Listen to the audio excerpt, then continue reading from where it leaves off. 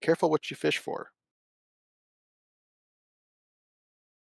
I didn't think of a retort. That's a good retort. Are we going? Is that I what don't. we're doing? I have no idea.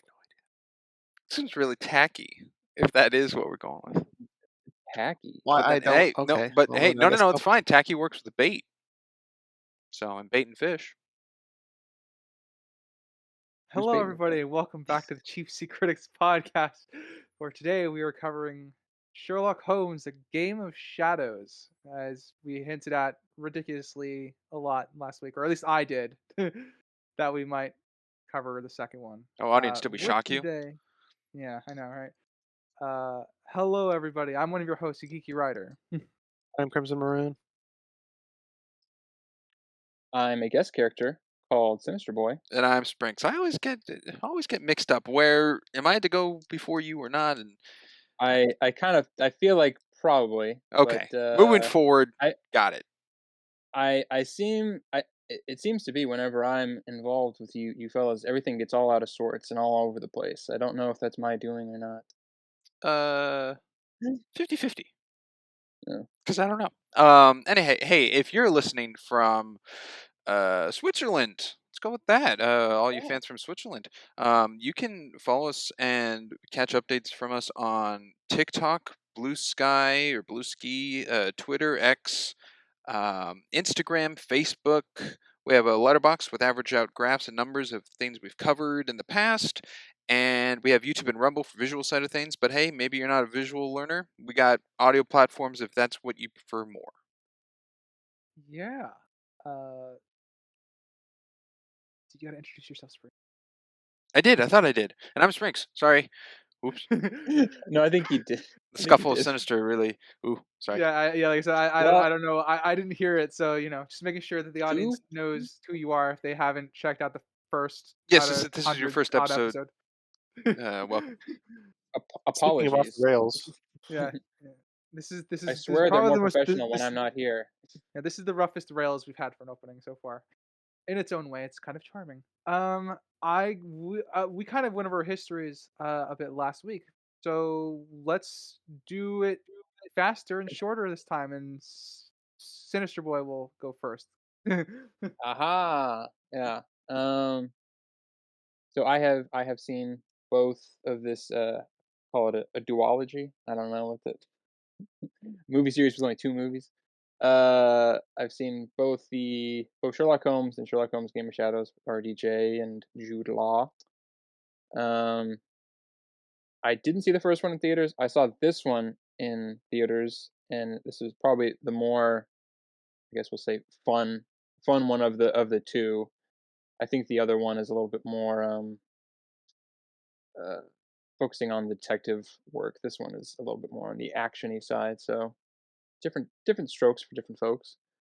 Um, I I like both of them. I think I've seen the first one more just because I owned it on DVD. I don't think I owned this one on DVD, so I was only able to watch it when it was on TV or when I saw it in theaters. So I've seen this one probably the least, even though it probably has one of my favorite scenes and probably maybe one in top 10 maybe like finales for a movie. Final acts we call them in the business. And Um, that's a lot of movies this needs to top.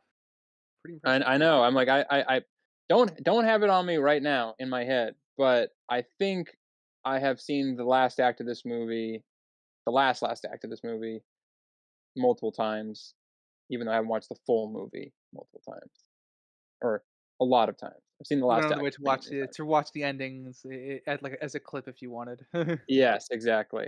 very fair. That's my history. All right, I'll go next.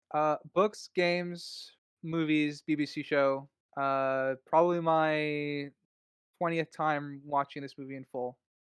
Best time, Crimson Go. seen some shows. I've seen the first movie of this a little bit more than this. I believe I said 3 or 4 times on the first movie. This one's 2 or 3 times I've seen. And there you go. Quick And lastly, Springs. Books, games, BBC show, dabbled in all that, and seen the first movie 6 times, 5 times. I forget what I said. It's something around that range. This is the second time I've seen this movie. Wow. I guess I'm the real veteran for this one. Veteran. Yeah.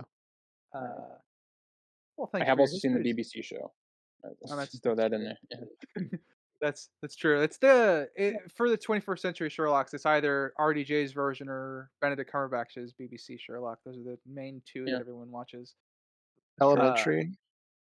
so yeah, I've those seen are a the little main bit of two that that. everybody Yeah. watches. And Yeah, I think that Shut one uh, only had like down. 5 seasons or something. no, I've seen some Elementary. Yeah.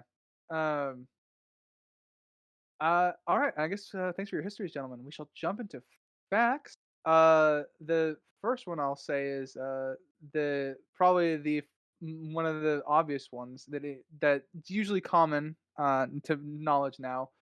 But the chess game that Moriarty and Sherlock play is based off of a historical game between Bent Larsen and Tigran Peterson, and from a game in 1966. Wow. The moves or not being able to look at the board while playing? The whole chess game. So the moves are based off of their game. Oh yeah, a So the grandmaster knight could takes rook, do all it all that. in your head. Yeah, and Cool. grandmasters can do that all in their head. There was a story that I remember hearing about. There was a grandmaster who was like playing 30 games at once. So what he did is he never faced the boards, but what he did was he walked to each board with his face with the back turned around and like in a line, made his move, went down to the next one, did his move that one, and then came back around and that person told him the move they made, and he made a counter move based off of it. So there's a lot of that. um the 15-second on-screen dance between Jude Law and Numi Rapace in the Gypsy Camp took 3 days to shoot. Goodness. A lot of people tripping up on each other. What's up with that? I They just have really like to no dance. idea. Yeah, Yeah. It was probably just like coordinating all the extras and everything going on behind it and everything. It probably made it take so long to get it right. yeah.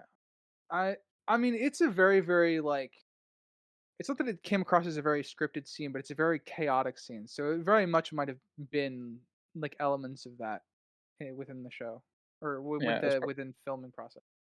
yeah, it was probably like I mean, they probably got multiple takes of it, like fully all the way through. There probably wasn't a lot of like false starts and stuff like that. It was probably just like making sure that it was all felt realistic or like that it fit the theme, The the energy vision, and everything. Yeah, exactly. because it's a very I was gonna say quirky, but it's more like they're tweaked, like they're on drugs kind of feeling that the Yeah, it's scene kind of gives. like a rave. Yeah, and whatever passes for a rave in the 1890s. I think a gypsy camp would probably pass for a rave. Honestly, yeah. If anything could, it would be them.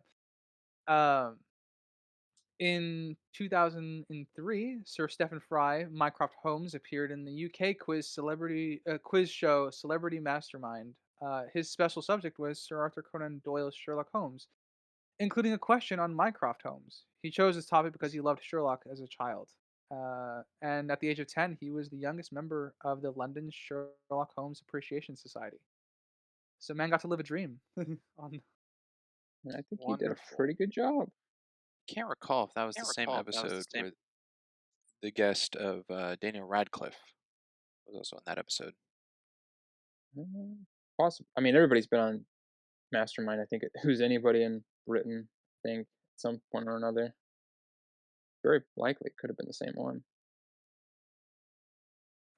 very likely. Um, the text of the note that Holmes leaves Watson on the packing crates, "Come at once if convenient, if inconvenient, come all the same," is a quote directly taken from the opening lines of Holmes from Sir Arthur Conan Doyle's story, "The Adventure of the Creeping Man." Interesting.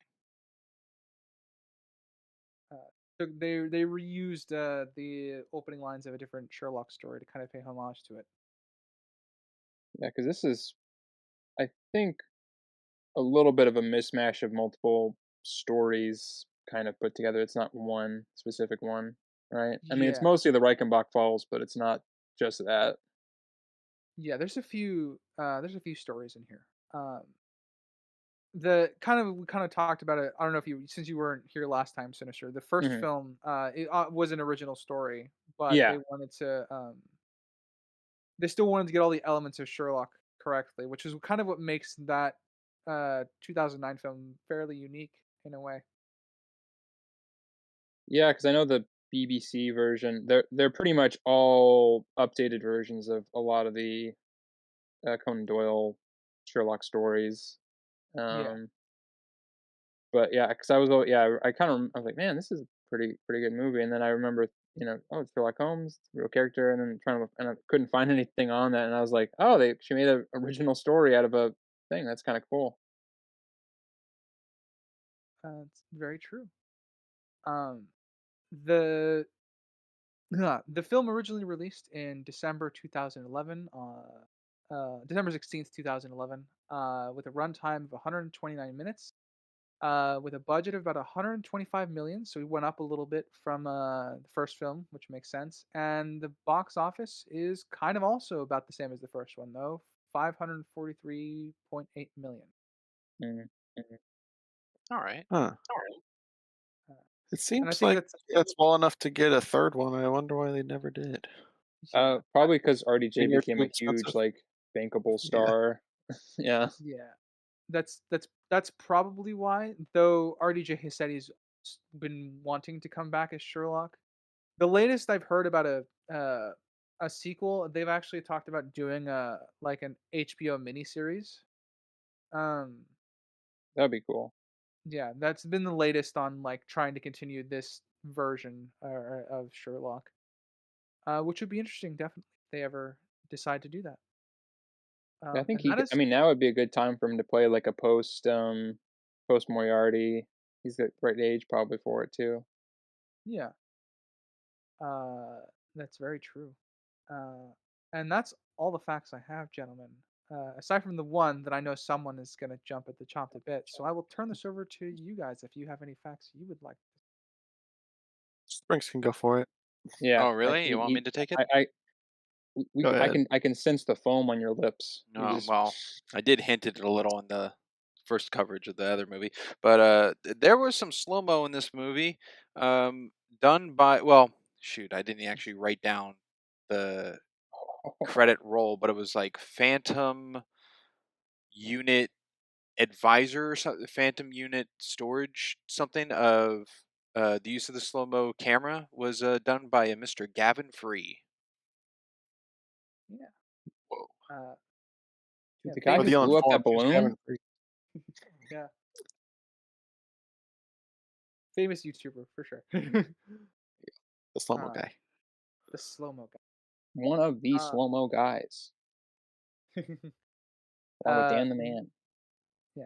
Today we have a three-act structure. We're gonna do popcorns between each act, just like the first film. We're gonna be going from the beginning here to when Moriarty and Sherlock part ways at the university after meeting the first time. And today we'll start with Sinister. Ooh. All right. I guess I will pick um the kind of the our intro to the movie. So the beginning of it. Mhm. um, I I like how this movie because in the first one it's not as far as I can remember having it. Fortunately, I wasn't able to watch the first one going into this one, so might you guys are the experts, so you can correct me if I'm wrong. But the first one really didn't have a lot of the disguise element, and this one kind of goes full all in that department. That is true. That was a Sherlock only talking point had we had. oh, Two two. disguises. Yeah, Yeah, you made two disguises in the 2009 one. It was enough to pay homage to it, but not like drive it into overdrive like this film does. yeah, because that was sort of the first thing that I remember when I saw this in theaters. I was like, oh man, there's a lot of disguises in this movie. Um, and good on old RDJ. He was able to pull off both black and yellow face in his career. So Yeah, they don't make them like they used to with actors. yeah, I will say it's more. I think this one is a little bit more. The yellow face one is a little bit more easy to make sense of than. I mean, they're both within their whatever. I don't, Two uh, instances of this season already having that then. Interesting. Yeah, I guess so. it's. I think it's a homage. It's a That's homage to Murder I by I Death? I did I No, didn't no, even no, think no, about no. Murder by Like Death. no, there was just a lot of in. I don't want to go into it, but in Hollywood, there was a lot of the Asian detective that was played by a very obviously not Asian Oh, person. But this is John Wayne but this is Genghis a little Khan. bit different. Yeah, this is a little bit different because it's a disguise, not a he's not playing a character. Not a role. Yes, it's not a well. I mean, for Sherlock, it's a role, but yeah, for RDJ, it's just he's still Sherlock. Um, but it's a good way. This intro also kind of introduces the costumes are going to be a very big part of this, and two also gets you into the pacing of this movie. It's going to be very fast. There's a lot of very quick succession edits and and things, which I was also in the first one, as far as I'm aware. It was also very fast paced, even kind of, but I think it had a bit more of a slow edge throughout. Kind of Yeah, had a once the bit more opening of a was done with the first one, the film definitely slowed down a bit to kind of, I guess, let us bask in the world before it started picking up again. yeah. And this one kind of, I feel when I was watching it, I felt like this one kind of goes, and then it really doesn't sort of stop until you kind of get. They go back to Baker Street or Baker Street. Um, what is it? What's the street they're on? Baker Street. Baker Oh, Street, Baker yeah, Street. Okay, I was like, Was it 22 Baker Street? sorry, sorry. Jerry Rafferty kind of ruined that for 22-1B. me, so I was just thinking, I was just filling that in. But I do like this opening, and just that it really kind of throws you in, and you're kind of immediately okay. So this is what most of the movie's kind of going to be, and it only really stops that when it kind of needs to, you need to kind of take in the information and take a breath. But for the most part, it sort of keeps that intensity throughout. Yeah. Yeah, on the Um, fast paced stuff, I brought up in the first movie, the fight scene that had like 60 shot or 60 cuts or Mhm. 61, something like that, in like 40 seconds. There was more than a cut a second. Uh, Happened in this first fight too, with the four goons or security or whatever you want to call them. Uh, 37 cuts in 24 seconds. Wow. Yeah. again, it's very impressive work, all things considered, making it still like without oversaturating it. It feels like. Mhm. Yeah, you can still tell what's going on somehow. Since we're on the fight, the only issue that I had two issues with it. One, no idea how those beans were in Sherlock's mouth when he was talking and stuff. Under his tongue. Yeah, like the pickles. Well, he Pickles. spits beans out at the Yeah, guy that just got Yeah. off the crate. it's- the only thing I can think of is when they kind of cut away to like the bobbies that he might have thrown him in there. Or no, that was after. Yeah, Was that it? was afterwards. I mean, That was when they after. were Never beating him mind then. up, he could have thrown him in there, but I Yeah, that's a little. don't think I That's even saw that. more A little implausible. much. Yeah, yeah. Yeah. I did not Uh, check. yeah, I do like that he grabs stuff like to prepare for the fight in any case. Like he's brings stuff to distract opponents and things like rice and other things to fill his sleeves. Because it's Irene Adler. He suspects something to go wrong. So I do appreciate that. Um, and otherwise, I do think it's a pretty strong opening as well. I have a complaint about the scene, but it's more of a subjective one than an objective one. I would have preferred a normal Holmes vision where he kind of narrates over the fight rather than the kind of like grating sound effect. I wrote that. Yeah, I wrote it down too. Where's the fight narration, Yeah. The which we get reason, later. yeah, like I said, I we get it later. I think, again, I don't have an objective issue, but I think subjectively, with one of the fights that we get later being the narration, and that fight gets subverted, I think I would have preferred this one to have been more the standard fare narration for the Holmes vision. Yeah. I think maybe the only thing I can think of in regards to that is because that was a kind of like, one of the big things in the first one is they didn't want to over egg it too much. So they were like, we still have to, like, it still has to be like something he has, like he has this ability to, or, and kind of showcase it. Yeah. But they kind of wanted to reserve it for very, specific situations. Yeah. I Um, mean, like, there it's the one of the, I guess, the screenwriting jokes that I've heard tossed around. It's keeping the shark in the water, for in reference to yeah. Jaws.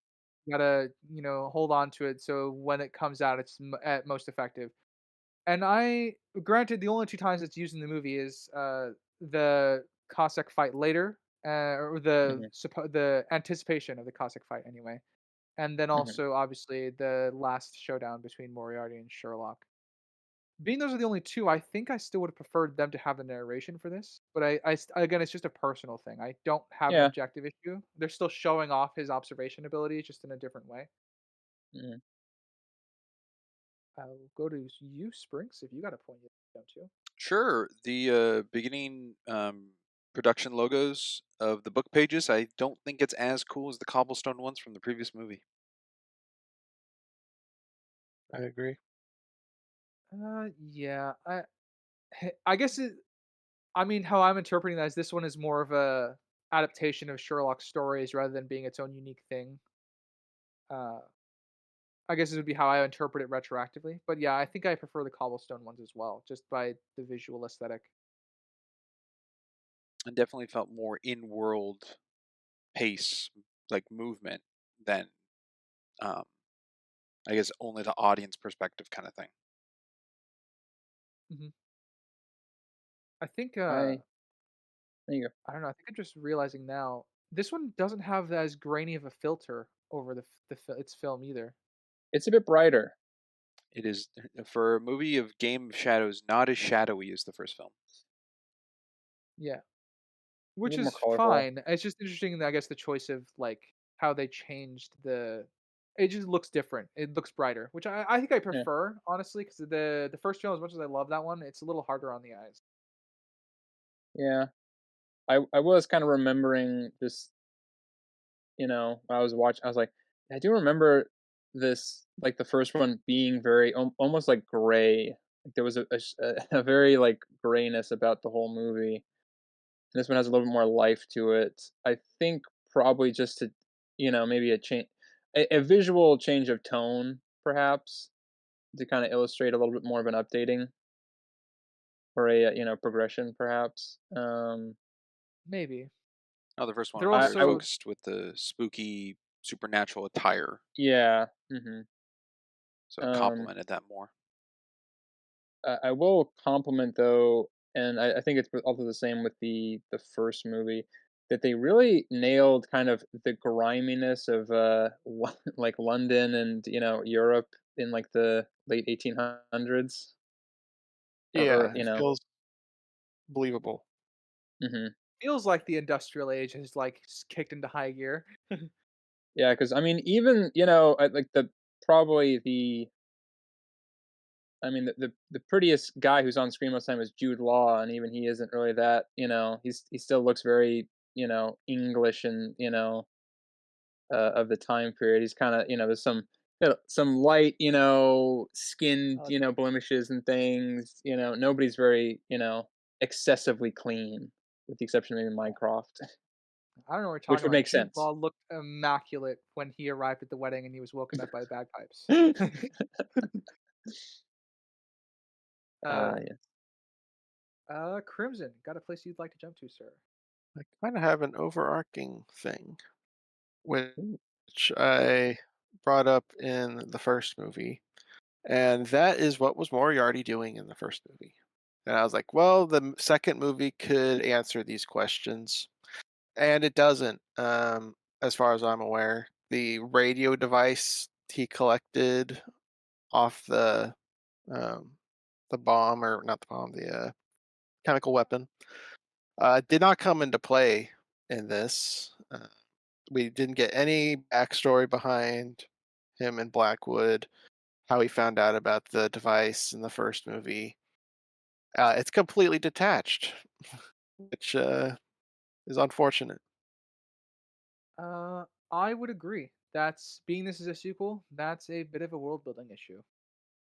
Yeah. Uh, I mean, I hate to beat a dead horse here. One of the main issues I had with Phase Two in the MCU is that there are clearly other heroes that would show up at certain points when things go down. It kind I of mean, has there's only like this has a 7 heroes. Come on. yeah. I mean, the president Oh was yeah. kidnapped one of them. You know.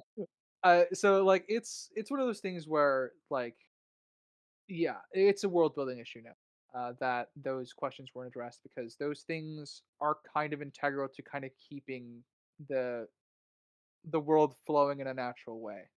Mm, Because I feel like they don't need to give a full explanation, but they definitely needed to drop some hints as to what Moriarty might have done with the device. Like even Yeah. the one thing I might have changed maybe is I don't know. It would definitely change the scene a lot, but have give Moran the device, like he's the one that detonates the bomb mhm. remotely. Yeah, they don't even use it for the bombs. All the bombs are on Yeah, timers or triggers. They're not remote controlled, which is yeah. would have made connection to what he stole in the first one, but didn't. That would be one. That would be I guess the connection I would make without having to throw in a big line of dialogue over it. It would obviously Yeah. change the scene of the auction quite a bit, but Mhm. um like that's the backup switch if it got interrupted or something. But the show that the device is now being used by someone under Moriarty's employ would be enough for us to assume, like, okay, there is definitely still a connection here.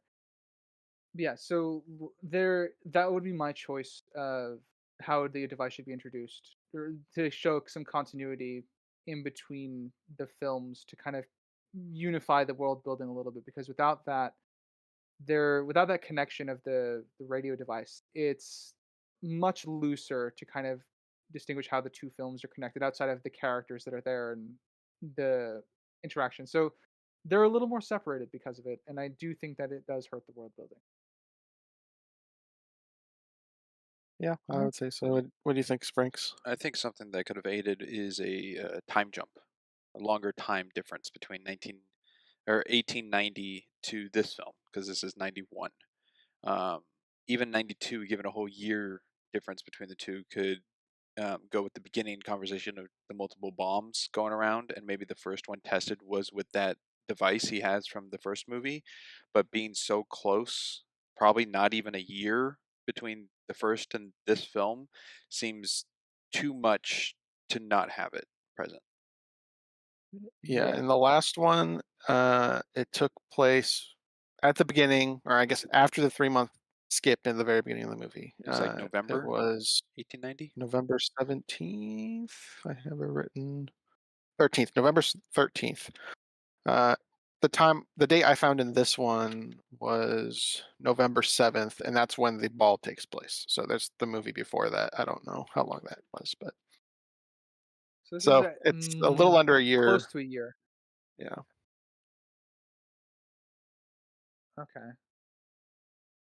Yeah, Hmm. I or mean, if it's he I discussed. explained how he tracked the radio device, and that's how he found out the identity of Moriarty on the like red string room he's in. Something, Could but be just the we multiple didn't even get bomb him solving usages. who Moriarty is. The multiple bomb usages earlier could have been used for the first or something around those lines, but being that Moriarty isn't the one who created the device, couldn't replicate it again. It's just something uh they had to actually push some forward. Yeah, they definitely needed to. I think they would definitely would have been stronger if they connected the two more. I think the only hint that we have as to how he figured out who Moriarty is, outside of knowing that he's already a professor because of his first exchange with him in the first film, which would give him a direction to go in. but I think the fact that they've been butting heads over smaller things like the bomb here at the beginning for a few months, evidently, like as Moriarty points out in their conversation. So that's pretty much the only. It's nothing direct, is kind of what I'm saying. Okay. Um, yeah. Sinister got a point. Um, Unfortunately, not for the connection between the two movies because I haven't not not Mm. well versed enough. Um, Yeah, no. Well, if you but don't, just yeah, yeah. hop on right on to the next one. Um, I guess something that and I always kind of remember when I first saw this that struck me was how Irene Adler's in this for like 5 minutes and then she dies. I didn't remember that at all. Yeah, I don't. uh, yeah. The being that I Go don't ahead, Springs. remember like my first time really through this, so it was kind of like a real blind watch this time.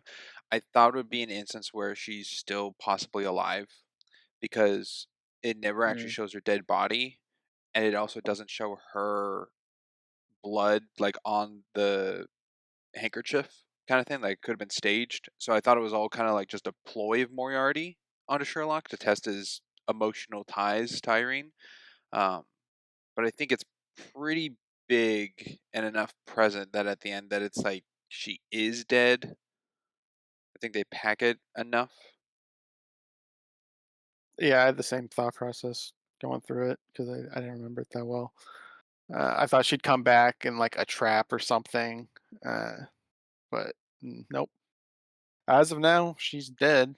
Maybe she'll come back in a third one or the show or whatever. Like, This is an but as of instance. now, she's not there. This is an instance where I think they do play it off well enough, though, that they can explain if they made a third one that how she could be alive.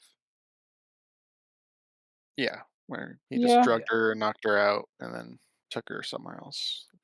Something they can do. It's yeah. Obviously in Irene Adler's case, she's not involved really with this story at all, but she's here to obviously elevate the stakes for Sherlock personally, because of his involvement with her. True, Yeah. and Moriarty Um, sees that Sherlock. as a what do you call them? Just bishops in their chess game of players. At least that's how he Yeah. refers to Watson. Hmm. yeah, is pretty much how Moriarty views everybody that they're both working with. Um, so obviously Irene Adler does serve as a point in this story. I'm trying to remember what my first thoughts were. I don't know if I was old enough to really consider whether she would have survived to a second film or not. But I think I took it at face value when she died with the whole acute tuberculosis line. That could have been a lie on Moriarty's part, uh, but obviously I didn't. I don't think I ever considered her surviving past that point in the film before. I think I might have considered it just because that is kind of like the Sherlock Holmes thing is like that he's a few steps ahead every time. Um, but upon having rewatched this now, being a little bit older and having a little bit more of an understanding, I think it is kind of it's important. I don't know if it works in this instance. I'll say that entirely, but I think it's important for characters to fail or for them to have blind spots. And in this particular instance, with Irene Adler being killed, on paper it works. I think in this instance, though, it might be a little bit overdone. But it creates stakes, I guess, in one way. But it does kind of, I don't know. It's just a very. I think it's just because she was such a big character in the first one that having her be in this like the first 5 minutes to then just die and be gone for the whole movie doesn't have as much impact on it as if we had grown with her throughout this movie and then have her die. You're getting I think somewhere I close to disagree. something I was going to say, but let's go with Sprinks' retort first.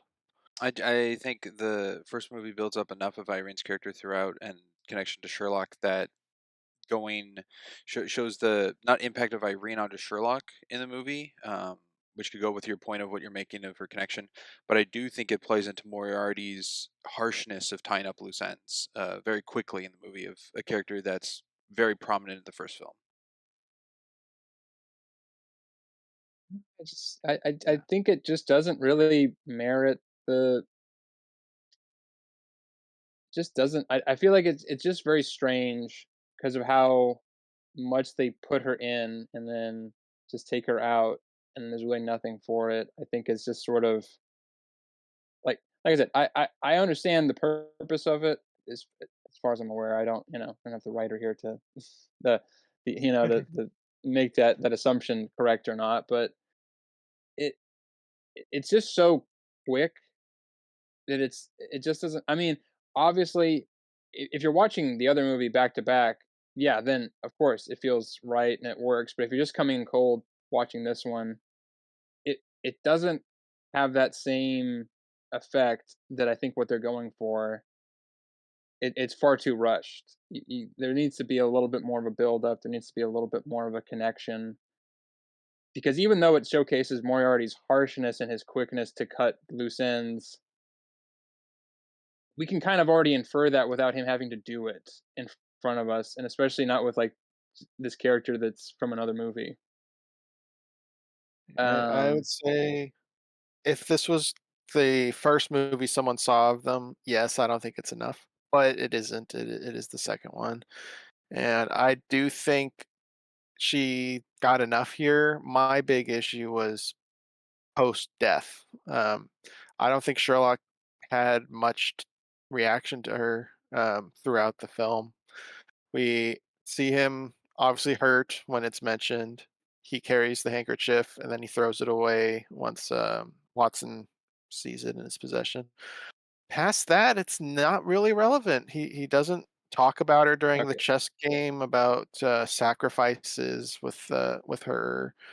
Um, I mean, they talk blanket statement of yeah, one makes sacrifices, but Sacrifices. she's But not it would have directly been interesting if the referenced or anything. yeah, if she was directly referenced, I think that would have made probably it more worthwhile.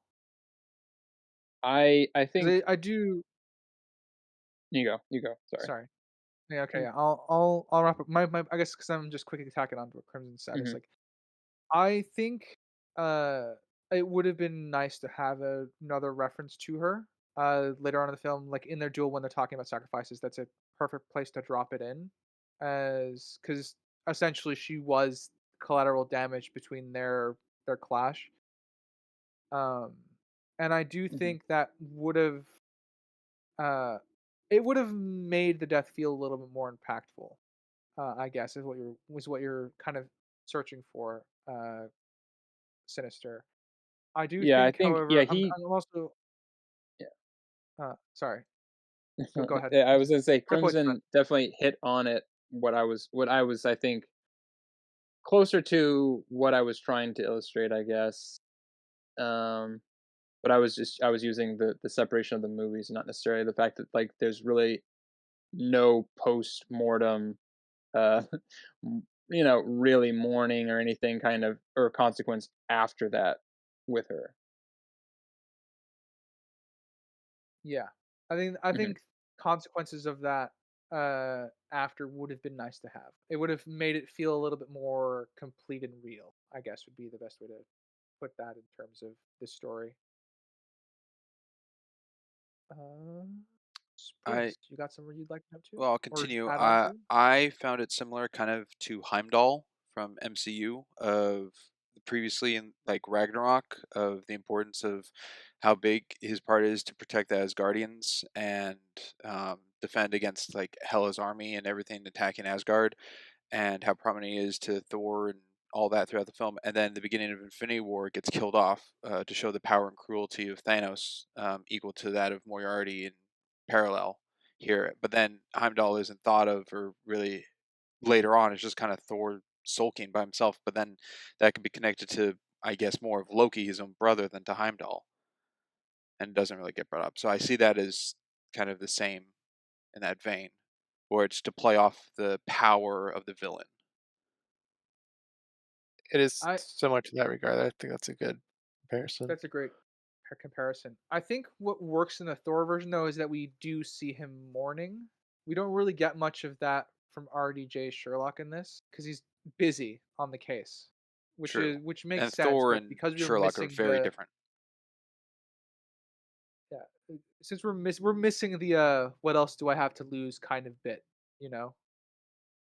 In this case, obviously, he still has Watson, so it's not he's not necessarily out of allies, but yeah, I agree with your assessment there. So that's a good comparison.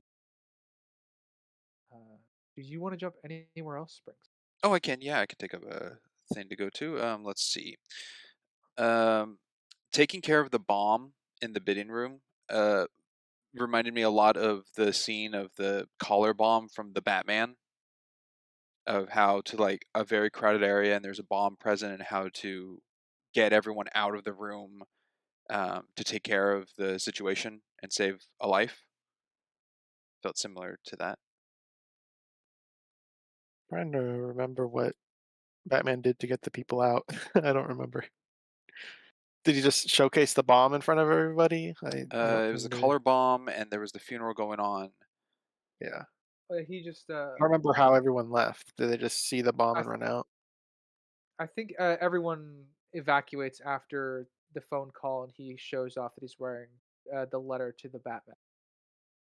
I think because we hard cut from that to the building having been evacuated and the police are waiting outside and Batman arriving on the scene. Yes. Uh, but yes, it has a similar, I guess, ending where it's just the two of them in the room by the time we get to the end of it. Yes, and even Mhm. though the bomb didn't kill the guy, there was still a contingency plan to kill him. Yeah. Yeah. I I might have an issue with Sherlock, like, just talking. And, I mean, he's a talker. I'm fine with that. I'm fine with Yeah, the yeah, yeah, Sherlock yeah. talking, but I mean more like he's not really rushing with the bomb. Like it's lucky he didn't die. Well, yeah, he couldn't really see how much time was left on it once Yeah. the secondary, thing triggered. Well, and I'm So pretty sure he wasn't confident that the coffin would sustain it because he was going to put it in that, in the you know, In the safe. In the safe. vault. the safe, you know. So No, some Does that days you Oh, just harm yeah. his can't get rid of a intelligence bomb. a little bit? Yeah. No, I'm because kind I of on the think he was fence for this one. still planning to close the door. yeah, It just went off beforehand. yeah. Which goes into the I why is he being so cavalier about it? I think Yeah. you know what I have a head canon maybe for why that is. It might be to Please share. illustrate. Yes, I will. That it might have to like because he's at this point he's kind of let's say semi estranged from Watson. Watson is no longer kind of an active, you know, a steadily active participant in his investigation, Mm. Oh, he's not and as so grounded, maybe. yeah, he's not he's you know we can kind of see especially you know when Watson does arrive that he is fairly all over the place and multitasking and kind of not really he's still somewhat he's still competent, but he's not focused. He's not you know as aware of you know everything going on. No, I like that. Um, He's very, especially in the first film, very show off to Watson, yeah, and hmm without him to bounce off of, he finds other means. yeah. So he's you know especially because he you know loses track of this you know star witness you know for you know the crimes or whatever, and then he dies and it's all because he's distracted by how you know oh you know this is bomb and then you know oh where would you go and then oh he's dead already. You know, he's just very all over the place, so that might be one reason why there's this kind of abundance of especially in this opening cavalierness of you know the whole thing. He's hasn't you know he's got like a million ideas bouncing around at once and he's trying to you know More on his, I guess, cavalierness, and I don't know if this is character damage or not, so bouncing off you guys for it. would Sherlock have taken the letter or have just looked it over and given it to her? Because he's been studying Moriarty. He has that whole room. He knows he gets rid of people. Um, so just sending Irene with a failed mission kind of seems like an oversight. And I think it might be damaging to the intelligence level of Sherlock that we know him as. Was I guess Irene had to meet with Moriarty, and that was a timed date to meet on that. But I'm trying to think of why didn't Irene just keep side with Sherlock to get it back? She's notorious for playing both sides. Yeah, but she played to That's the thing, but we don't know fail. what time the dinner was, the Moriarty dinner. Could have been, like, right Yeah, after the auction. Well, I think it was lunch because that's what Sherlock paid, and she said she couldn't. yeah, that's true. So this What is time was the auction, though? you bring up an extra point, Crimson, but I'm not going to put all this weight onto Sherlock as far as character damage because I do think it does damage Sherlock a little bit, but I think it also damages Irene because Irene would know the state she's in at this point. Like Moriarty was already warning her at the end of the last film.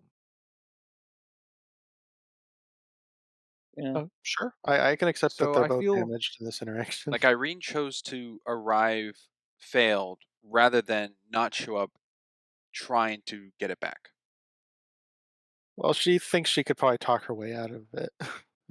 yeah. She I feels think pretty that's yeah, confident in her that's kind abilities. of yeah, her I think her character is fine because I feel like she is sort of No, what I mean by that is like why she could have been more mhm, insistent on taking the letter from Sherlock because she kind of just lets him take it, and they're gonna go over it together or over dinner. But mhm, because of her the delivery she's supposed to have with Moriarty specifically, the damage for me when it comes to Irene is that she's not more insistent that she needs it because Moriarty Lifestyle is risk. yeah her Yeah. life is at risk. So that's kind of where I get the damage for Irene come in. Like it doesn't fully connect the for someone who's supposed to be an intelligent character not put together that she's her life is essentially in danger and at risk. I think I that do Alright. think though she's aware of it though because she sends like the pot of tea back. She's very cautious of like everything and but again, I think she just doesn't quite realize how out of her depth, she really is. Yeah, which is fine. Like I think Yeah, yeah, yeah. the result for this I think is fine. I think that we need a little bit more reasoning as to why Sherlock is taking it because if Mm, Sherlock was taking it as a means to test Moriarty's resolve, that would be one thing, and would make Irene's death more on his shoulders. And so like there that could be a thing that he's trying to do, but we don't really get anything on it, which is why it comes down as a potential character problem. Yeah, congratulations. I now see a double issue now instead of just one. Happy to help. Yeah. um, And I guess more on Irene too. I didn't know what she wanted out of her goons with Sherlock because they were. I mean, she can be confident in Sherlock's abilities, but that's still pretty extreme. Being like, "Oh, don't go for the face." She knows they're gonna try to hit him in the face. I mean, he could have died. They were gonna try to kill him. could have. they did. um, yeah, Going with the I think intentions that one's here. okay. That one comes across as more okay because I think with their long history together at this point, I think she has complete faith in Sherlock that he'll navigate the situation. Because her goal right now is just to Bit of a deliver gamble. the bomb. It's a gamble, but it'd be gambling on the right side in that sense. Eh, I think it does play into again Sherlock being sort of off balance as well, not really kind of realizing how precarious everything is. Possibly, Yeah, yeah, possibly. possibly. I don't Uh, know. I will jump to a kind of a quick dialogue line that does help, I think, with something that comes later in the film because I did write it down as a convenience later on, but I think this helps it a fair bit, which is the exchange that he and Irene have when they're exchanging flirts in before the bomb goes off. Um, and they both talk about arriving early fashionably, like that's what they do. It's a continuation off of how Sherlock showed up early to dinner with Watson and Mary in the first film. Um, but I think it's actually a tactic that he employs. It being reinforced right here in just this dialogue exchange that we will see later on that might be relevant.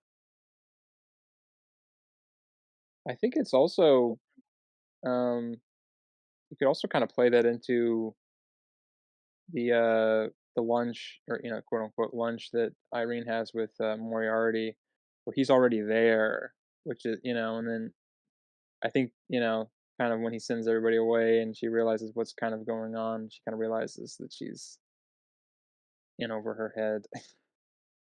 Yes. uh,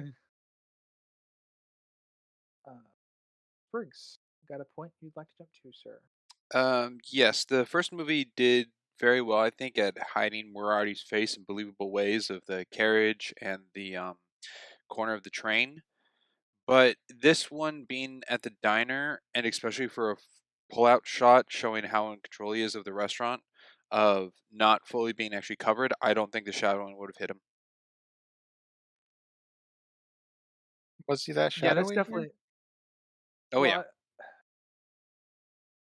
yeah, it's them kind of paying homage to what they did in the first film. Because once he obviously this scene is also serves as the reveal for who Moriarty is and stuff like that. But um, I mean that's I fine. know Just what you make it mean, Springs. believable. Yeah, I know what you mean, Springs. It's very very dark. His little corner. Sinister point. Yeah. Uh, Sherlock. We have Sherlock Holmes to thank for the famous Pulp Fiction scene of the adrenaline shot. Oh, With the gifting it to dog. Watson. Yeah. Yeah. Apparently, Sherlock Holmes invented the adrenal shot, the Yeah, I EpiPen, mean, as it were. Yeah. he invented a lot. Yeah. Did camel ghillie suit? Last movie, he was working on a suppressor, which may or may not be relevant. We'll see later. Maybe. Um. Definitely could potentially be. I also I enjoy the conversation uh between Watson and Sherlock in this scene, because it's kind of, I feel like it's a little bit more catty than it was in the first movie. There's definitely kind of been a little bit of a divide in the time between the two. Since even though they kind of seem to kind of come back together in the first one, you can tell there's a little bit of a, not a wall, but like a barricade kind of between the two a little bit, An because elephant in Sherlock the does. room, but Yes. Yeah. Well, Watson wants to move to the next step in his life, Hmm. and Sherlock's trying to hold him back from that. Yeah. he's not fighting it as much in this film, which I think I like. But I do find it amusing. But yes, their banter is a little more antagonistic at first. Yeah. You can tell that they Sherlock still love is. each other like brothers, but you know, Mhm. Yeah, Sherlock is definitely pushing buttons, and then Watson is definitely not being quite as reserved with his own criticisms and things that he probably would have been otherwise.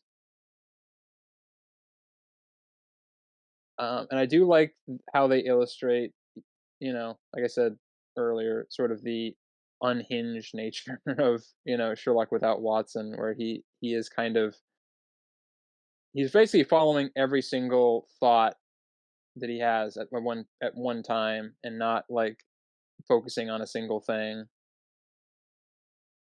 we You get know, our.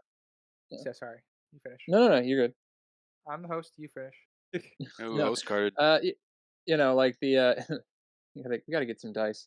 Um, uh, like he's taking camouflage. He's working on medicine. He's got trees everywhere for some reason. And then there's this huge, red string room of all these things. So he's Great conspiracy very, board.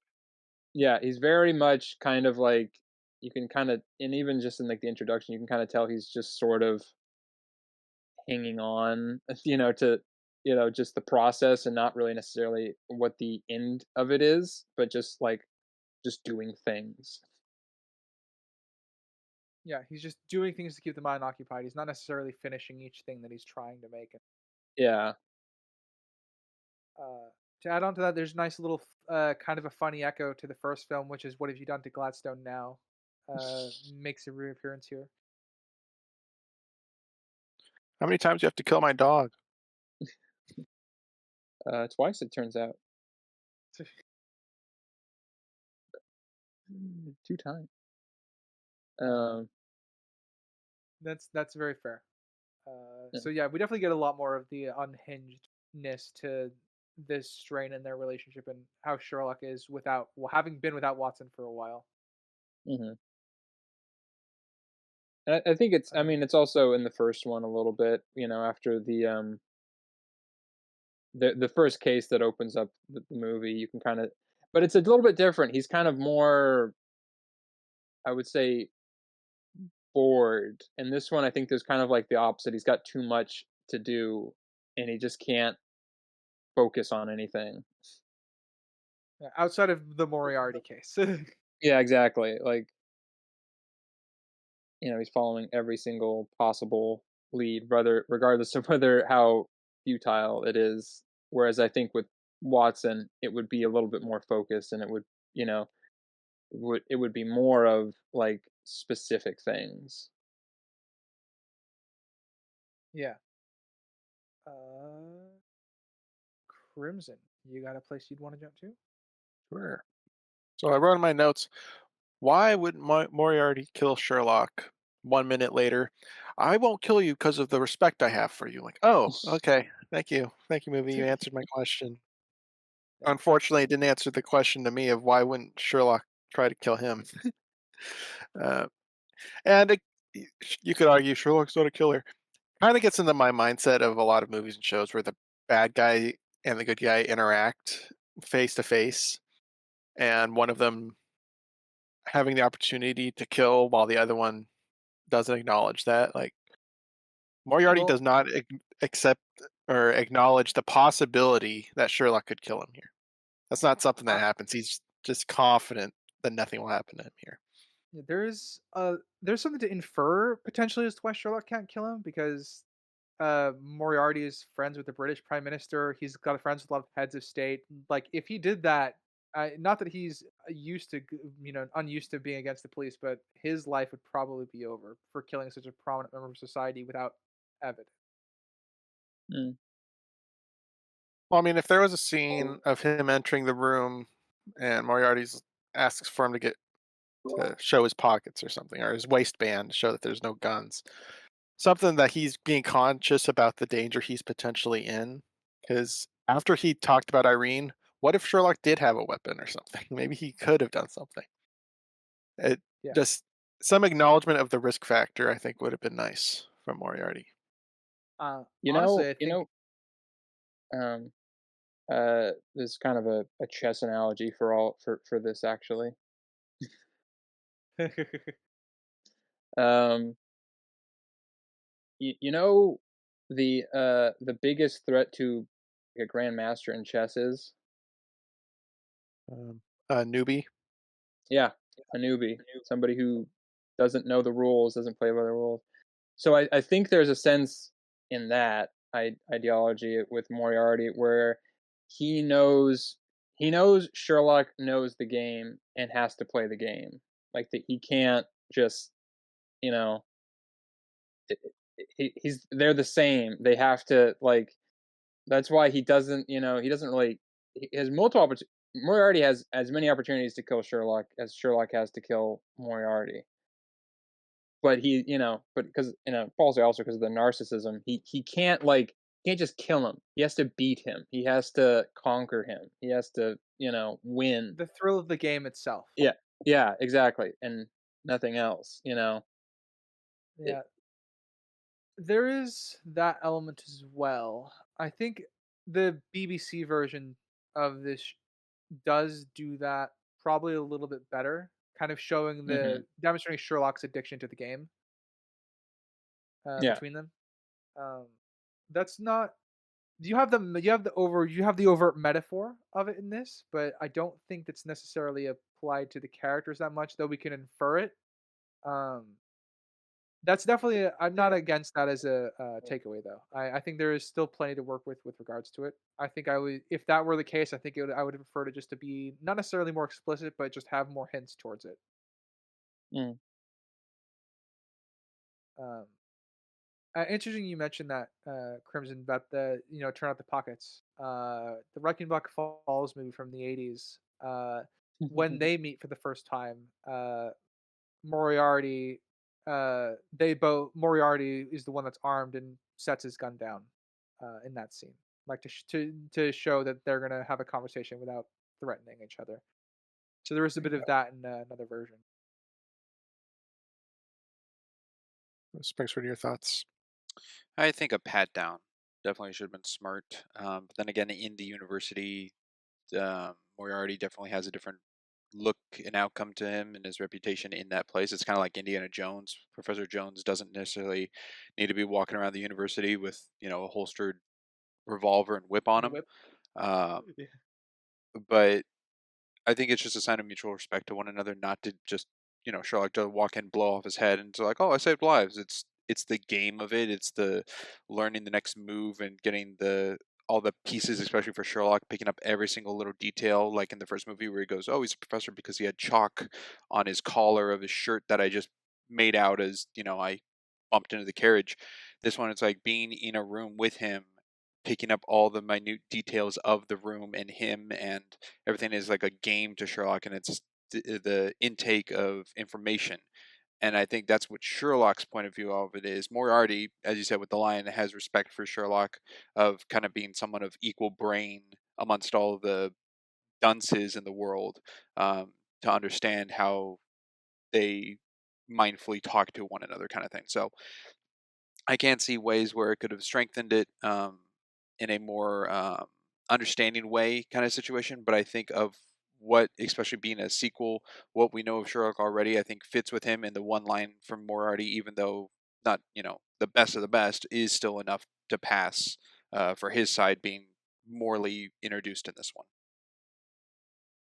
All right. Uh, yeah. I don't know if we changed your mind there, Crimson, but Well, I mean, I not entirely because I did have the same thought processes of yeah, they have the level of respect and they wouldn't expect the other one to try something because they're in it for the game. I'm just going for the acknowledgement or precaution of a yeah, chance yeah. that Sherlock could have Having done something. Yeah, I think I don't even know if I need a pat down, but we could just have Moran say like when he's going to meet the professor at the college, he just looks at him and says, "No weapons." That's all he has to say. Yeah, or Moriarty like, "Are you been working on this suppressor? You didn't happen to bring that today with you, did you?" Or something Yeah, that to would be a nice acknowledge. slip in there. That would be I nice. mean, That would also it was be a something from the direct first hint that is movie like that or confirmation to us that that he's paying Moriarty attention to has him. him under observation. Yeah, Yeah, because so We see that Holmes I already suspects he's under observation. That would be like a direct reference that he is. Mhm. Uh, Okay. uh, on that scene, I'll jump to it's a little convenient for Moriarty to have these very important things out. Uh, Yeah. what helps with it is Sherlock arrived early because even Moriarty's like not necessarily taken aback, but it clearly doing something else by the time Sherlock gets. Yeah, but he's not unnerved by his presence either, though. That Yeah. is Well, I mean that would be the one card you can play, right? If you have that stuff lying around, is you just to pretend that there's nothing to look at. I suppose, and That's fair. he's probably thinks he's smart enough to where there aren't really clues for Sherlock to pick up, Well, yeah, anyways. it's like what Sherlock Yeah, says. The that most plays into like his narcissism. Yeah, yeah, like overt is covert. yeah, and then obviously Moriarty is very, very narcissistic, so he could really believe that Sherlock wouldn't pick up on some of the subtle things that are wrong with this room. But again, I just noting it for the convenience because it is. Though I do Yeah, think that Sherlock arriving early helps that, and I do think there's enough character here to make turn that to keep it a convenience rather than being like a big plot hole. Uh, Brinks. I do. Oh, you can. No, I'll go after Sinister. No, Don't want you to lose your I, train of I, thought. no, I got a lot of stuff. Don't worry. You can take this one. Okay. At 1427, when the nanny is talking to Watson in the jungle room, and Sherlock kind of went off to the side. Sherlock comes up from the bottom of the frame rather than walking in from the right side of it, meaning that when he came up behind the nanny, he was kneeled down and rose up, which I just found comical in his character. In line with what he would do, though. Yeah, kind of in line with what he would do here. I like that you call her the nanny. Mrs. Mrs. Hudson. Hudson. Yeah, Mrs. Hudson. But it's more fitting. The nanny, His babysitter. basically. Yeah. Well, Sinister, you hinted at somewhere you'd want to jump to. Oh, I was just gonna. I I think it's gonna be a throughout all three acts probably, but big ups to I'm gonna fake. I'm gonna blow the name. I'm gonna do it. No, Jared Harris. I was gonna say Richard Harris. That was his dad, Dumbledore. Um, Jared Harris just oozes. I mean, he is Moriarty. The other guy in Sherlock also does a pretty good job. It's a different take, but I always think of this Moriarty when I think of Moriarty in regards to like Sherlock Holmes. That's an interesting question. Is it? I'll throw that one out to the group. Like, do you guys have a definitive Moriarty that you guys typically think of? I do not. This one. This one, and then you don't. You said Springs. Nope. I don't have a set one. Yeah, I I think I'm in agreement because I always picture Moriarty as Professor Gentleman, Hmm. which I think Jared Harris is that most of the time, and a lot of. And Jared Harris is just a phenomenal actor; he could play anything. Yeah, But yeah, in this, I think he's very gentlemanly, but he has an ability to twist that gentlemanliness into ferocity and like something really dark and twisted, yeah. which I think is excellent for a Moriarty character. And Also, I great love the and pitch I do to like the people. cast Gary Oldman as Moriarty. I would love to That see Gary that would Oldman be as Moriarty. that would I would best. I think. Yeah, I think he could do it too. Yeah. in the next act I have another pitch that I'd like to make, but I can wait till we get there. Um Yeah. I but yeah, I'm in agreement. I think this is the definitive Moriarty that I think of because I like the BBC one, but he comes off as very very quirky and gimmicky rather than Hmm. threatening when he needs to be because He, his yeah, he his definitely he threatening definitely is can get threatening, but yeah, I he know what you does, mean. but it's Yeah. his kind of threatening is very much like he talks very calmly and then starts shouting like Hmm. just suddenly. That's kind of what turns on the threatening in BBC Sherlock. And it Hmm. works because it's a very, very big switch in octave, like going just talking normally one sentence and then shouting the next. Hmm. Um, it's not as comical as I'm making it out to be because there's a lot of villains No, who no, no. yell that Yeah. that can come across as comical. But here, this I never got the impression this Moriarty needs to shout to get his point across. You know? No. That is a yeah. I think that's a good indication right there. Because yeah, he's very reserved. He's very gentlemanly, like you were saying.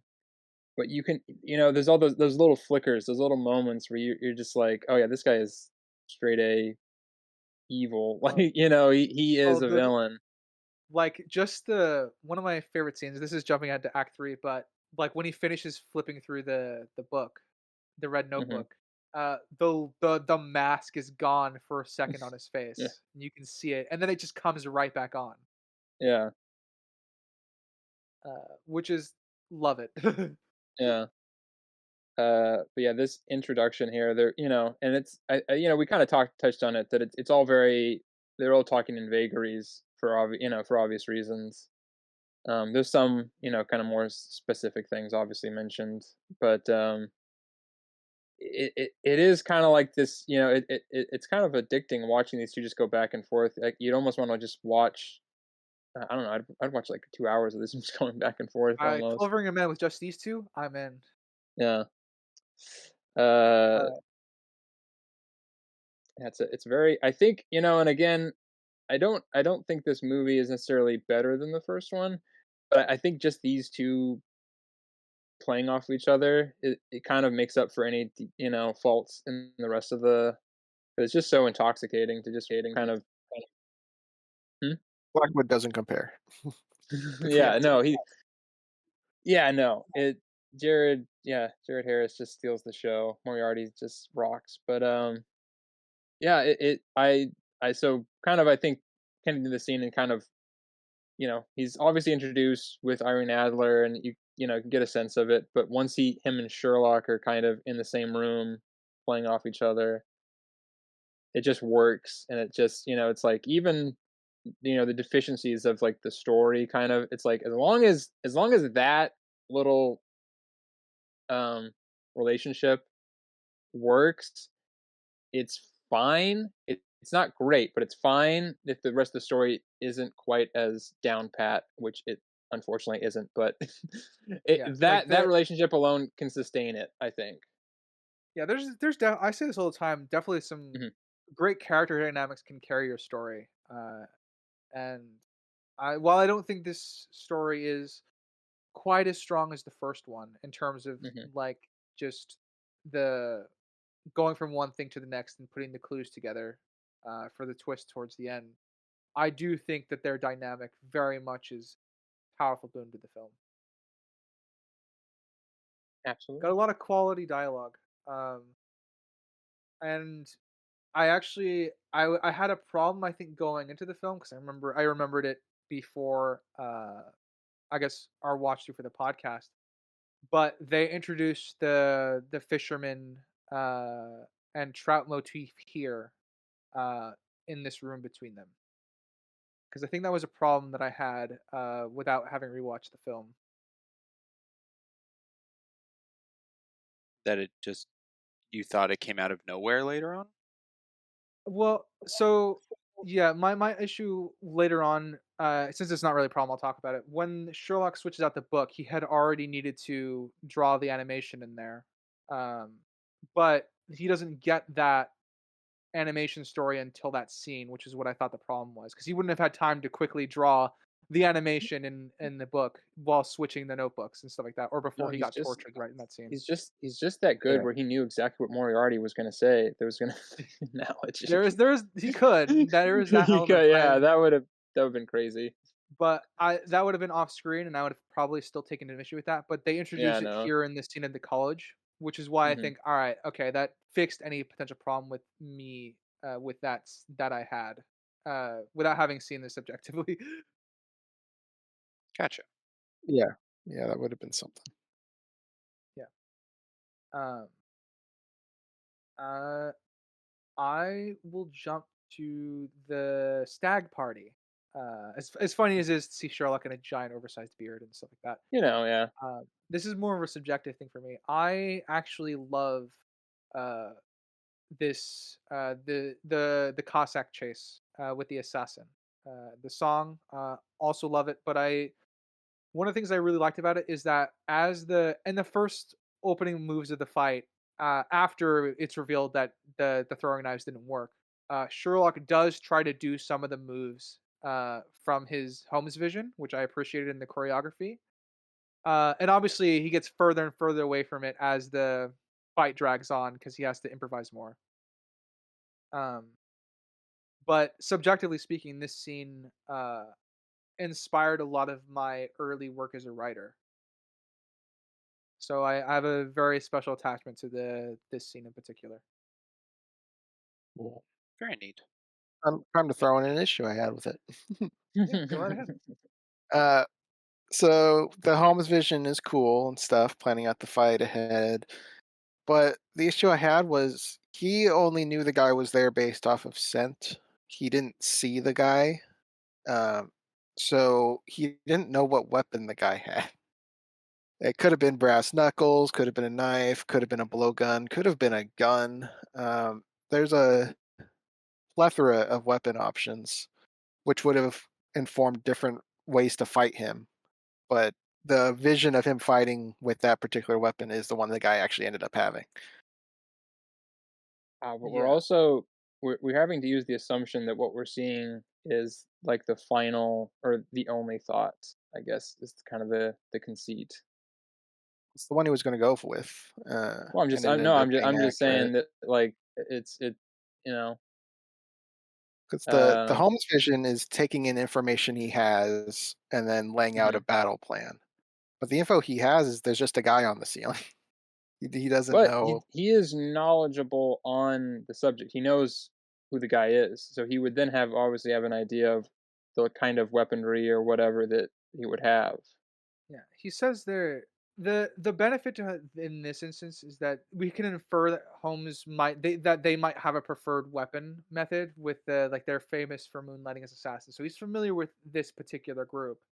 So their preferred method might be knives, but I think if that were true, I think he could have said it in a line to Sim when he's Hmm. explaining a little bit in through by whispering to her like what their preferred method is and stuff like that. Um Yeah, and if he was that in depth while they're running out the door, he's like, quick, he's got body armor on. That's what they do. If he's that I knowledgeable on him, he would know they'd have body armor on or yeah, something. Yeah, I also exactly. though yeah, Yeah. I think kind of a running theme in this is or not a running theme. I don't know. Maybe could be bad writing. I'm gonna leave that up for discussion. But Holmes's blind spots are kind of a bit more of a thing in this. He makes several mistakes throughout, of varying degrees of severity. Beginning with the doctor and Irene Adler both being killed, under his watch essentially, and then later on with a act. I believe it's an act 2 plot point. Um, don't and I don't really know. I don't know if the Watson thing is really because by this point in the movie he's with Watson, so that really shouldn't be as much of a factor. But I think it might be kind of illustrating, that even as smart as he is, he's not going to catch every little thing. He's not going to be, you can never be 100%, or even though that's sort of I'll admit, that's kind of the conceit of Sherlock is that he's infallible. Uh, So that's Uh, again, that's why I'm leaving up to whether it's poor writing or not. That's up for debate. But I kind of view this. It's kind of always seen like little bits of the movie as him sort of falling a little bit shorter than where you expect him to be, maybe. I'm fine with him making Well, because he also doesn't mistakes. he doesn't predict that she has knives and she's going to throw them at him. Yeah, he doesn't predict that either, but he doesn't know much about this lady on that Hmm. on that front. Um, so yeah, me, just the issue is he was able to assume the weapon without us getting info on why he would know that with a high reason of probability. it would be interesting if he like uh we see like in his Holmes vision like he corrects himself. They might have a knife instead or something, or like they like he like his Holmes vision start out with them using a different weapon, and then he's Mm, like, maybe it's a knife instead, and we kind of see him go through the motion of it. So Okay. like you could see him switch it out. That would be cool to see. mm. It might have been a. They might have, or I don't. Not that they might have. I don't. I can't know that, but I think that is kind of a not a. I don't know if it's a world building problem. I don't know if I want to call it that, but because in the first movie, and here I am destroying my own point a little bit here, but in the first movie, when he has the boxing match and he predicts exactly how it's going to go, to the Mhm. T, and he, Yeah. finishes it, then you can't ever have him kind of be wrong, really. If he, Uh, if he, no, I If he think has yeah, all he, the well, presented you can't information. have him be wrong. It's very, very hard, and the expectation is that whenever he does this, thing, it's going to play out exactly like how he, imagined it yeah, as which is an why I think audience expectation. yeah, which is why I think it would be interesting to have him correct himself within his own Holmes vision. Yeah. that would be an interesting thing to play around with. That I kind of wish we got now. Yeah. I think again, I think that would be harder in a secondary movie than that would need to be something kind of set up in the first. Maybe, yeah. Just for I don't like I said, I agree with you. I Yeah, think it would I work know what either you're I know what way. you're saying. It's Yeah. like, the way I think about it is you're tacking on, like, on never unseen force abilities going later on in Yes. Star Wars. Mhm. It's kind of Yeah. something similar, like, to that, where you have a very, very basic power structures, how the force works in the original trilogy, and then you're tacking on more and more as there's more being added on, and sometimes it starts Yeah. bringing up problems with later Mhm. stuff. It's kind of I is that I'm assuming that's kind of the angle you're taking with it. Yeah, like it's something where like by showcasing, this X ability or whatever, you have kind of established, that's how this works sort of thing. Yeah. And then kind of later on you know, to add variables to it it's harder than to like trust that it's correct at any point or yeah, or that, what's how does it work at any point kind of thing. Yeah, that's what Um whenever you add on to an existing yes. power scale, you always have to be Mhm. very careful how you do it. Uh, Exactly, yeah. like, But, don't hyperspace ram ships. That would be really dumb if you can show that in the um universe. somehow Emperor Palpatine has returned. Yeah, that was also Or- pretty bad. Spriggs, kind of quiet. Want to add on anything that's been said, or want to jump I to your own I thought? don't think Sherlock's memory or Holmes vision or whatever he does isn't 100% accurate. There's always variables to a situation, so I think it's it could be 90-95%. But then again, Sherlock's emotional weight onto things like Watson or even Irene Adler at times do seem to weigh in on his memory or on his focus. Um, so I think there are things that could puzzle him, but he does get it pretty darn spot on with things that are clumsily left. To those lesser that he sees of what he picks up. Uh, And what were your thoughts with the knife thing I was talking about? I think he had enough information to deduce the type of assassin that was in the ceiling to narrow down a knife is the most probable thing for them to have, and that's what he went with. Not saying that it's impossible to be any other weapon, but nothing really seems stated that it is going to be a knife. So that's kind of the 90% thing. Like he knows that type of assassin, the acrobatic skills of what they do, and the like he makes an assumption based off like a 90% pattern that the said assassins might yeah, employ. and I think that's what he plays off into his head. Yeah, I would just feel like I would need something for us to know that he thinks that. Because it Yeah, could be as much as throwing knives, it yeah, could be a garrote, it could yeah. be a bunch of I other mean, assassin tools. as much as I enjoy the breakfast omelet metaphor, I think he could have Yeah. given us a little bit more information in between all of that too. So like you could still keep the running joke of the omelet, but still give us what he knows of the assassins. Yeah. I mean, I can agree with that. Personally, it feels a little bit like splitting hairs, but I can also It agree is. that I think I it, mean, it it's yeah. minor. It's a Yeah, no, minor I'm thing, not. Yeah, but I mean, I'm in agreement because it I wouldn't do it love this wouldn't movie and disservice it. That's yeah, at the end of the day, that's what I care about. So I yeah. don't think you're incorrect. Yeah. Yeah. I mean, like I said, I do love this movie a lot. So like anything to kind of like I would have preferred this to make this film better, I kind of enjoy Exactly. that conversation. Uh Just a, but just a disservice. That's Spriggs, want to ugh. jump somewhere else? Sure. I found a clever line. I was confused first by the line, but then giving it more thought, I think it's very cleverly done. In the instance of it, written when Watson is exploring the kind of web room of the red board that or the red strings that Sherlock has, and goes with "I thought it was spider and fly," where Sherlock responds with "I'm not a fly, I'm a cat." I thought that was interesting that Sherlock would assume in the position of the two of himself and Moriarty that he's the fly against the spider when he earlier before the conversation with Watson explained to Watson to um, welcome him into his spider web that he has in the room. And I went, okay, interesting that Sherlock put himself as the spider on introduction, but now this line has him as the fly. Well, the Yeah, we web can is start. a visual depiction of Moriarty's web, right? It's Sherlock putting together Moriarty's web. I think Moriarty's connection, but it is But that's a Sherlock's web. web. But it's not, because he's not doing the crimes. Moriarty's doing the crimes, and he's creating the web by doing the crimes. Oh, okay. I just see that as two different things then on what the web means. Yeah, I see what you mean, Yeah, Springs, no, but no, yeah, I get, It's yeah. a web about Moriarty, but I would still classify it as Sherlock's web. Charlotte's yeah. web? Well. I mean, the distinction that we've made, as far as I understand it, Spring. So feel free to correct me. You saw it as Sherlock's literally the one making the web, but metaphorically, the rest of us are saying Moriarty is the one that constructed the web. Yes. Sherlock's just piecing it together for the audience. Yes. Okay, just wanted to make sure I understood the distinction. I guess. Yeah, they play a lot with the like.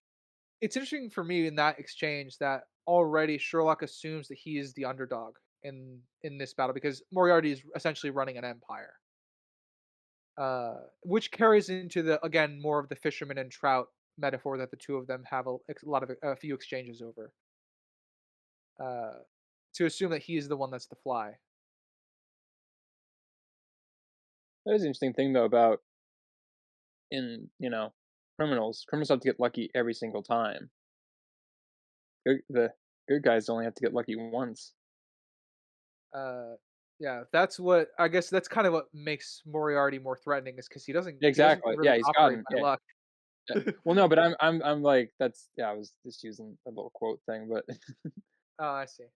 like because technically it's correct that Sherlock is sort of the underdog because everything is stacked in Moriarty's favor. He has, there's no evidence, there's no loose ends, there's no, you know, everything is just because Sherlock is smart enough to realize the connection that everybody else is missing.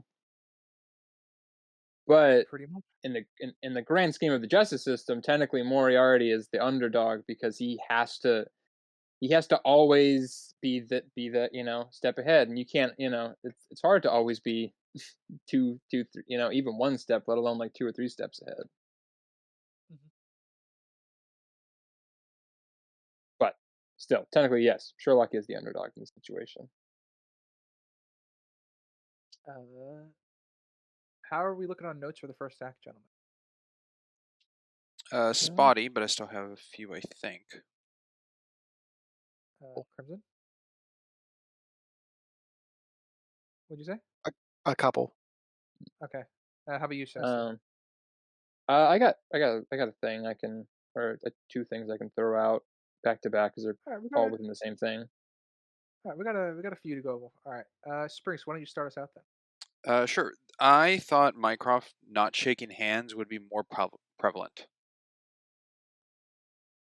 Oh, outside of the kind of awkward joke that it is. Yeah. It seemed like it would be something more reoccurring or important, and it just kind of seems like a half joke. I Yeah. suppose. I mean, he's a politician, so the weight of a handshake would be important. So them playing off of that more could have been something. Uh, Politician air quotes. that's fair. He's a politician Uh, adjacent. Yes, whatever Yeah. it is Mikey's does. He's whatever the it British might be. government.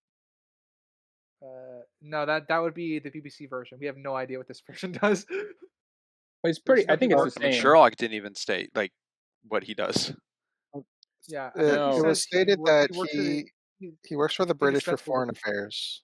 Yeah, and he's indispensable, right? That's pretty much Yeah, all we get. Hmm. he works on foreign affairs for the British. That's pretty much what we get. Essentially, he does most of the heavy lifting mentally of the work, but receives virtually no praise or publicity for it. Yeah. I'll jump to one of my points. I think I've already talked about how funny it is, but the face that Watson makes when he's being woken up by bagpipes at the wedding, probably one of my favorite funny faces in a movie. I didn't realize how much I like how funny I found that 'Cause it's to so be until real. I watch it this time. That's a face that Just Crimson could yeah. never get behind. No, likes the Good luck bagpipes. seeing that face on me. Yeah, being He hungover, goes check straight it out. heavy metal headbanging when he hears bagpipes going on, ladies and gentlemen. Oh yeah, Um, brought out my kilt and everything. Started dancing. yeah. But one of the details I do like is that Watson's jacket that he actually puts on for the wedding doesn't come out of nowhere. Sherlock has it wrapped over his arm as they as he slowly leads his hungover friend through the bagpipes. Um, so it didn't come out of nowhere, which I appreciated. They're still getting small details like that correct, which I enjoy. Uh, Sinister, point from you. Yeah. My last 2 points for this act are both kind of at the stag party. I like the the inclusion of Watson being a gambler. Yep, continued it Uh, from the first Yes. movie. mhm. And Holmes really wanting to make sure he doesn't. What's funny though is he actually does a pretty good job of winning in this situation, with the exception of Holmes ruining things. Ruining it. Yeah. Yeah, which also leads to a good little jokes. Yes, I didn't see it Just a had a break fight. in Where were character, but it you? was interesting. Yeah. I mean, I took it as it's a stag night. Like it's your last party as a quote unquote free man, so you're gonna enjoy it through all your vices if you can. hmm What was the exactly. interesting thing, Sprinks? How he said he was giving up gambling for Mary, yet in honor of this, I guess, I mean, writer put it together fine there. That like last night to do it before being with Mary. Yeah, Yeah, I mean, Valderrama. Bachelor and Stag are kind of like the night to. Well, Bachelor is Live it Stag up. party time. True, Yeah, but just going off of the last it's movie of how Watson's feel on betting was. Yeah. Did Yeah, yeah. you Yeah. Did you want to do your last point now, Sinister, since you also said it was here in the stag party? yeah, it's here. It was just to compliment the great Stephen Fry for his Mycroft performance. It's a little bit funnier. It's a little bit more light-hearted than most of the other ones I think I've seen. It's not quite as developed. I think also probably be a fair assessment. But Yeah. uh, he does a pretty good job. I think he fits. He definitely fits. I think the specific time period of the character a little bit. He is sort of a little bit more vague and hands offy, and I think in the at least from what I've heard of The the description privilege of of him. his position in the British Crown. Yes. hmm I think obviously the BBC version is a little bit more open with what he does, whereas this one is more vague. But yeah, I just want to give a little compliment to Stephen Fry. I think he did a serviceable job. It's definitely a memorable version of the character. Wouldn't say it's the best or the most developed one, but it is a memorable one. That's fair. Uh, Crimson point. All right. Sprinks talked about it in the first one, and that's how the newspaper articles are actually relevant to what's happening on screen. And the newspaper that was talking about the surgeon that died earlier, not due to the explosion, but from the poison dart. That article next to it was talking about how the insurance policies on the artifacts might not get divvied out to the people who bought the merchandise already. It's kind of a funny in-world thing. Oh, with the bombing that took place at the auction. Yeah. hmm That's awesome. I like that. That is a bit funny. Uh, Spriggs. Last one I have here is just to build off of the mutual kind of respect thing of Mycroft and Holmes had each other when they met in the university. That Moriarty. Moriarty. Moriarty, sorry, not Mycroft. Moriarty And names. of asking to sign the book. It seemed like a good lead-in for Holmes. Yeah. That's how he shows his respect, especially since he Yes. also read the book too, as Moriarty Yeah. asked. It kind of reminds me of a conversation I had with you, Crimson, about asking your rival to sign your book, to sign their book for you. I don't know if you remember My that conversation, but I'll have to refresh uh, you after the I podcast. think you will. I don't remember. All right. Uh, Ooh, more lore drop. I'll Crimson has a rival. I guess I have that. apparently in Marvel. Uh, Uh, yeah. Uh-huh. Ba-da-bow. Yeah. My uh, Big Joe made his appearance here in the stag party. He's the guy who when they're all tied together with the rope, sets the fight on the floor before when Sherlock releases the chicken and he grabs knives, and the Cossack assassin grabs knives. That was Big Joe yelling at the top of his lungs, which kind of shows that Sherlock kind of got wind of this place probably from them, maybe. That could make Big Joe was sense. from the first movie, right? Yes, he was in the Yes. prison. Uh, Yeah. yeah, I made a joke that Big Joe is going to return. Big uh, Joe will come back in Sherlock yes, and Holmes he will 2. also return later in this film too. Um, and then my last point was Moriarty dropping the line, "It's a pleasure to finally meet you officially."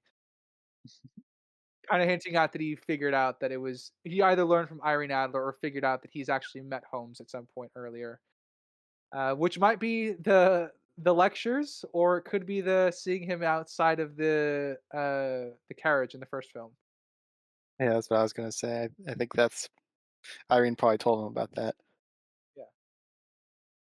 because obviously Moriarty does not keep up to date with Sherlock's disguises.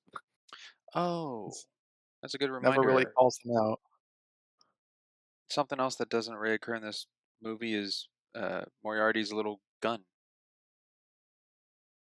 That's true. Which which is a The which is a crying shame. would have I been do useful like at it. the end of the movie for him, but also shooting at a party. A little, eh. Well, I Yeah, mean, yeah. He someone went was into about great to get effort for someone else to do that work. Oh, he was yeah, gonna win the fight, yeah, apparently. yeah. According to both their visions, he would have won the fight. Um, and I guess with that, gentlemen, we shall move on to Act Two, which starts with Watson and Mary's honeymoon to when Watson fires a big cannon collapsing a tower. It's an artillery piece. And to start out this act, let's go with Crimson. All right, I'll go with something that kind of bugged me a little bit, and that's Sherlock not telling Watson what he did with Mary. He's like, "She's okay. She's okay. I planned it. I planned it. I timed it perfectly." I'm like, just say that you threw her into the water. This is so annoying. It's the thing you see in movies and shows where they're just talking around the simple answer, and Yeah. then later when he's like going along the side of the train, he's like, "It's too long to explain." I'm like, "No, it's not. What's happening here? Why It's too why are long they to doing explain for this him to because he me? knows what it is. Why are they doing this to me?" Yeah. I agree. As much as I love their back and forth and the chemistry in this scene Funny. a lot between Sherlock and Watson. Jude Law and Robert Downey Jr. Just excellent performance. But I agree that he could have easily explained. I timed that perfectly, Watson. What, killing my wife? Oh, uh, Spring's point. Yeah, I'm just trying to think about that one that Crimson brought up. I think it's definitely easier to just give the blanket statement of what actually occurred, but I don't know if that's what Sherlock would do because he's always trying to test Watson on his intelligence with his own to pick up the pieces and play along as a partner. So I think it was within Sherlock to do that. do you think he was testing there? I don't feel like that's what was I think happening. Sherlock is secretly always testing Watson, seeing like what he'll pick up on, what he'll give information to, how much he's involved. Sherlock's always game toying with him. I'd say a lot. I wouldn't say about everything. He's certainly always observing Watson. I'll say that. Yeah. Yeah. A point I'll go to is a quote unquote random woman can't use the restroom on the train station uh, while the train's parked. Anybody And can. I want, yeah, real random woman for them to purposely give that line of dialogue just Wonderful, because. be relevant. Yeah. They're showing Watson's observational skills. What are you talking about, Springs? Sure. uh, well, I guess it's an easy question to ask. What did we think about this disguise? He's not It's fully definitely got more effort shaved. into it. So the guy Yeah, who that's it. just went, sorry, madam, went, okay. There's some masculine women out there, so I think Oh, especially sure. in England. Yeah, Not saying there Old aren't. timey England where everyone was dirty. London. So what did I say? I said England. No, I said England. I should have said Oh, London. uh, I think it's passable enough, but there's a plethora of issues I have with this whole train thing. Yeah, so do I. I may as well uh, dive into some of them. Uh, Dive on in. yeah. There is a lot of convenience that happens in this. That once the proper fight gets going, like it's very lucky that the unpinned grenade get lost into a bag of grenades. Very, very lucky. Very. What if the guy Very, wasn't holding yes. a grenade? What if he didn't pull the pin? Yeah. uh, It's but very no, a lucky. perfect scenario happened.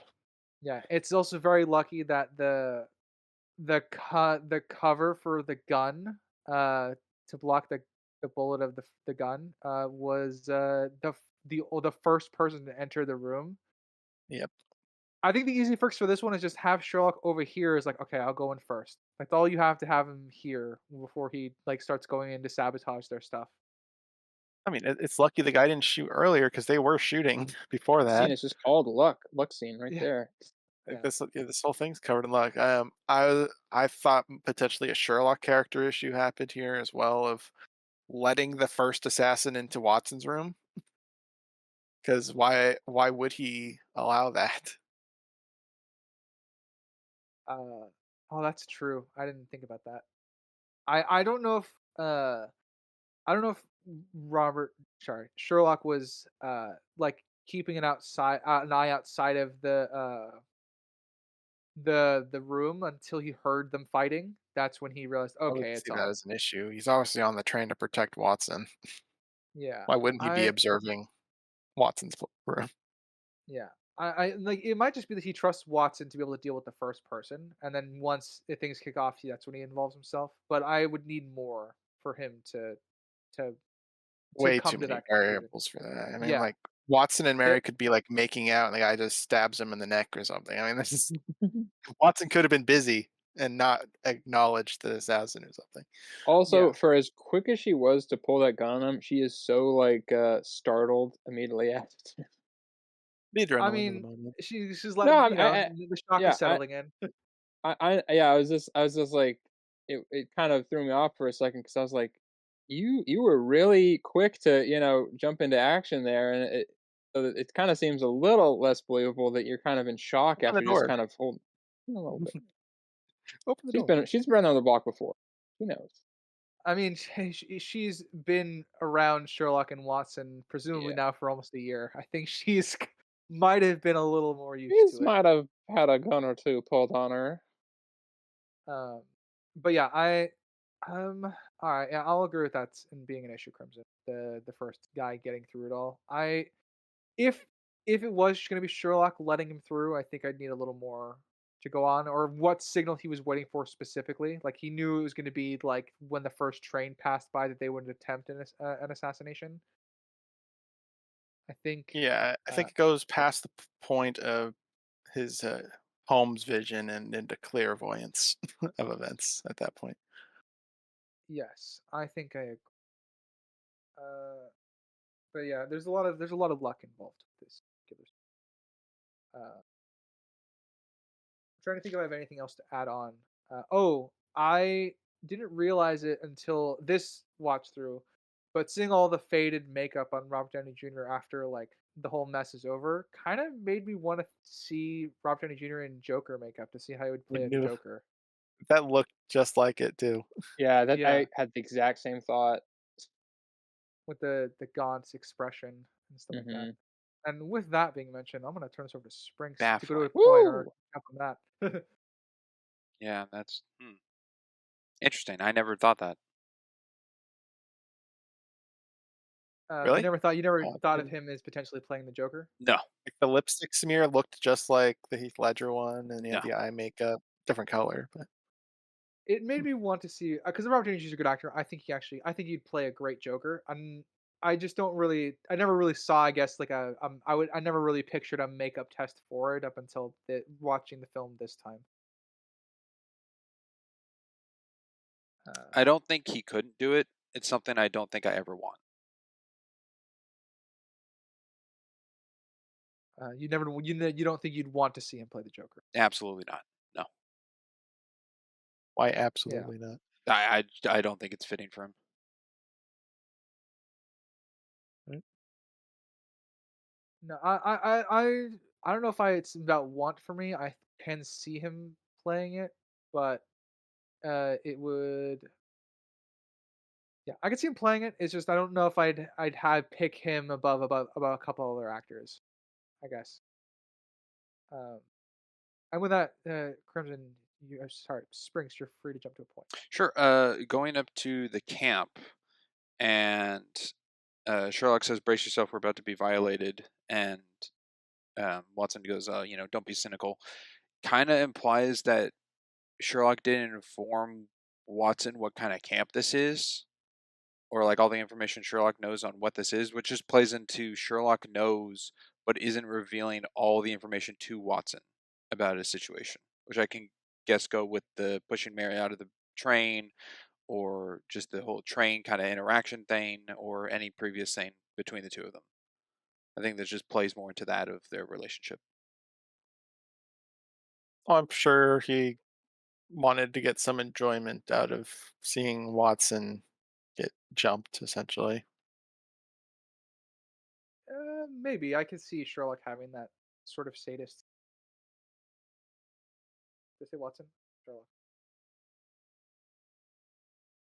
Sherlock. Uh, Sherlock sadist is what you. yeah. I will kind of continuing the scene.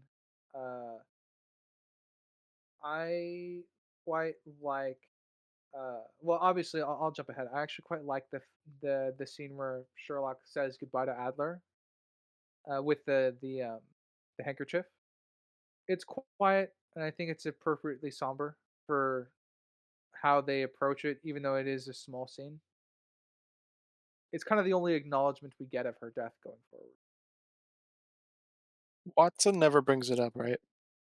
No, I think there's a but possibility Watson doesn't even know. no, I think Watson knows after that He scene. was observing But that. yeah, I think Watson knows after that scene, and I think for that scene, it's shows why Watson or why Sherlock went to such lengths to try and protect him. Uh, in the over the honeymoon thing as well. So Watson's more aware of the stakes now because Irene Adler was killed off. That's kind of how I read that scene from him. Yeah, if we're going with Watson's just as smart or pretty close to Sherlock, I think there was enough information to be read there that Irene's gone.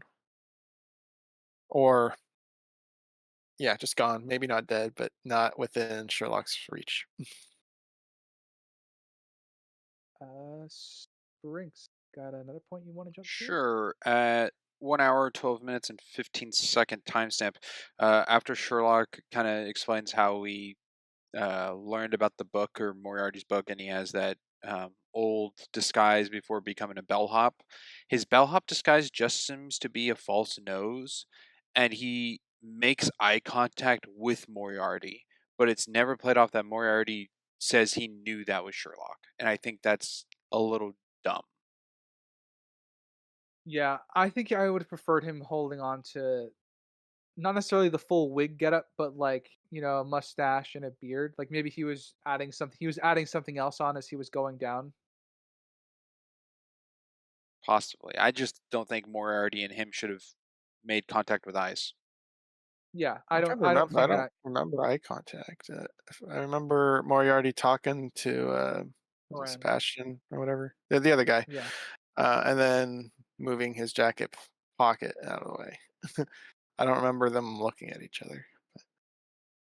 Maybe I'm misremembering. If they look at each other, I have an issue with it. If they don't, it's lucky.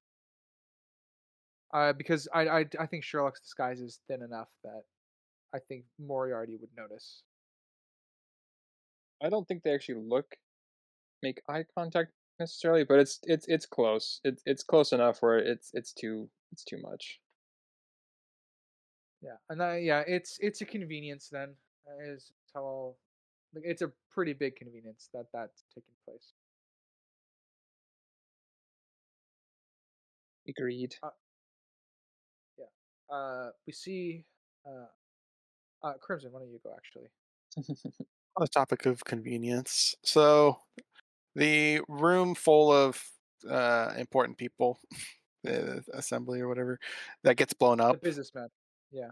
Yeah, they get blown up, and miraculously, the window with the bullet hole didn't shatter like all the other windows in the place. So Sherlock was able Yeah. to figure out where the bullet came from.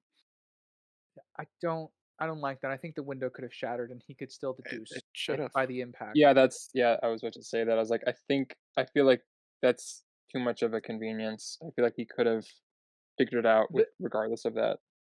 the visual of it is very cool. I'll give it that. It is. That being said, they could have figured. See, they didn't need to do that.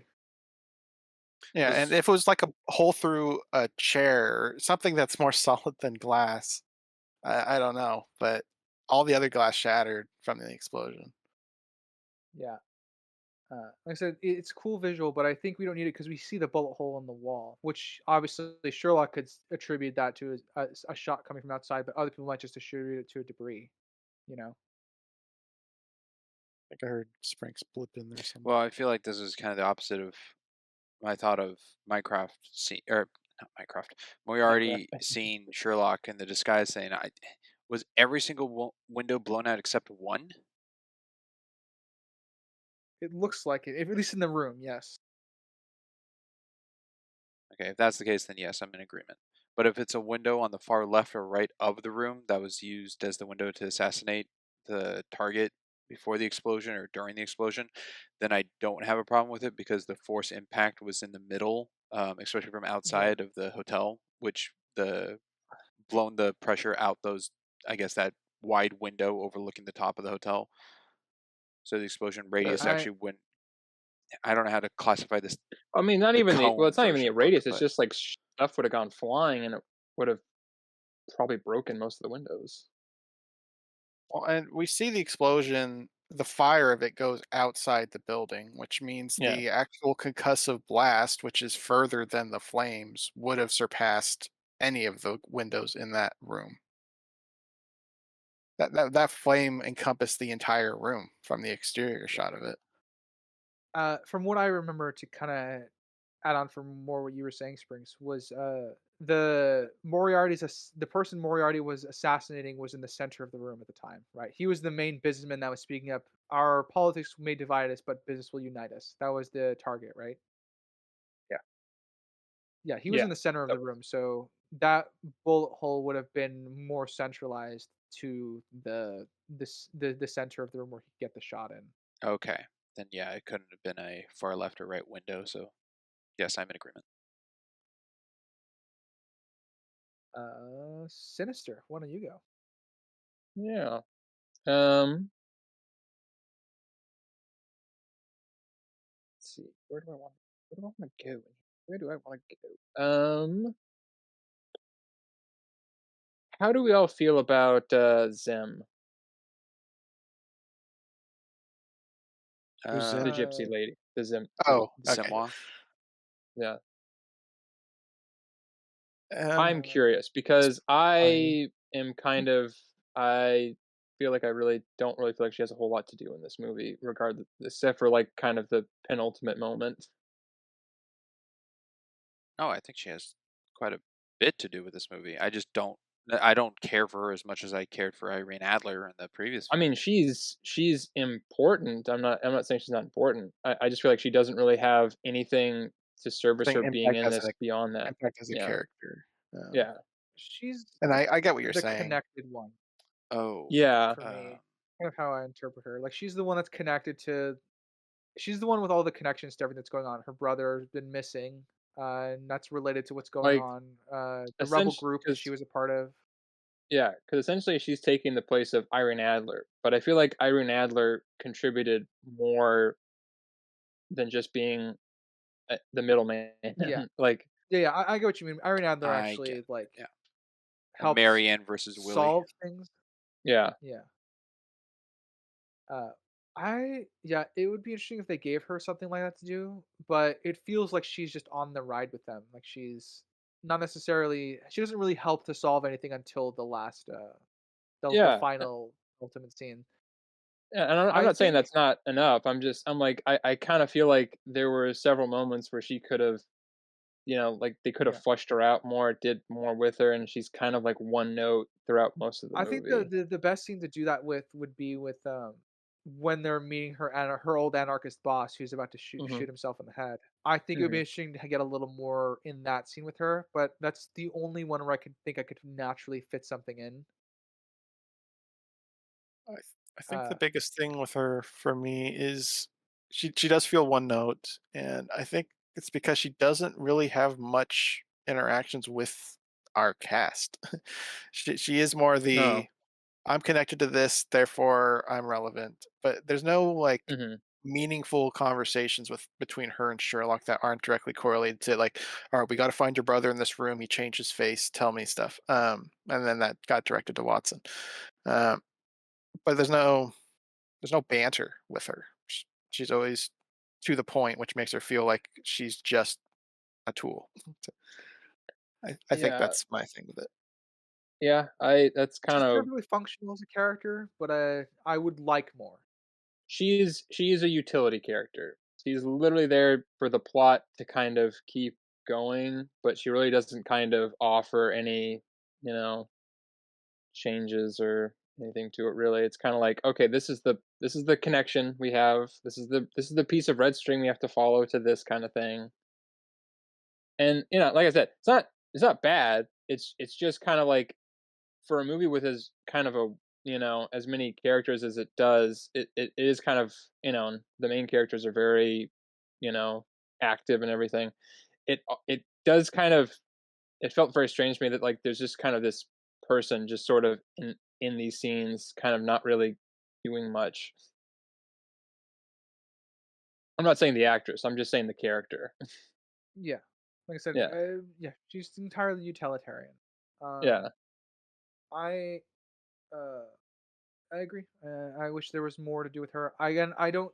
I kind of also agree with Springs. I don't think I could replace Irene Adler N- from the first no, film, and obviously she's filling a similar archetype without the depth of character. she's not taking up the same space, but she's inhabiting a similar role essentially. Yeah. Yeah. Um. Uh, Yeah. Like I said, it wasn't egregious. It was just something where I was kind of like, and especially because I didn't really remember, I kind of thought I was like, oh yeah, she was kind of like she did stuff, and I'm like, and she kind of, they go to the armory or the the factory or whatever, they sneak them in, she gets them there, she gets them to the, but it is sort of like this.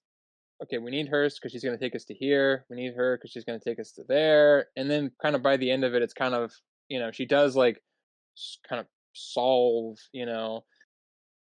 but it just kind of doesn't feel like that was enough for her to kind of inhabit as much as she did. Hmm. uh, I I think you had me in the first half. You might have lost me in the second half. Maybe I'm like, well, okay, yeah. So No, just I mean, like I said, she's I fine don't because mean. she solves she serves a purpose. She solves a problem at the end. I wouldn't get rid of her. I would just I wish there was kind of more for her to do that wasn't just the plot, I guess, that wasn't just to make the plot make sense or to make the plot be I connected. think Yeah, I think her interacting with the main cast a little bit more would have helped out a lot. I think that's what I'm getting at, yeah. Like, I just don't really feel like, and maybe that's on purpose, that she is supposed to be sort of like a, what are they, what would be the word? Third wheel Kind to of, Rob Downey Jr. and Jude Law's bromance. yeah, like, kind of a tertiary character or something that's just sort of there to keep them on track. But it it does, like, with a supporting cast, you kind of want to have people that are sort of involved in a lot of the stuff, and it just kind of feels like she is involved. Like, I keep using involved, but she is involved. She just doesn't really do much other than be involved. There's not really a camaraderie, I guess. Yeah. I'm just kind of spinning on wheels here, so I'm free to hand this off to somebody else.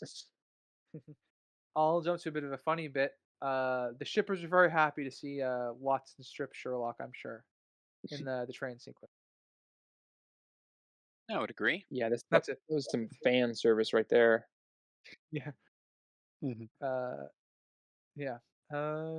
Springs. Sure. The Mauser pistol makes an appearance, which I found It interesting. does. In Is that historically? 1891.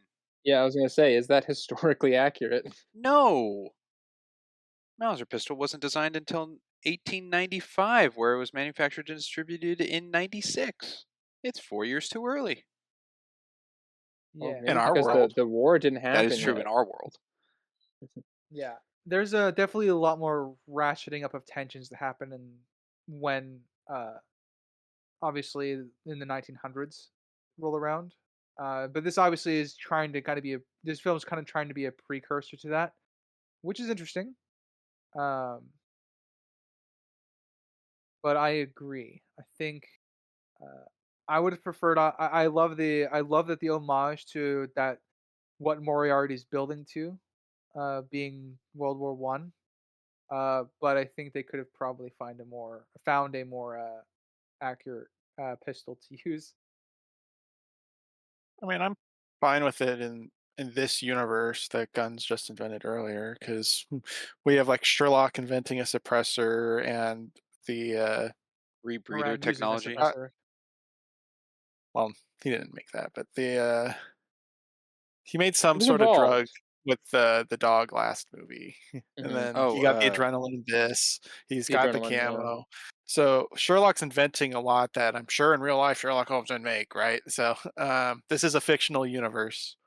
yeah. So I Yeah, can that's fair. believe that Moriarty spearheaded this industrial boom of weapons. I can totally buy that. Mad honey Yeah. disease. Yes. To be clear, it's not an objective issue I have, Crimson. It's just a No, no, no, no. subjective I'm one. just It's just land something my where thoughts. they could have easily, I feel like, made it, you know, time accurate or something. I don't, It's cool to see it. I do love seeing the Mauser pistol. It's not a gun you see very often, but it is not historically accurate to our world, which sucks. But I'm fine with it. It's serviceable enough in this. think about the Mauser pistol. Some fun fact, but I can't remember it now. Not the one used in the movie, just a general gun fun fact, but it's come away from me. What did we think of Sherlock's? I guess it was a mistake. We'll call it as a mistake. That he sees the Imperator stuff hinting at the opera right next to dynamite. I think that is enough to pull him away from the other stuff he's noticed, just because of how blatant that is. To assume that it would be uh, The opera. that's where he would need to go. Yeah. And obviously, we see that he saw the other clues too, but it's not as overt as this one, and he would chase down his first suspicion, uh, which I think it works well enough. But I'm curious to hear y'all's thoughts. I I like think. the Go ahead. I like the trick of it being used to the point so far to the point as much as not only as Moriarty's alibi that he couldn't be involved in the bombing at the hotel if he was at the opera, but also of him being at the opera to catch Sherlock in his own trap. Yeah. The nee type deal. Yeah, I gotcha. definitely got a bit of that in there. But it's showing that Sherlock still can't keep up with him because he's like, I have my own alibi. That's what I'm here for.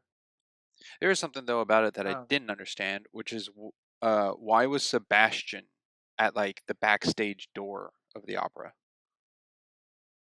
my only He was to keep interpretation the of eyes that on is, Sherlock, right? But he had yeah, to go that do an my assassination at the hotel. yeah, my interpretation of that is he is waiting for Sherlock to show up to know for certain that he's not going to be interrupted during the assassination. It seems too time convenient then, because the bomb isn't remotely done; it's on a timer. Yeah. Uh, the bomb is just to make sure that he's dead, or the his Well, point and of also being there. cover. Yeah, Helps to hide the yeah. bullet. Yeah,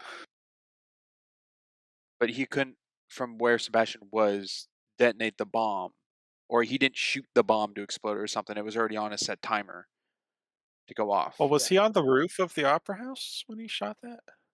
I 'Cau Mm, that looked like the direction, I don't because know. I don't when think they walked so. out of the opera house, straight They're ahead running of across them the road. Yeah, was that's true. yeah. He doesn't have as far of a distance to go because he's already far away from the Oh, place anyways. maybe He doesn't have to that So actually get that his there. might Yeah. be. If that's the so his case, shot could be on top of the opera house.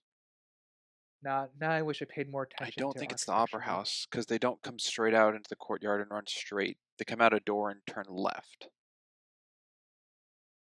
Into a front-facing courtyard, though, right? I mean, the opera house If could be seen from the hotel, but it's not directly in front from where the shot was taken. I'm Yes. remembering it pretty straight on, but, It's also so movie I guess geography, Now I'm there's which wishing is I the paid different more attention sense. to architecture while I was in Paris. well, it's probably pretty different now. Probably. Well, you'd be surprised. Yeah, I mean, yeah, I think France has done a better job of maintaining uh, Historical residual sense. architecture, but A lot of Europe's major, uh, Western Europe's managed to do that. Yeah. Um, Hopefully, no more Notre Dame flames. yeah, Mhm. right.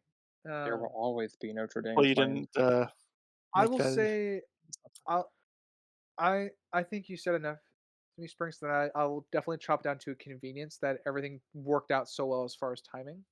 Um, but I think I don't know how close the opera house is to the hotel. That's my biggest issue because I don't remember. I just don't. I still don't understand why Sebastian was downstairs waiting. Like, I don't know what that would do for him. He doesn't report it to Moriarty. It's just kind of a sign for him then to go and do it.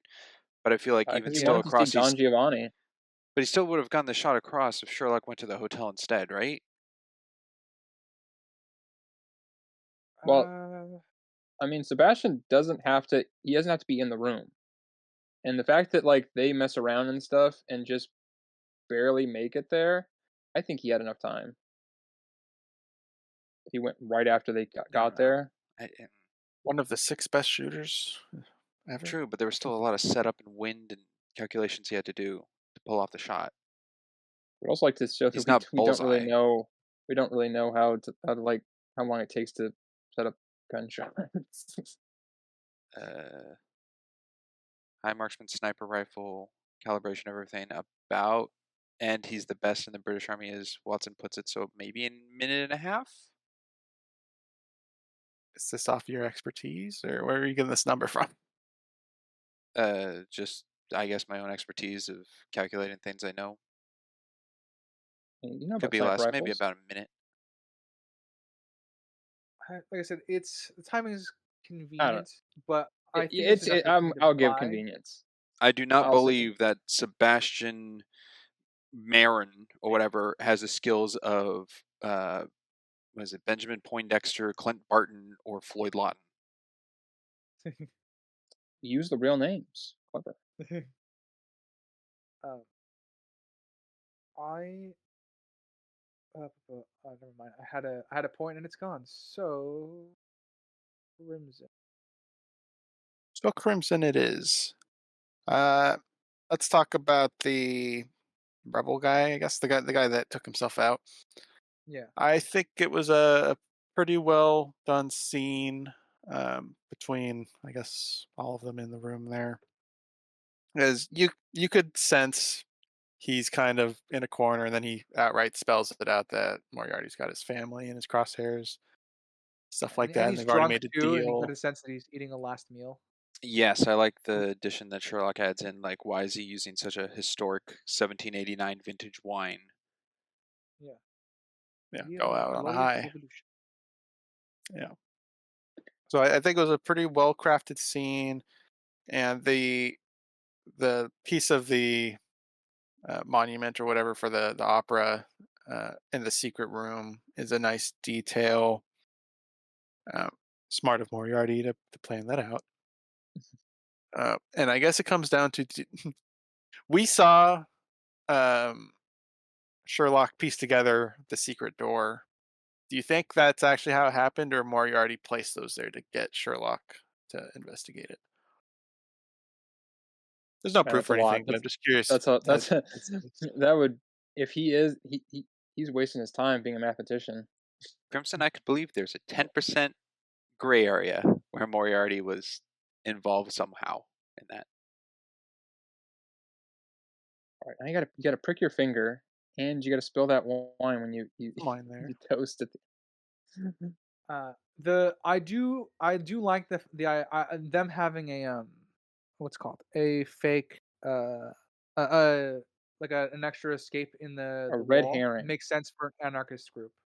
So Yeah. I can buy that's there. I'm not sure I buy the clues because the clues make it seem like it was very recent that it was added in. Uh, by what about the clues that like Moriarty placed them, or that they were Oh, no, no, no, actually? no, Like no. how a Sorry, wine the stain. clues that the yeah, the wine stain, like the piece of wood that the guy like cut himself on and stuff like that, Yeah, and then he bled on. that they were planted for Sherlock is a little Yeah, far. Oh, Ryder's I don't getting think at they're Moriarty too planted. recent. It Yeah, doesn't look like this room's been here for I'm fine 10 with plus years. Moriarty planting like the Imperator next to the Dynamite. what explosives. That to me is like very clearly meant for Sherlock. I think the escape from just escaping the underground room with through the fake door. I do think that was a little too much. Like I didn't buy the clues to that. Oh, in like a movie sense, like it was too heavy-handed of clues, or Yeah, like why would there be a blood-stained like piece of wood just like lying on the floor randomly? Like the wine stain kind of works if like the floor that they laid was fresh and it just kind of soaked into the concrete. But there's not all the clues to me for that one made sense.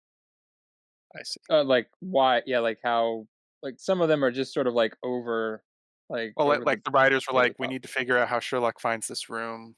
Let's place Yeah, these here, type deal. Okay. yeah. It came across too much like that. Yeah, I suppose a piece of wood with someone's blood that crafted it might be a bit much. You could do the standard like, oh, this has no dust on it, or there's scuff marks as if it moved or something. Stuff like that, I guess. Something like that. Something like that. Sinister. Got a point. Um, yeah. Uh, I think I will say I like in isolation. I like that Sherlock fails, but I feel like this one is a lot of kind of going into it where I'm not sure how much how well it works overall. I don't know. I feel like there's enough there. I feel like where it makes sense that he would be confused, but I'm not 100% sure if it works overall. Well, I Moriarty feel does like seem smarter than Blackwood. well, yeah, it's just like in this specific one. Hmm, smart. I'm just like it. It's not so much Moriarty being smart. It's like, is Sherlock dumb in the situation? Is what I'm trying to grapple with. Like, because yeah, that's kind of where I'm at. With him being misdirected. Yeah, because it just feels like, I mean, you know, even if eh, he suspected the opera house, even if he suspected the hotel, I yeah, do think that would fall beneath the opera as far as suspicion because the the opera house hint is directly next to explosives. So it's not that he's being dumb. It just kind of would, even if it was yeah, like it would make sense in order of suspicion. Like obviously you go with the one that's directly connected to explosives first, I guess so. kinda. Uh, It just kind of like having with all of his like connecting things, it feels like the hotel where there is a, I'm not saying he knew there was the Pardon me. hotel. I'm just saying like you would try to find like, it would be knowledge that he would have been able to obtain from like like summit meeting at, da da da da, oh, well, this, that, and this, that, that would make sense. I don't know. I think you're still correct, but I'm like, it just feels kind of like a little bit too perfect. I don't know. so just for some fun, I've actually looked up at the map in Paris from the hotel du Triomphe to the opera. Uh, Mm, I think I have the same issue that I had with the first film with it takes too long to get from underneath Parliament to the London Bridge. It's kind of the same distance. They're playing a bit with time here. So, uh, yeah, I'm gonna say it's Moran got there very quickly ahead of the group. And I Moran, don't think that's something he would have. Sebastian Moran. I don't think that's something he should have gambled with. Yeah. I mean, So I'm still having looked it up, thinking he's on the Opera House, so I don't think he had to run like the others did. uh, well, and then we kind of get a dose of his skills in Act Act 3. Oh, against Watson. Not just Oh, that's an Watson. issue for me. Well, that's the whole thing all itself. I'm just saying, using using the logic that the movies give us, it's not that implausible. This comes down to where the heck he was perched. Because yeah, with real there's a life, lot of I wouldn't believe it, but it's the movie, so we kind of have to. There's a little bit of a Well, it's a grounded movie, though. You do have to take into account people running. Yeah, these aren't They well, can't superheroes. just teleport. but not just that. It's just like how quickly can you set up a shot, and if you can set up a shot that quick, We don't have all the variables. we don't. We also don't know But we if he can had it speculate. all on him to go with, or he left it already up top done. Because otherwise, then you got the whole thing of like, how did the heck do you sneak a sniper rifle? In a I've In brought it up in baguette pieces. pieces over the case. last couple weeks. Not impossible. Not impossible. I'd assume it was probably set up, Yeah, most of it. because Maybe. then it's Probably added not the time to gun. assemble the gun. Yeah, because it would Um, be that if it wasn't that, then that, yeah, I would agree. That's stupid, and yeah.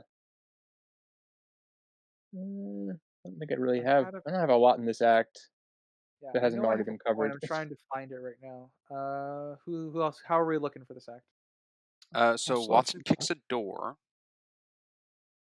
And Go the door with, kicks him. and it's being how important the articles and whatnot are behind the door. It's a very weak door for Watson to kick the lower middle of it to break the hinge, and not the actual pressure to where the hinge is, which he does Oh, you mean for when prior. he goes to the telegram, right? Yes, which he does prior in the first movie, where Sherlock is trying to unlock a door with picks, and Watson actually seems to center the pressure onto the hinge, or not the hinge, but onto the lock to break open the door. This one, it seemed too weak. Either the door's too weak, or I don't know why they didn't do another take with Watson actually aiming towards the pressure of the lock to um, open the door. You can still kick a door from the middle. You can. That's what I'm saying. It's a weak door. Okay. Yeah, he's just saying it would have been better if he kicked near where the locks are to kind of For being a get better across the audience. yes, Yeah. for being a soldier, I feel like that would be stronger knowledge for him. Where it's shown in the first movie, he does that. Let's is Crimson free to go. All right. Sebastian, his superior sniping capabilities, as in not much in this. He successfully assassinates that guy during the bomb. But when it comes to killing Watson, boy, does he have issues. He couldn't kill Watson before the guard approached him. He couldn't wait for the guard to walk away or escort him and shoot him. He's talking to himself about the guy. Just move. I'm giving you a chance here, and then he just takes the shot. Uh, it just was so sloppy. I don't know why it was so sloppy because Sebastian's shown to be this efficient, trustworthy individual to Moriarty, and this was very sloppy. I did find the impatientness of Sebastian to be a nitpick Yeah, I don't fully because there's no understand it. timer going on. He's not in a rush. Yeah, Yeah, I think I would have also preferred them to have. Uh, yeah, I think I'm in agreement. There was no need for him to rush with that. It's for dramatic tension and kind of maybe a little bit of a tension breaker on the audience, or tension like it's supposed to be, or might be raising the tension for the audience with it because he's obviously intending to shoot Watson. what's Moriarty's plan here? Uh, Hook Sherlock and then seen madly into a mirror. well, his plan here is to get information from Sherlock because he knows there was a telegram sent. He doesn't know what the information of the telegram. Mhm. You're saying what's the like what's he gonna do? Like just let him go or like Torture I him. think that's what he's getting at. Well, okay. So then do Well, what what? the paper that said to go to like the lighthouse that Sebastian's on to get Watson killed and stuff like that. I don't understand everything that's in play here. Oh, okay. Yeah.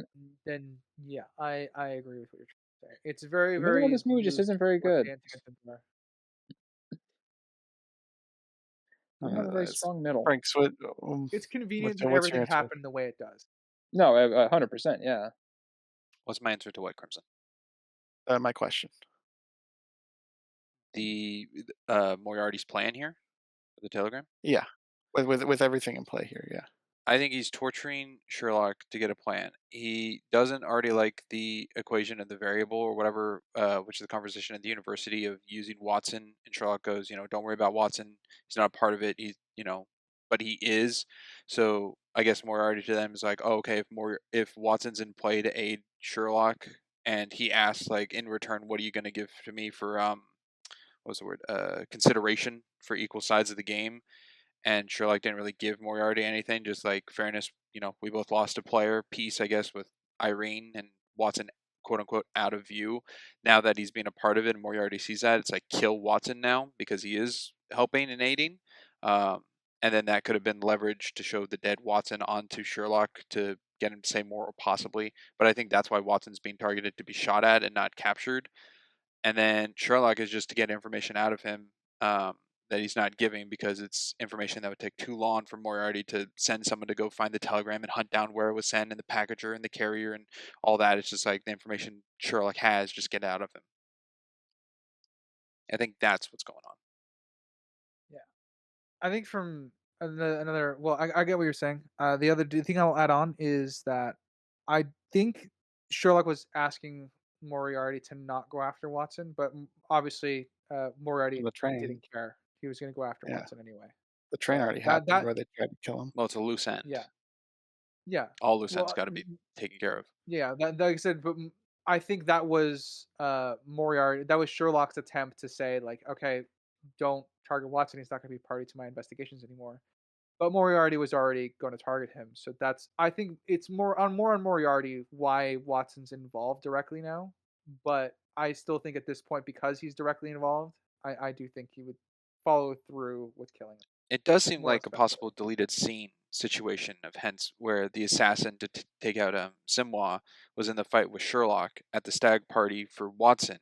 Could have seen Watson there, or maybe just identified him, didn't actually know who he was because he got pushed out a window into a water and didn't technically die. Could have reported that to Moriarty. So Moriarty was like, "Oh, Sherlock was here, part of the investigation that he was trying to kill out Renee's sister, and Watson was present in the situation," kind of thing. So then, like, Sherlock lied to I him. It could play off that way, but it I That feels would like be a deleted interesting, scene. no, but he's I that makes him be very. I feel like he would if he didn't know who Watson was before that.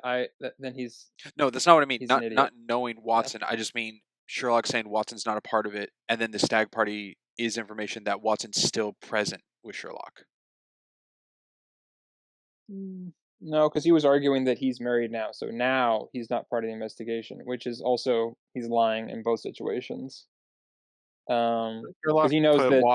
Watson at an important location to Moriarty. I think that's what Strix is Yeah, going because at. it Yeah. played off in the first uh, movie. We questioned if Irene's like the only informant for Moriarty, which I disagreed with. I thought the other, I forget his name, but there was another guy working for Moriarty, and this kind of goes with the assassin thing that Irene's not the only one working for him, and I guess Sebastian for that matter too, just being a part present, but like other things are informing him.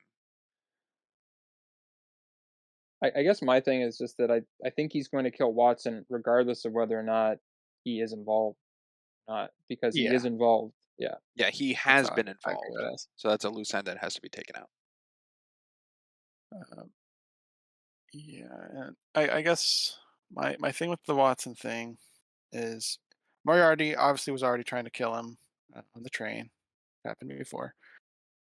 If he wants to torture Sherlock to get information about the telegraph, it would be more prudent to capture Watson and torture him in front of Sherlock or kill him in front of Sherlock. Killing him already seems like a waste of potential usage for him. Doesn't seem like the smartest move Moriarty could use him for. Um, and just letting them get the telegraph out in the first place, because they Moriarty and Sebastian knew where they were during the bombing. They could have easily gotten Watson or anybody really, but they just let them go. So I don't. We have these trickling down effects of all this stuff. Again, there's a weak middle here. This is we got two juicy buns, and then we have like a thin piece of like salami in between it. It seems they're It's very not a focused on the cat and mouse game between Moriarty and Sherlock to be strengthened, but it takes away from the supporting characters. it also really kind of actually I think it hampers the cat and mouse game, because what's his end game with torturing him? Like, is he just going to torture him forever? Like, he's not going to kill him, but he's also can't not I kill him. We It's a don't really weird thing. know. Yeah, it's Yeah, he's kind of he's overplaying his hand, and there's really kind of nowhere to go in this instance of like, because he technically has to kill him, but then that would ruin the game. But then he's being it's much too like I confrontational. said, I think I have an issue with that. I Because they don't really explore that. They're interrupted before that. It would be Yeah, interesting if they did, but they don't, I guess because the plot kind of posed interrupts that. the question posed then, without the tower falling and interrupting, would Moriarty have let Sherlock go? Most likely, but we don't I would have had an really issue. know. Would have issue with that. That would seem kind of See, I'm kind of in that's Centra's boat. I think it would have been an issue either way. it's just kind of I don't feel like Well, if we're going with Moriarty would like be he's not that. killing him due to respect, why would that end now? No, it's not just that. It's just like it's much too personal. I don't feel like he would ever like until like that. It would make sense at the very end. And in the middle, him like being one on one with him, torturing him like physically, and it just doesn't. I don't feel like it fits. It's too early. It's too kind of much too soon, and then it doesn't really have anywhere to go. It doesn't. You can't really build upon that because somehow or another, it's not going to.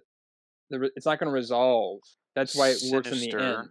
Would it help Hmm. you if Moriarty wasn't in the scene and it was like a torturer working for Moriarty? Yeah, yeah. It being Moriarty is kind of like the worst part. I don't. Well, no, I don't. I don't know if a torturer would work either. To be fair, Just but someone taking because information, but they're doing it at their hands of what was informed, not by Moriarty should Moriarty not have been involved. himself being present. Yeah, Moriarty shouldn't have been there. Shouldn't even, shouldn't have been there. That's kind of, I think, if we're gonna get rid of anything and keep it pretty much the same, Moriarty shouldn't have been there. It shouldn't have been I'm Moriarty kind of doing any of it. I think I'm personally, not I'm not sure I'm sold on this, to be honest. But I will concede that uh I it would have been a problem if Moriarty let him go. That's why I think the plot yeah. intercedes on behalf of that before that could potentially be a character problem. It's like I said, it's okay. Just for me personally, I'm not gonna, harp on it too much. It just feels like it's too early for this level of confrontation. Like it just doesn't feel like it feels like it gets to like where it should be at, like we get to the end in the last act. That kind of feels like the right time for for this kind of level of interpersonal, combat. Uh, Halfway through, it just feels kind of like it doesn't feel like the character would be that present. I don't know. Again, that's I more of a mean, the personal reason me thing than Moriarty's like, there is because he's yeah, inspecting his new factory, like the factory he now owns because of the assassination. yeah. Like I said, I it I'm fine if he's in the area. Like him being at the factory is fine. I just think him personally doing like the dirty work doesn't really feel fitting. I'm trying to think of an example to fit like what I brought up with Heimdall earlier, and the only thing come to mind is like in Toy Story 3 when Buzz is captured and Lotso comes Mm. in and is like all confused and it's like, no, no, no, we got to be nice, mutual thing until I guess the Hook and Sherlock here, and then that's the cut where it's like, okay, now Moriarty or the Lotso is like now this darker character, but it still seems with Moriarty from here to continue on. Yes, he's the villain, but he's not like this get his hands dirty kind of guy. I think you guys are both forgetting he did kill somebody in the 2009 Yeah, He movie. did. He shot a guy So point blank in the yeah. head, yeah, he does. So But he that does get his wasn't hands Sherlock dirty. That's though. No, and he that was does off get, no. yeah. screen It's not the sorry, it's not the it's not just so much he's getting his hands dirty. It's he's getting his hands dirty on his with, rival. yeah, on his rival, which feels like an Oh, overstep. it would be like if Magneto and Professor X actually went toe to toe at some point, rather than just being like the intelligent good guy, bad guy back and forth in their chess game. Like if it, I again, I feel like if I don't Eric and inherently have Charles an were issue having a with that. chat and Magneto put No. like a bullet hole through Charles's shoulder, but then they just continue having their chess game. Well, that depends. Like I said, that metaphor only works if we're going to carry this out. Like, does Charles Xavier have something really important to Magneto to need the for the need to torture? So, like I said, all the pieces there to justify it. I I think the interesting thing I is that sorry, you can go. You go. Sorry. yeah. I think I get what you're saying though. You might have an issue with it pacing wise for the villain because like it Mostly a pacing. feels. Yeah, it might be for you where it's like it feels like it's undercutting the climax by having them meet too early. That's kind of the vibe I'm getting from you. So Yeah, tell like me if I'm I'm wrong.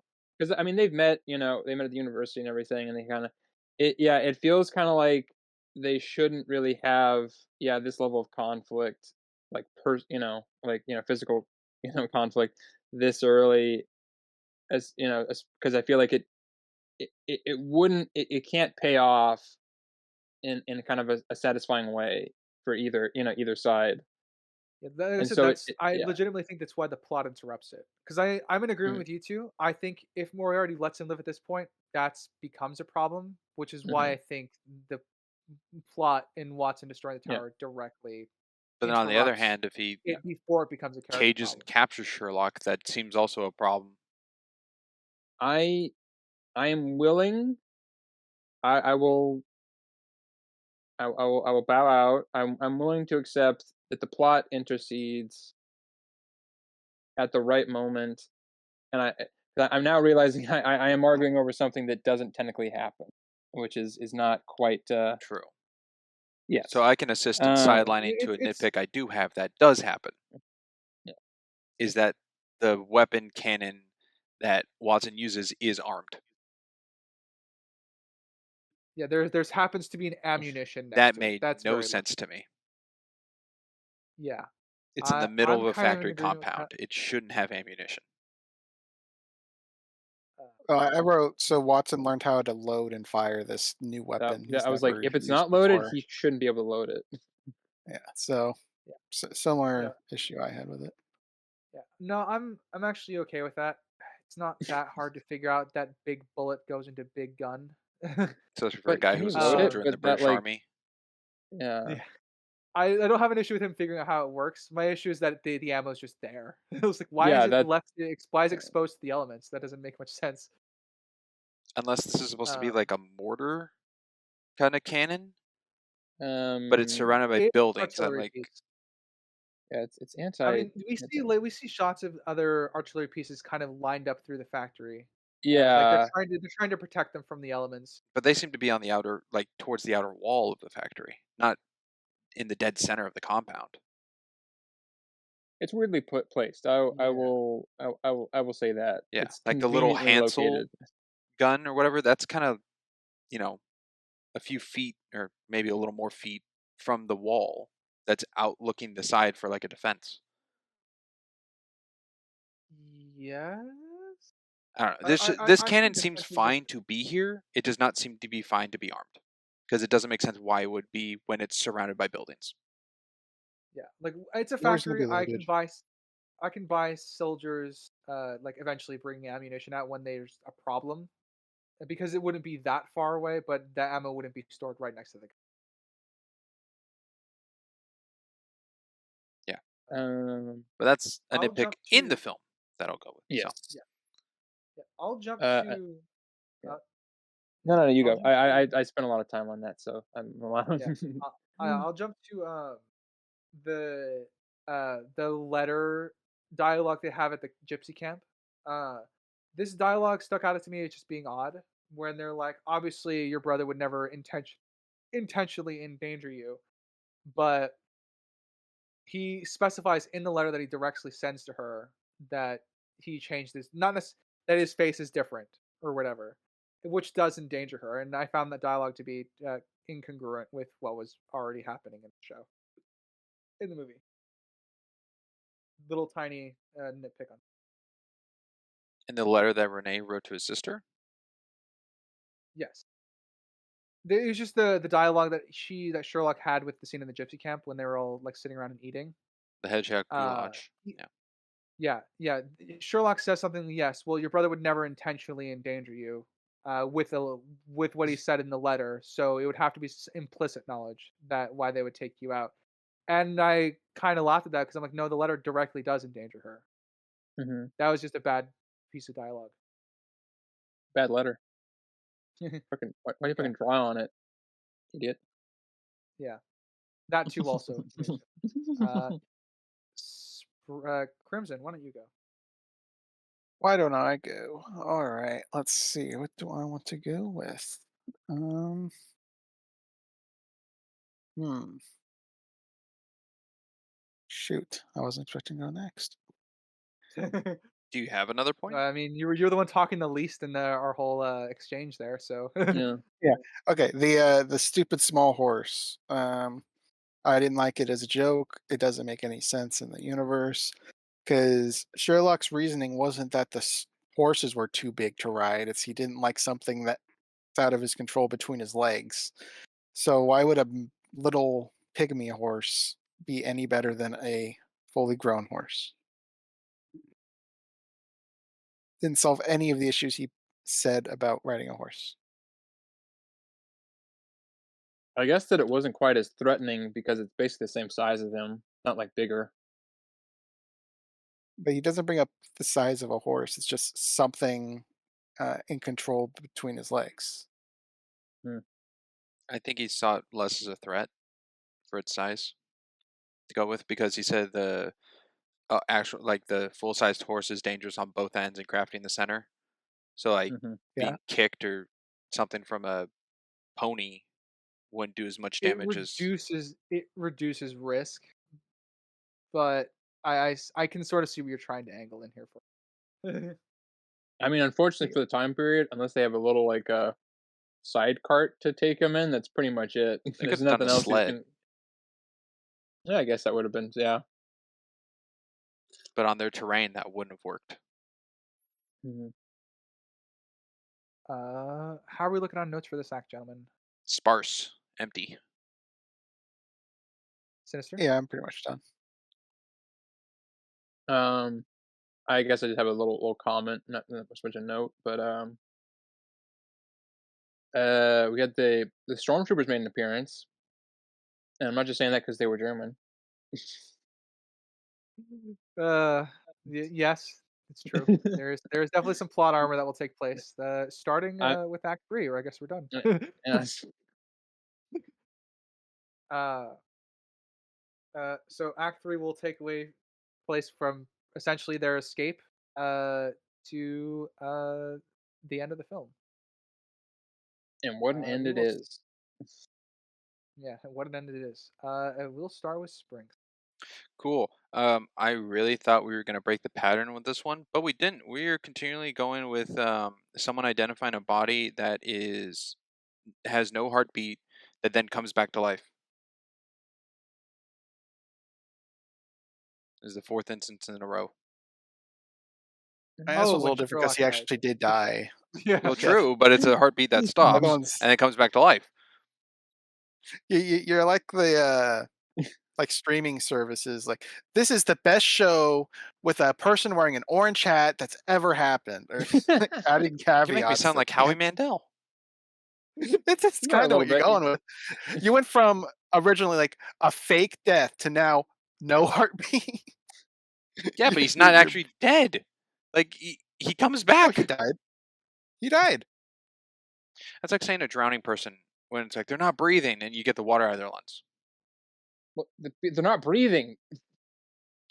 Oh Do you my know what gosh! They death have is, water in Sprinks? their lungs. I'm gonna be Holding your honest, y'all have breath isn't lost me. dying.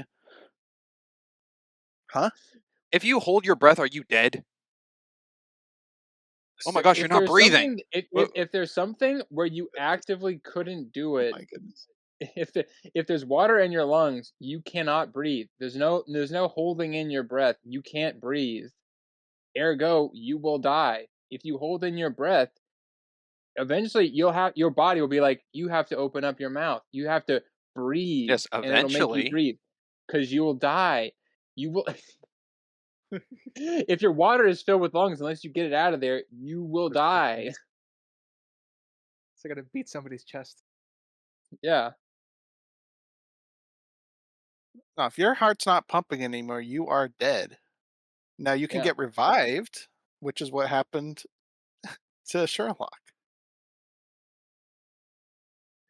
They're not All breathing. They're I dead. So now Water I in their sound like lungs. I need to know what Sprinks' definition of death is, which I never thought I would have to ask. Not being able to be recepticated. Recepticated. Recepticated? Oh, okay. Resuscitated. Resuscitated? Resuscitated. Is that it? Yes. yes, resuscitated this way. I think you're looking. He's talking about the hung till death.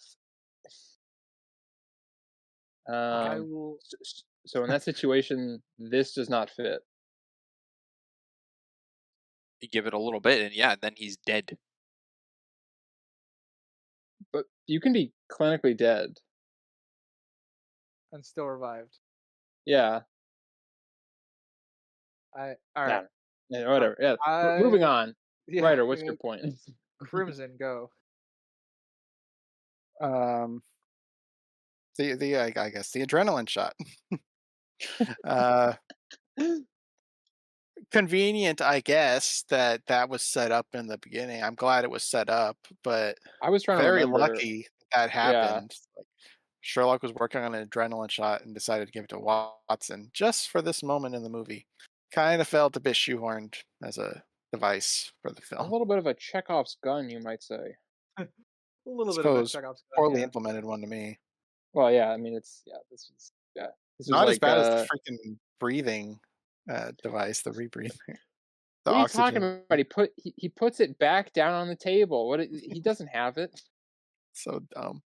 There's no setup to it at all. It's just Mycroft has this oxygen tank. Whoa, cool. I did That's okay, true. so I was I like, when that happened, I was like, "Why the hell does he have like, I was because he's in Switzerland, the mountains, the Alps. It's for, Hmm. Altitude acclimation." sickness. Yeah, Yeah. that's He even brought it up earlier when he said he might move there. Yeah. They know how to respect a businessman's privacy here, or especially if you have money or something to that effect. Uh, I Sinister. Why don't you go? Okay. Um, a lot that happens in this, and I don't wanna kinda step on stuff. Um, how I guess I'll do a question 'cause I'm curious instead of a point necessarily. Um, how do we feel about the brother being present in this? How where we stand on that? Renee, I Renee? guess. Yeah. It's literal definition of a. It's not a plot contrivance. It's a uh,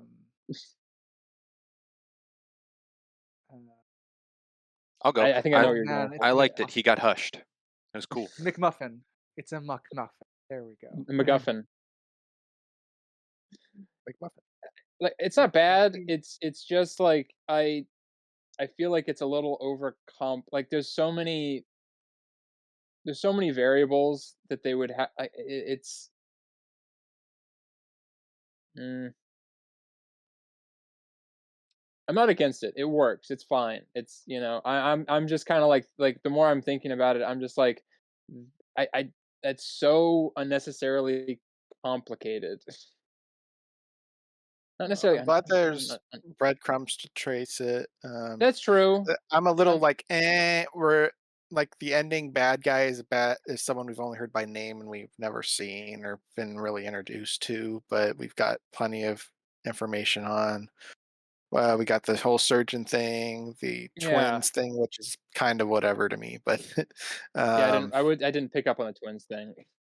yeah, no, but it's there at if you least there look was some for it. It groundwork kind of for it. constructs me. Yeah, there's Yeah, groundwork for it, which is better than none. it's yeah. Like I said, it's all the stuff makes sense. It's all put together well.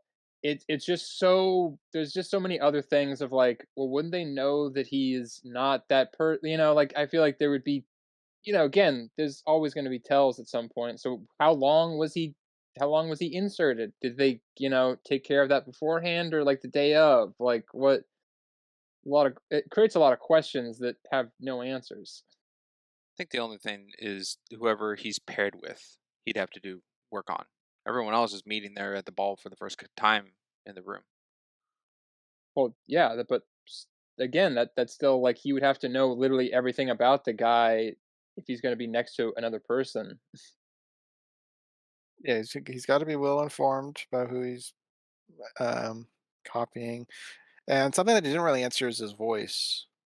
Yeah, They got the looks down, the height, all that, because even the sister's like, it's the right build and height, but they never answered the voice. That's harder to fake in this time frame. Yeah. Yeah, Again, just goes with who and he's partnered with. was it's he who's mute or is partner. he And the only deaf? thing I can think of with regards to that is the only thing I think of with regards to that is that leads more into the whole being consumed by an actor's performance. Like he'd spent obviously a very long time preparing for this. Yeah, which makes sense. I mean, that's fine and everything. It's it's a movie thing, it's like obviously this would if this was real life, there'd be so many things that would probably happen that would derail this entirely. It just works and it's fine. Like I said, I have no real issue with it. It's just a nitpick of like I feel like it's such a like I think it's like it would work in a movie. It would only work in a movie. In real life, I don't think this would actually work because there'd just be so many variables that would make this impossible. But it's a movie, so it works and it's fine. It's just a little nitpick that it's comically overcomplicated. Yeah. Speaking of nitpicks, I have no idea how Watson found Sherlock with the falling lighthouse thing. Because Sherlock wasn't supposed to be Made an there as far as assumption. Watson was aware of. But he beelined straight over there. Sherlock wasn't yelling for help or anything. Watson just beelined there and knew pretty much where Sherlock was. I think the tower got him in the vicinity. I think Watson found. It's weird, right? Because I do see this as a bit of uh, plot armor. I guess would be the best way to describe it. Plot convenience, because Watson just, as you say, just beelines it. We don't really see him searching, but if he was searching, that raises more problems. So I attribute it to being just a prop problem to how he got there so quickly and found the right building immediately. Like he just assumed, oh, the tower collapsed in the right building. I'm gonna go search that. Yeah, he had no I idea where guess it just Sherlock kind of was. was like not necessarily that he knew he'd be there, but he had to be sure because he had just he didn't know where he was. It could be an element of that. Like maybe he just assumed that it was a big enough thing that Sherlock would show up there. There could have been an Hmm. element of that, but it looked like he was immediately searching the rubble. Yeah, I think that might be something that would have had to been fixed. It Yeah, also like if wouldn't he was play near the rubble, into. like if he's like if he, yeah. I was gonna say it wouldn't play into Watson trying to confirm the kill of the sniper. uh, if it could, if he didn't immediately start looking for Holmes in the rubble. Well, say he was Right. looking for Sebastian and came across Holmes. Yeah, But he's yelling yeah, if he was Holmes. looking, he said specifically Holmes. You hear? So like, if he um if, for example, he shows up and then he hears uh, Holmes and then he starts searching for him, I think that kind of fixes the problem a little bit. With my Uh, idea and that idea, I'd be fine with it. It's kind of this like immediate like looking for him that is kind of a little I'm not a fan of. it's But lucky. It's yeah, very lucky. It's definitely plot. It's definitely a plot. I do appreciate the always nice to see you, Watson callback that is good. when when he finds Sherlock. Mhm. Oh, that's to see Dr. Watson. Yeah. I will jump to the shootouts. So World War One artillery. This is the best I can. I'm ascribing this as World War One artillery because that's the closest we have to it. Um, It's a I mishmash. Yeah. Yeah, it's a mishmash. I like that it doesn't impact on the first thing when it's so close to the gun. That's a safety precaution. So it would tear a hole through the train that they're hiding beneath and the wall. Uh, and also the gun wouldn't go past zero elevation. Like there was no reason to aim an artillery gun below zero elevation, which is why they can't aim lower where they're all hiding. So It's an that arcing. yeah, it's meant for arcing. So I like the fact that they can't hit them with a gun with an artillery gun when they're so close. Uh, but I find but that all that being said, it's convenient that they used an artillery gun when they were cornered already against the wall. It's They also could have like just closed in. you can also tell that's how pissed off they are. They want to get rid of them. They're using military grade artillery. If Moran gave the order, I would believe it, but these are just German soldiers trying to catch interlopers. It is. It's pretty. It's pretty wild. But yeah, Yeah. Like once Moran says if they get away, it's going to be on your head. Then I'll buy them. Like yeah, okay, yeah. Hmm. they can definitely use artillery now. It's going to go all out. Uh, that being said, I have no idea who's spotting for the artillery behind the wall. For the infantry, really bad It's tactics. it's it's probably just like a like you know just a hailstorm or something. Like they, You're talking about the mortar strikes? Uh, the artillery strikes, yeah. mortars are small. Yeah, mortars are small artillery, but they're not using mortars. Oh, I just From saw what it I as understand, mortars to be in World War I. being if they're not just factory workers, but actually soldiers in count, and they see them escape when the wall goes down. They know how many clicks out they're going. Yeah, well, my issue is that the reason they need a spotter is because they have infantry chasing them. They don't want to hit their own Yeah, men. yeah, that's yeah. That's the Okay, issue I I'll go have. with that. I don't think they care about hitting their own men, but Uh, This Why is wouldn't this they? they is should. But doesn't seem that they are. yeah. Like I said, that's where it comes in for me. Some of the issues in the scene. This is still a beautiful action sequence. well done. But it's still got its issues. Mm, I think it's perfect. Um, Crimson, why don't you go? yeah, Crimson. All right. Would Sherlock have given up Mycroft? Yeah, Uh, for getting the notebook, yes, it would have to be an important information piece of. Yes. And in a strange way, I think Sherlock trusts Mycroft to be indispensable to the British government. So Moriarty can make plans, but Mycroft is still indispensable. So even if, let's say, Moriarty was going to do some political maneuvering, it would be very difficult to get Mycroft punted from his position in a place that Moriarty would find more applicable to make an attempt on his life. it's also not really necessarily given in this version, but they're playing it pretty close, so I feel comfortable in saying that it's probably accurate. Mycroft is smarter than Sherlock traditionally. They just apply their intellect differently.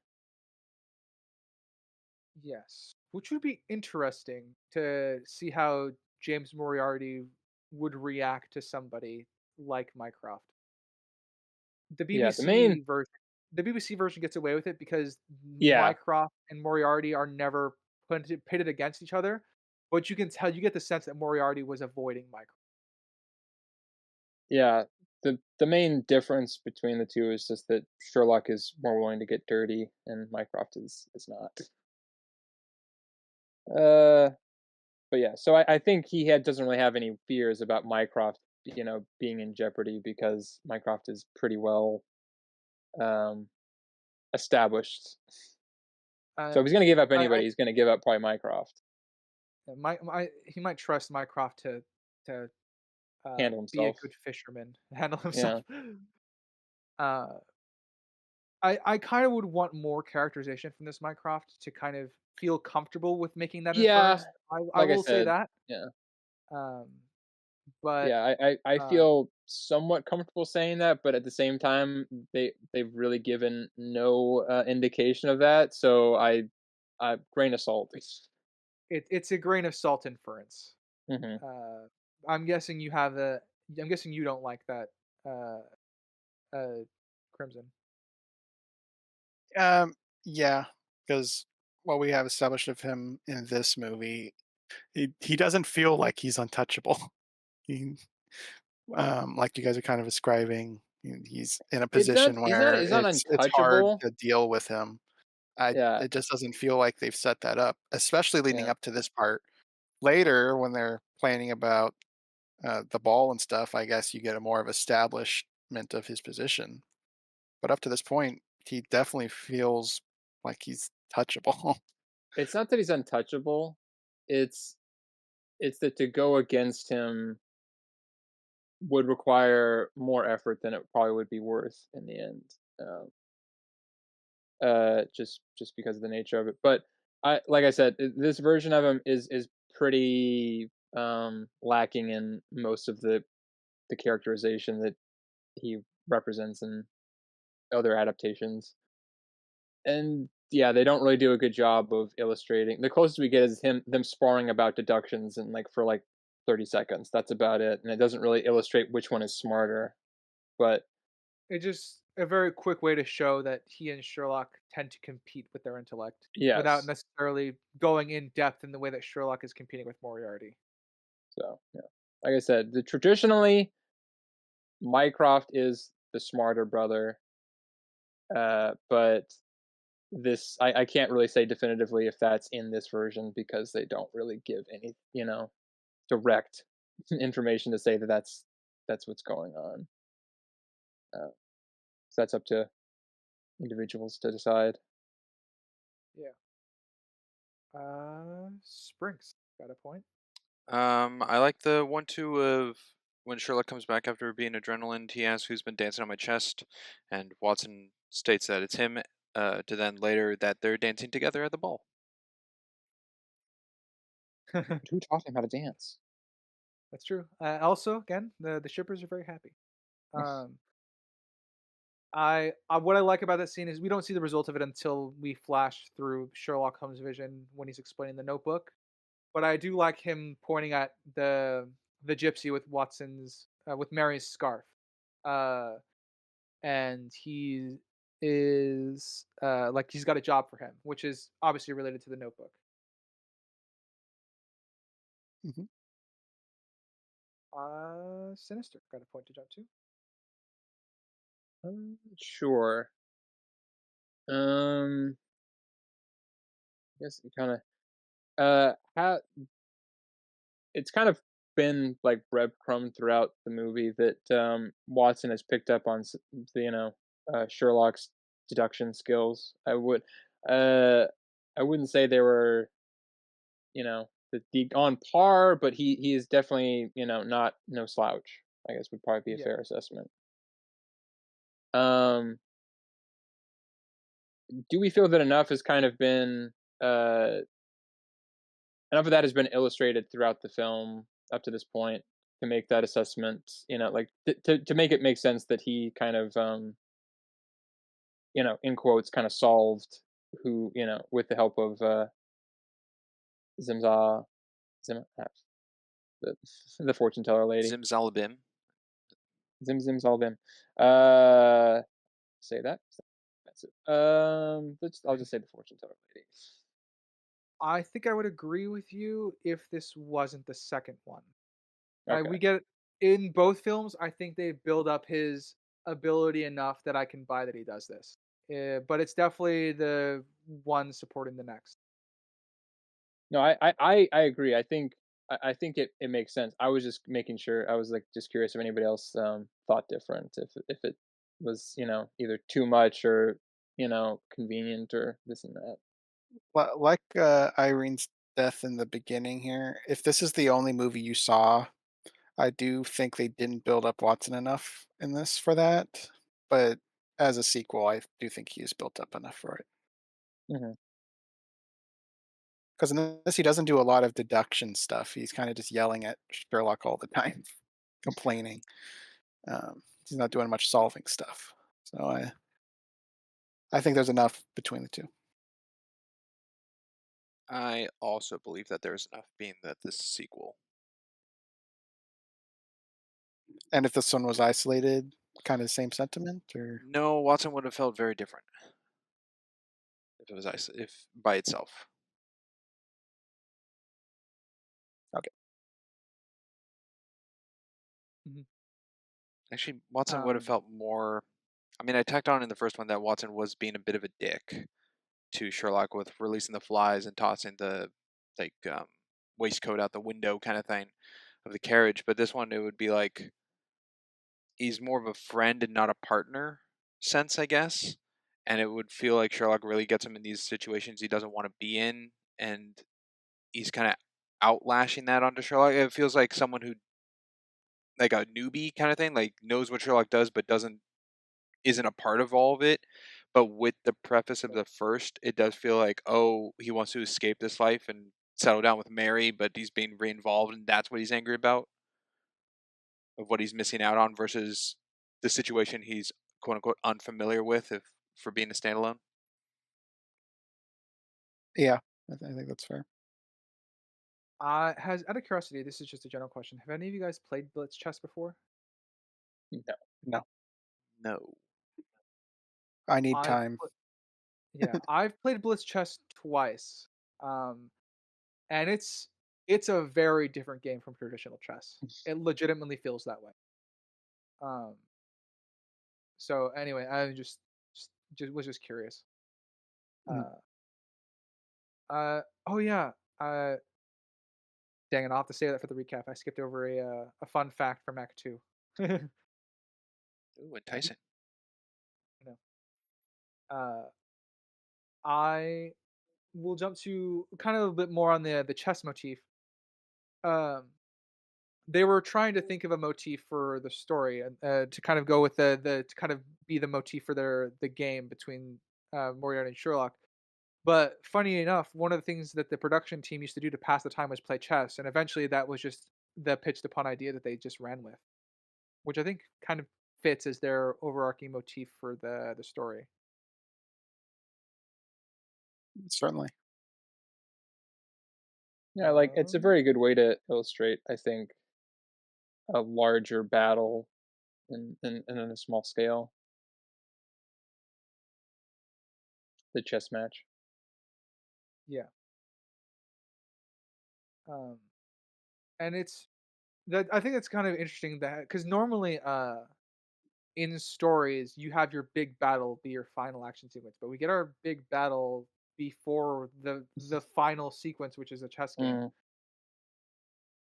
So they kind of invert what you would normally expect as far as pacing and as far as structure of a movie is concerned. It's kind of they inflict where it's like you think it's going to be the war, and then it's just the battle, and then the war The kind war is of averted yeah, exactly. And so then for it's got to now. be yeah yeah for now yeah. I always do enjoy that Moriarty's reading of the situation. I always love the line where he says like they'll do it themselves in a few years. Yeah, he was Yeah. like, I was just yeah, I was doing it for my convenience, but I can wait. Yeah. Predictable World One. Yeah. Which I think is fair. I think that Moriarty would be capable of that in the same way that Sherlock and Mycroft would, even if Sherlock doesn't necessarily focus on the grand scale as much. Um, I will jump. Well, you know what, Sprinks, you go. I think the dropping the glasses to identify who Renee was out of the investors was a smart move, but how come they couldn't have had someone walk up and like introduce herself to each one to find a tell? That might have been the plan, except they called for the photograph immediately after. So like that's what limited their time. Okay.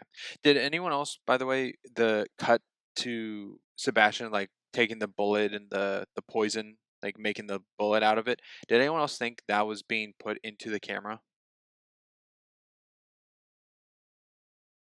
Put in Uh, the camera. I What do you mean? in my head I thought the cuts to the bullet being made with the little needle on the end and then cutting back to like the photo being taken place. I thought that bullet was going to go into the camera so when the photo was taken it was going to shoot. Oh, I see what you mean. The camera in the oh, movie, not the actual camera. No, I had a similar thought. Like, oh, he's the cameraman. He's gonna shoot with the camera, Yeah. right? And then it turns out that he got torch wicked. Yeah, exactly. yeah. So my interpretation of that is I didn't think that was going to be added into the camera. I thought that was going to be the kill weapon by the assassin. Just a bullet? Mm. Yeah. No, like I thought that that was going to be how their method of choice to kill Oh, in the you thought that's the ambassador. Renee was doing with the bullet? Yes. That's what I thought Renee was doing, and I thought that was building tension towards that. At least my first time watching. I understand now. Obviously, it's Moran preparing to Take out Renee no as loose ends. yeah. Yeah, but that's what I used to think about with that scene. Okay. Because the So there cane was an element of that I did think it was going to be useful for the killing the ambassador. yeah, the cane gun does kind of come out of nowhere. I think it I would have been guess. cool I if mean, he had like a sniper rifle disguised as like a crutch or something. But then again, that would have been louder. I mean, it's a blowgun, I guess, would have been better. Mm. because it's It's a blow dart. yeah. I guess that's the only way to silently do it in a crowd full of people. Even though the madman I, of Renee's already firing off a gun. yeah.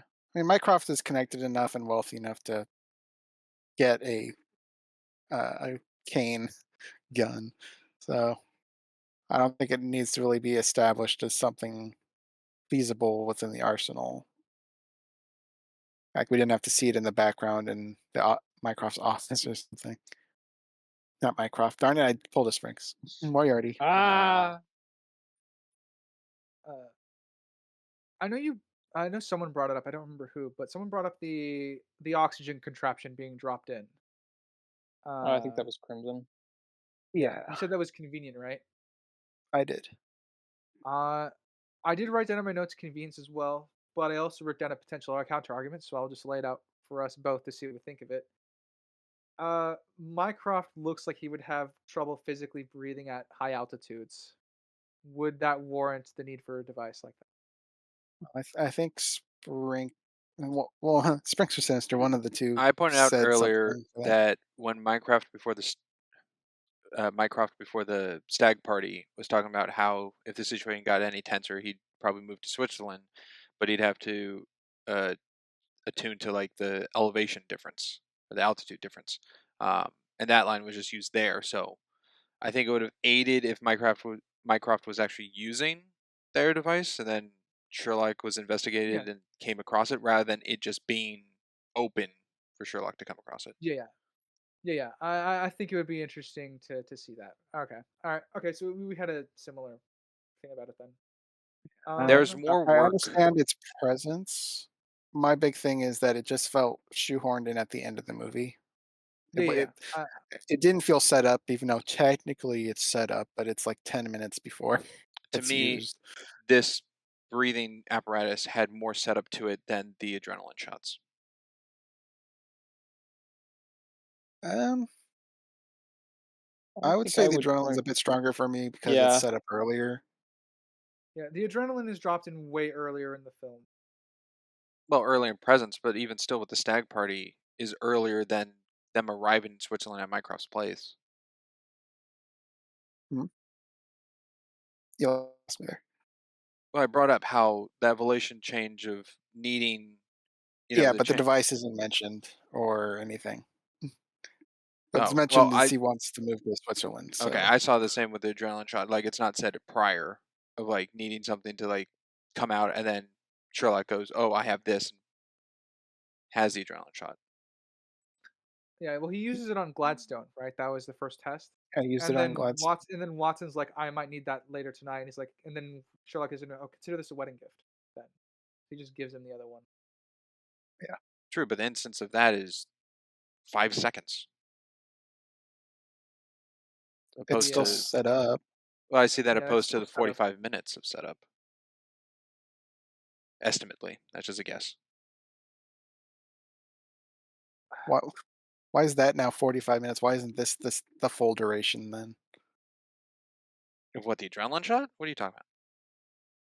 Yeah, where'd you get this 45 minutes for the The stag oxygen? party to the Switzerland scene. I'm Okay, going with opposed to that the the stag adrenaline with talk of Gladstone Mycroft is set characters. up to the rebreather thing. Sure. but the rebreather as a means of As survival. screen time of it, yes, it's the same. Or the device itself. It's not even mentioned. He just mentions he's moving to Switzerland. I don't think that necessarily means he's going to have. He doesn't say like, well, I better stock up on a bunch of rebreathers, or oxygen tanks or something. No, but he says there's an altitude problem that he has to adjust to. Yeah, you can adjust to it without oxygen. Okay, I think this is going to be a agreed to disagree situation then. Possibly. If Yeah. someone says they're I going to think I. climb Mount Everest, I'm going to assume, or I'm actually going to presume that they have oxygen tanks. Well, yeah, but It's, this is the oh, Swiss it's a Alps, false not. equivalency. Oh, But agree to we're disagree. bringing out the debate team words here. Uh, All right. I will ask. I'll jump to the Red Notebook reveal. Uh, this is our detective explains everything that happened moment. What do we feel about this? Better than the Uh, first movie. better than the first one? Yes. All right, well, we'll go Normal. down the line first. Sinister, what do you think? Between this and you gotta. I haven't watched that in a while, so I'm trying to. I don't know You what don't you mean. necessarily need to compare it to that, but what do you think of the Uh, reveal as a whole? oh, and, the reel as a whole. Okay.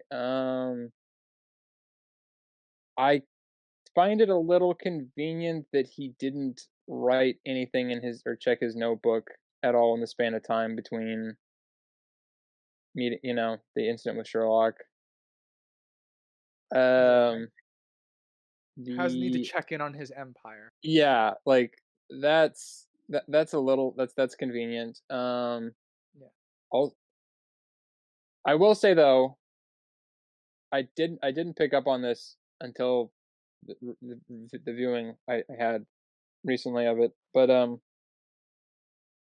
he holds his good arm down when he uh speaks to them during the torture scene, and I was like, he probably thinks he's going to try to slip something, or I don't, or if I don't, whatever. We'd probably no way to know for sure, but I was like, oh, because he knew that the other arm was probably weakened, so he wouldn't be able to do something, and he like still was wouldn't able actually to. hurt him. Yeah, Yeah. So he, that's a good detail that I like as well. yeah. Um, Um, but yeah, I think it's a little convenient. I'm gonna just we don't know the amount of. I don't know if it's a day or 2 days or what between the amount of time. It's still convenient no matter what, but I'll let that slide. That's just a nitpick. Um, the overall the scene is good. Um, but there's a little bit of acceptance that has to be gone through on there. I think to for it to be like acceptable. yeah. Crimson, what's your take on it?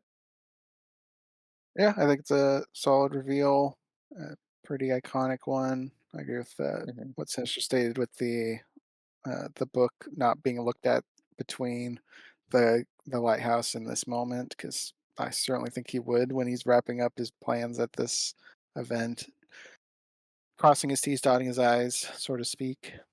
And yeah, it's just very strong, iconic. Uh, I guess that leaves me. Uh, Funnily enough, I think this is weaker than the first films, but I do still Ooh, pull a lot of enjoyment from it. I mean Um, that's always possible. yeah, yeah. Like I said, I very much love the scene. I agree with you guys. Yeah. It's convenient he didn't check on the Empire. That's pretty much what it is. Mhm. The reason I find this to be weaker than the first one is that we're not given all the as many of the clues to put it together ourselves. Like the Mhm. notebook is there, but the importance of it is never made aware to us, the audience. Mm, I see. The but the pieces of it are made important. Like we're with Sherlock when he's examining Moriarty's chalkboard, the dead plant in the book in his office at school.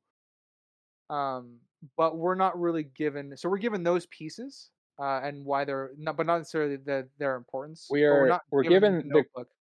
we're given the clues for the decoding of it, but not necessarily of the significance of the thing itself.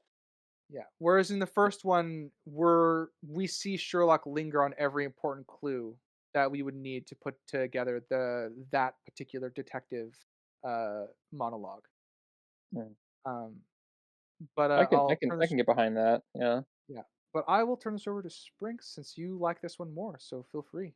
I like this one more because it's not necessarily a full explanation, just full on of like I caught you kind of thing that the first one did of with Blackwood, showing every step of like how something was achieved that Blackwood did that was supposed to be magic and wasn't, um, except the fire thing.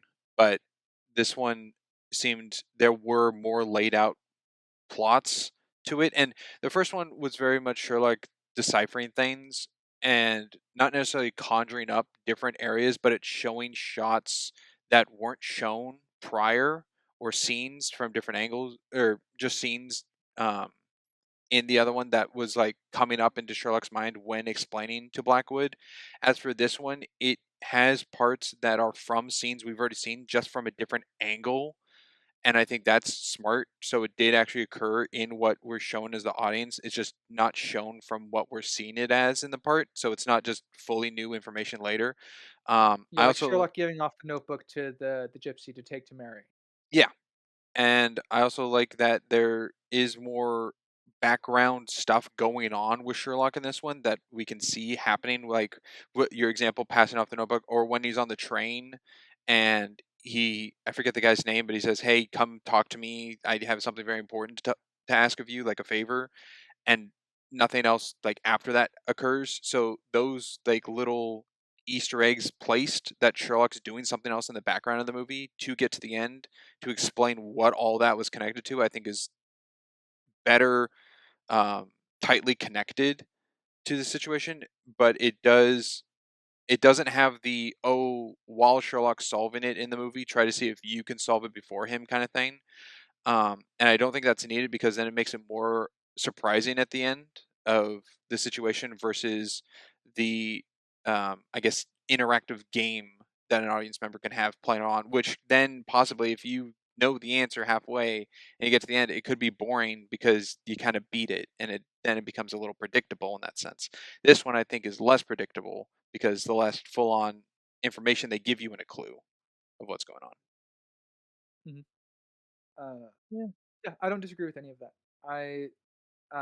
One of the things I go into for murder mysteries is you need to be able to give your audience enough information that they can play the game, fun, ha ha ha, while also, so that they can have it put together. Because I'm not necessarily big on the. It can be boring for the audience if they figure it out halfway through. That doesn't bug me. If the audience figures it out, that's good. They're paying attention. That's kind of how I. That's the only distinction I think you and I have, I guess, between our point of view on this. Yeah, what bugs me Um, is falsifying past scenes. So like situation of like in a scene, it's just two people talking, and then in the explanation at the end, it's like, oh, I was actually there in the curtains watching you the whole time, and then it shows them actually in Oh, the curtains. Man, That I thank don't you, like. thank you. so You're you setting me up are you. so well for something later in this season. I love you so much right now, Springs. So I take it you are not a big fan of Now You See Me. I don't know. We haven't covered that yet. I have a feeling I don't think you'll like it. I remember liking the um, Something first that's one more than the second one. something that's kind of um, in here is the twins, I guess.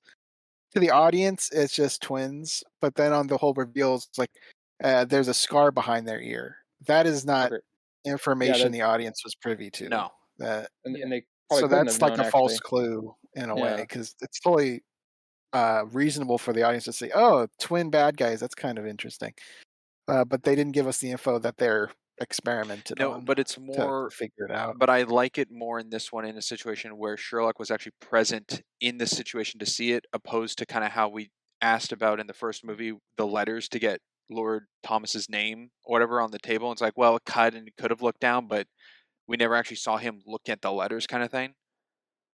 I feel like in that situation, like this one, we can actually see him in the assessment picking up a clue, and then it's yeah. explained later of what occurred We don't. We versus can. He could be in a talking. scene where we don't know he's gathering clues, but by the end, he can come up later. Oh, he picked this up, and the audience didn't, Yeah, kind of thing.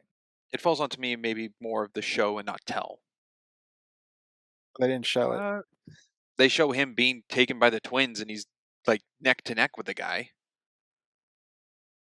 Yeah, I, I'm not against him not figuring it out, but it's just the They didn't grand show a reveal point of of view of the all the scar. breadcrumbs, all the breadcrumbs, and they're like, "Oh, look at all these connections throughout the movie," and then they plop in this information we didn't have. Kind of lessens the impact, I think.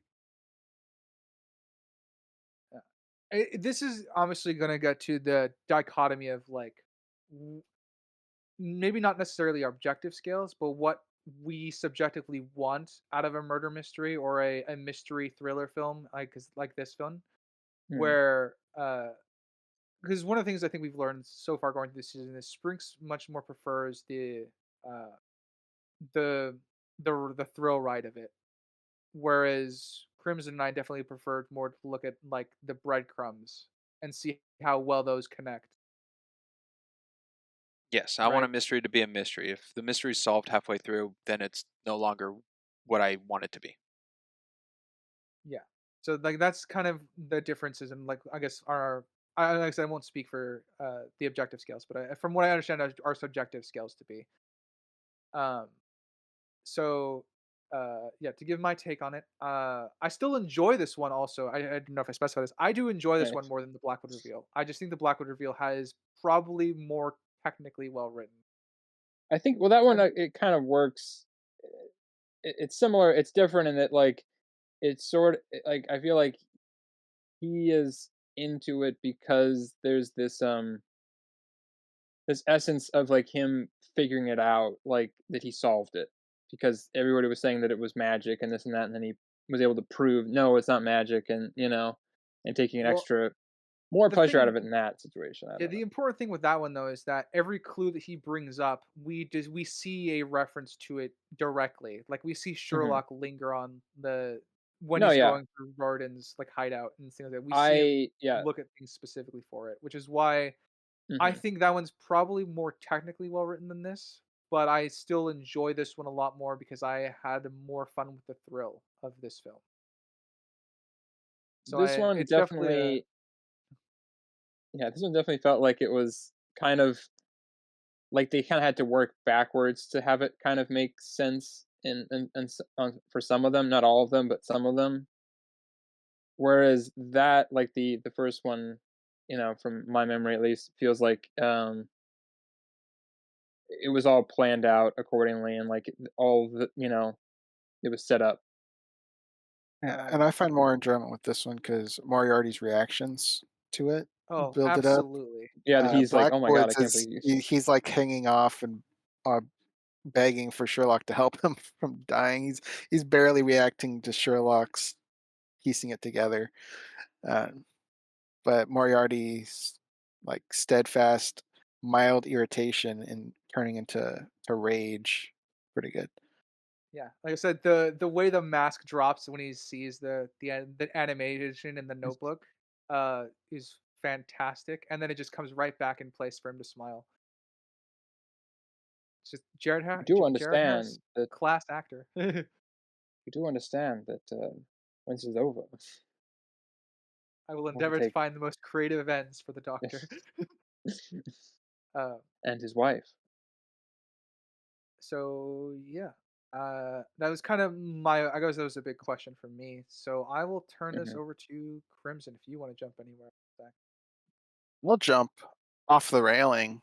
Um, Oh, so turns out Sherlock survived miraculously. I don't have a good answer to it because from that height, you have to be like world class it's diver not even to the well, stand a chance. yeah, it's not even the That's not even getting into the cold and hypothermia yeah, problem. like That's I was like, not the oxygen, it's the cold. Yeah, It's the cold and the impact. yeah, Because even if you're just slightly off on your form, you're breaking your feet. Assuming he went pencil dive, which you would kind of have to at that height. Um, but you have to be world class to stand a chance, and I even think with that you have next to no chance with how high that was. Um, uh, yeah, there's I got nothing more to add other than yeah, it's definitely plot armor. Um, I think uh, it's funny because everybody kind of shares a criticism because Sir Arthur Conan Doyle actually didn't want to bring Sherlock back after the Reichenbach Falls story. Uh, yeah. I so think he did like there's a lot two. of reasons why Yeah, Sherlock typically um, as an IP tends to fall after whatever version of Reichenbach Falls it decides to tell. yeah. Falls off. Get it? No? nice one. I tried. um, yeah, like Sherlock, the show kind of falls off right after that. Um, even though they made a whole new kind of character, they made two new characters, two new main bad guys, I think, after Moriarty, but they just don't work because Moriarty's kind of the perfect Morrison foil. works, but the one Eh, after that one really fell oh, off. are you talking about? Oh, wait, it's been a while. I don't know. Are you talking about the guy with like the mine castle with all the information Yeah. in it, or that? Yeah, that guy works. He's fine. But yeah, the other guy does not. Yeah. Um, yeah, I think Conan Doyle. I think he did 2 or 3. He did a handful, I think, other stories, but they all took place after he published Reichenbach Falls. But they all were like prequels. So Reichenbach Falls was still the end. And I think he did one that was post. I'm not sure. I can't remember. Where he's like a beekeeper or something. I don't it's kind of weird.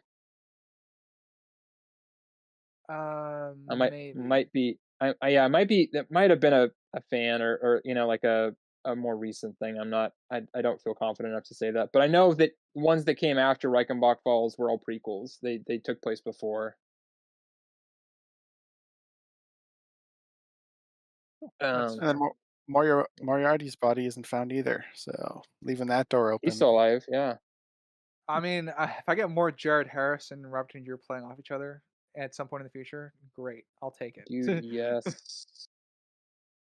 Um um, it's just a shame we there's didn't actually get a good film. yeah, actually a graphic novel done by Alan Moore. I'm sure a bunch of people are going to be familiar, but called The League of Extraordinary Gentlemen. Yeah. Yeah, I'm familiar with Yeah, it. that has a version. They also made a movie that's terrible. Don't watch it. Uh, just pre-warning you. You can watch it if you want. What an I don't care. endorsement. Um, I'm not putting my stamp of approval on it for your watching it, so you have to get your own. Um, but they have. I don't know if it's the first one or because there's multiple volumes. I don't know if it's the first or the second one. They have a Moriarty as a character in it, and he survives the fall of Reichenbach, and all that stuff, and he kind of, I I think he becomes like the head of British intelligence or something like that. It's very strange, uh, but it's an interesting way to keep that story going. Like, what if he survived along with Sherlock, or what? There is possibilities there. Yeah. Brink's got a point. Um, well, I was letting you and the Mike Shank impersonator go back and forth, but I'm curious on Crimson, your point on the going over the edge. Could you list me the points of like fatalities, Points of eight. What do you mean? like points of death? What could happen to him in that span that would kill him? Okay, well, from altitude, he kind of covered that with the oxygen, but he wasn't covering it. He wasn't wearing it on the fall, so he could actually just black out before even reaching the water, which would have resulted in him in drowning. You have the hypothermia. You have the impact on the water. Like I said, if he wasn't the world's best diver, he would have died on impact on the water. We don't see the bottom of it, so he might actually hit the rocks from the mountain as well. So plenty of variables. Okay. I think his calm state falling was controlling his breathing, but you're right, could still black out from that. I don't think he had enough time to survey the depth of the water, so the rocks on the ground can go with that. Hypothermia, of course. I don't know how he solved that. The contact with the water, I don't think I'm in agreement with you because it's a waterfall and the water is constantly moving. So there's no sheer I forget the term, but the concrete walling or whatever that still water name is would take effect. I mean, you are right to a degree, but it does escalate depending on height as well. I mean, it's not a Yeah. complete safety net, No, no, but no. it is better The than a higher the placid lake. Yeah. yes, the higher the terminology or uh, higher velocity of the drop would result in a deeper dive or deeper oh, what's the word? I don't know. Submersion. Yeah, submersion, thank you, into the water. So not knowing where the base of that river runoff is probably the biggest variable, I think. Well, and also it's a river, so you're you're not in control of where you're going. You're But yeah, going and where also it's the going. current. Yeah, I Yeah, guess the going current could downstream. also potentially be an Something issue. like that. So way more odds of him not being alive than being alive. Yes, without being explained and then popping up. Agree. I'm leaning more death route, but I don't think it's as severe as it could have been. Yeah, I'm at like a 96% death. That's probably Oh, where I'd put a percent on it. I'm like at a 71, maybe. You want to run it up, make it a 75. Nice even Wanna number. what if I guess to what's throw out everyone's your percentage? percentages here? Yeah, Wait, Sinister, you Percentage say sinister. 75 is an even number? I mean it's a nice round You're number. going a 5 number. That's what he's talking about. Yeah. Gotta Sinister, your gotta survival percentage. Uh, no. Oh, 100. So 100% Okay. death. 100% No, I death. won't give a Got it. percentage. I'm not. He's he's dead. There's very few things here where he's alive, so I'll just put it at that. I mean, we're all forgetting to account for hypothermia. So there's even if he survives the fall with a broken arm already, and that didn't damage any other limb he already had in the fall, Because it's there's freezing surviving. He cold, has to get away from that too. the water's cold, and then as soon as he gets out of the water, he's drenched and wet in cold air. He's probably going to freeze to death. Oh, he's not Yeah, I didn't even take really account of the wounded isolated. arm.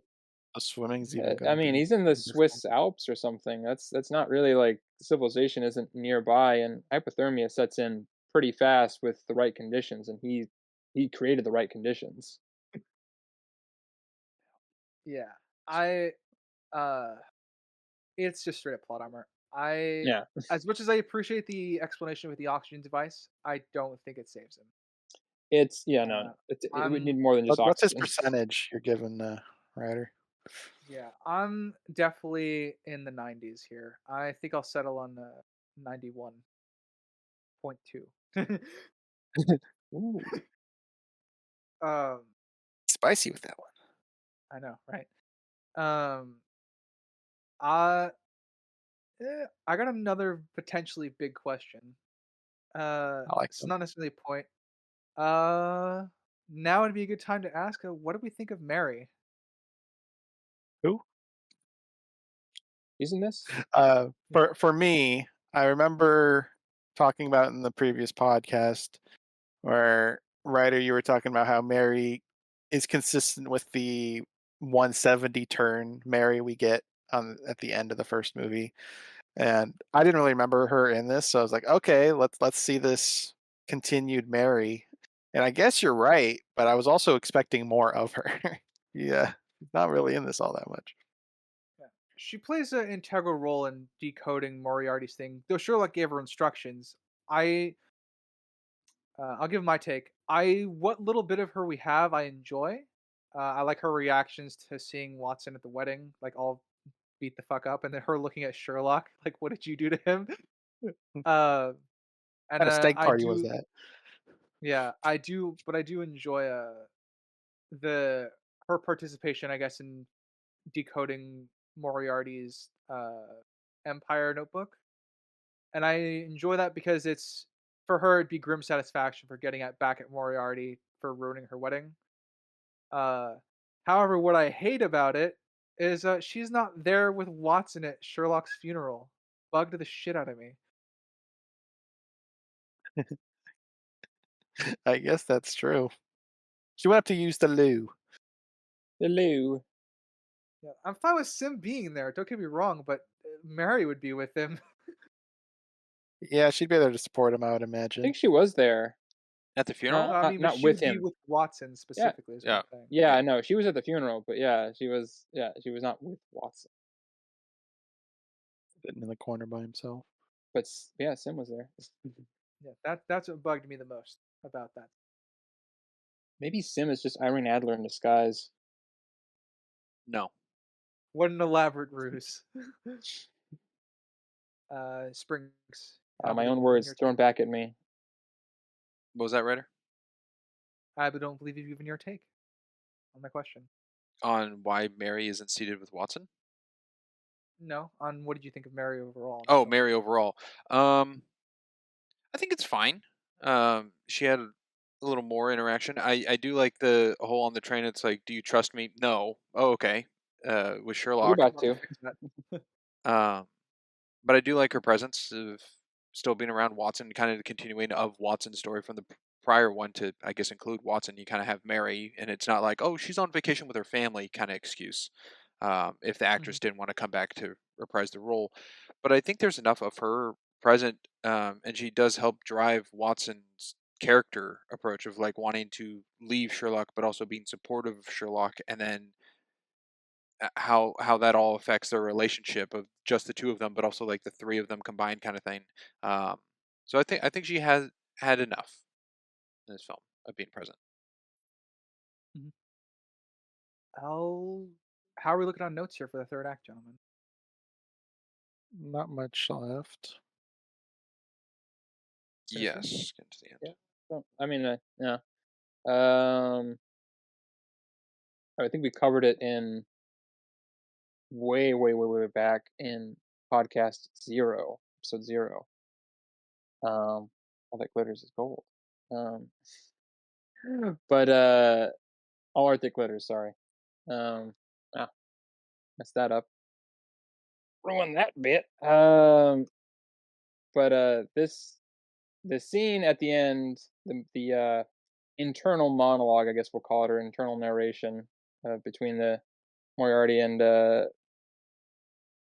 Sherlock The whole is what brought me and Ryder together all the way back in, like, I think middle school or high school. yes. That is, we did bond over that scene Hmm. quite a bit, didn't we? I Hmm. it's that scene this scene still bonds me with people, funny enough. My uh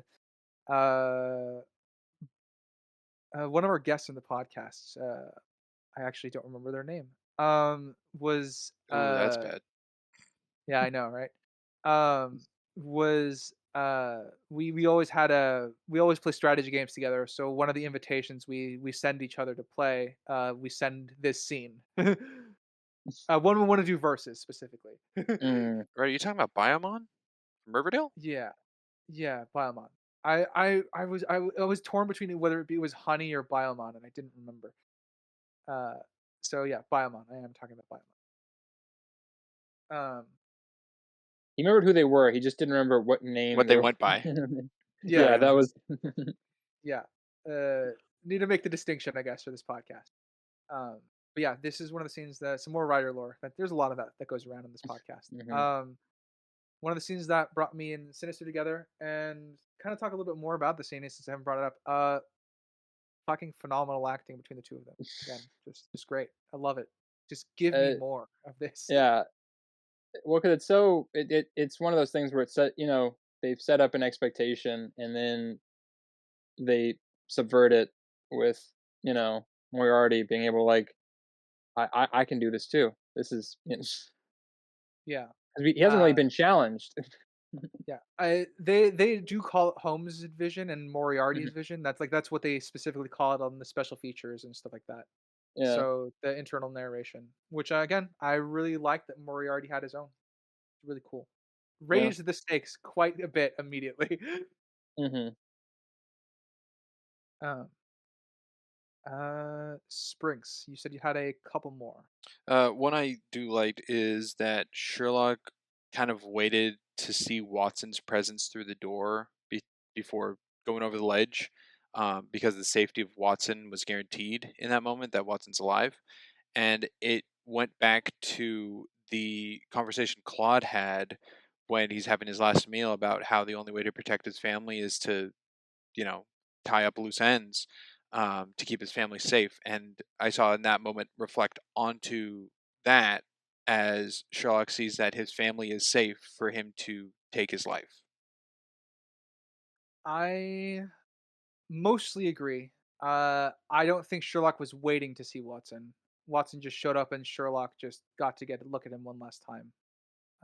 I take the rest of that as you do. I really love it.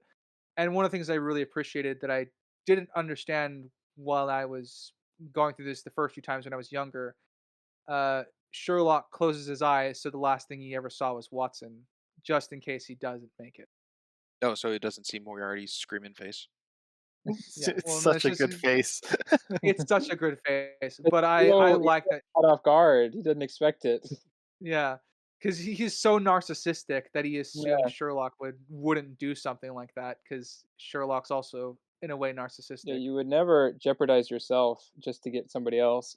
Yeah, equals in Yeah, combat and just do a cheaty move. yeah, I do.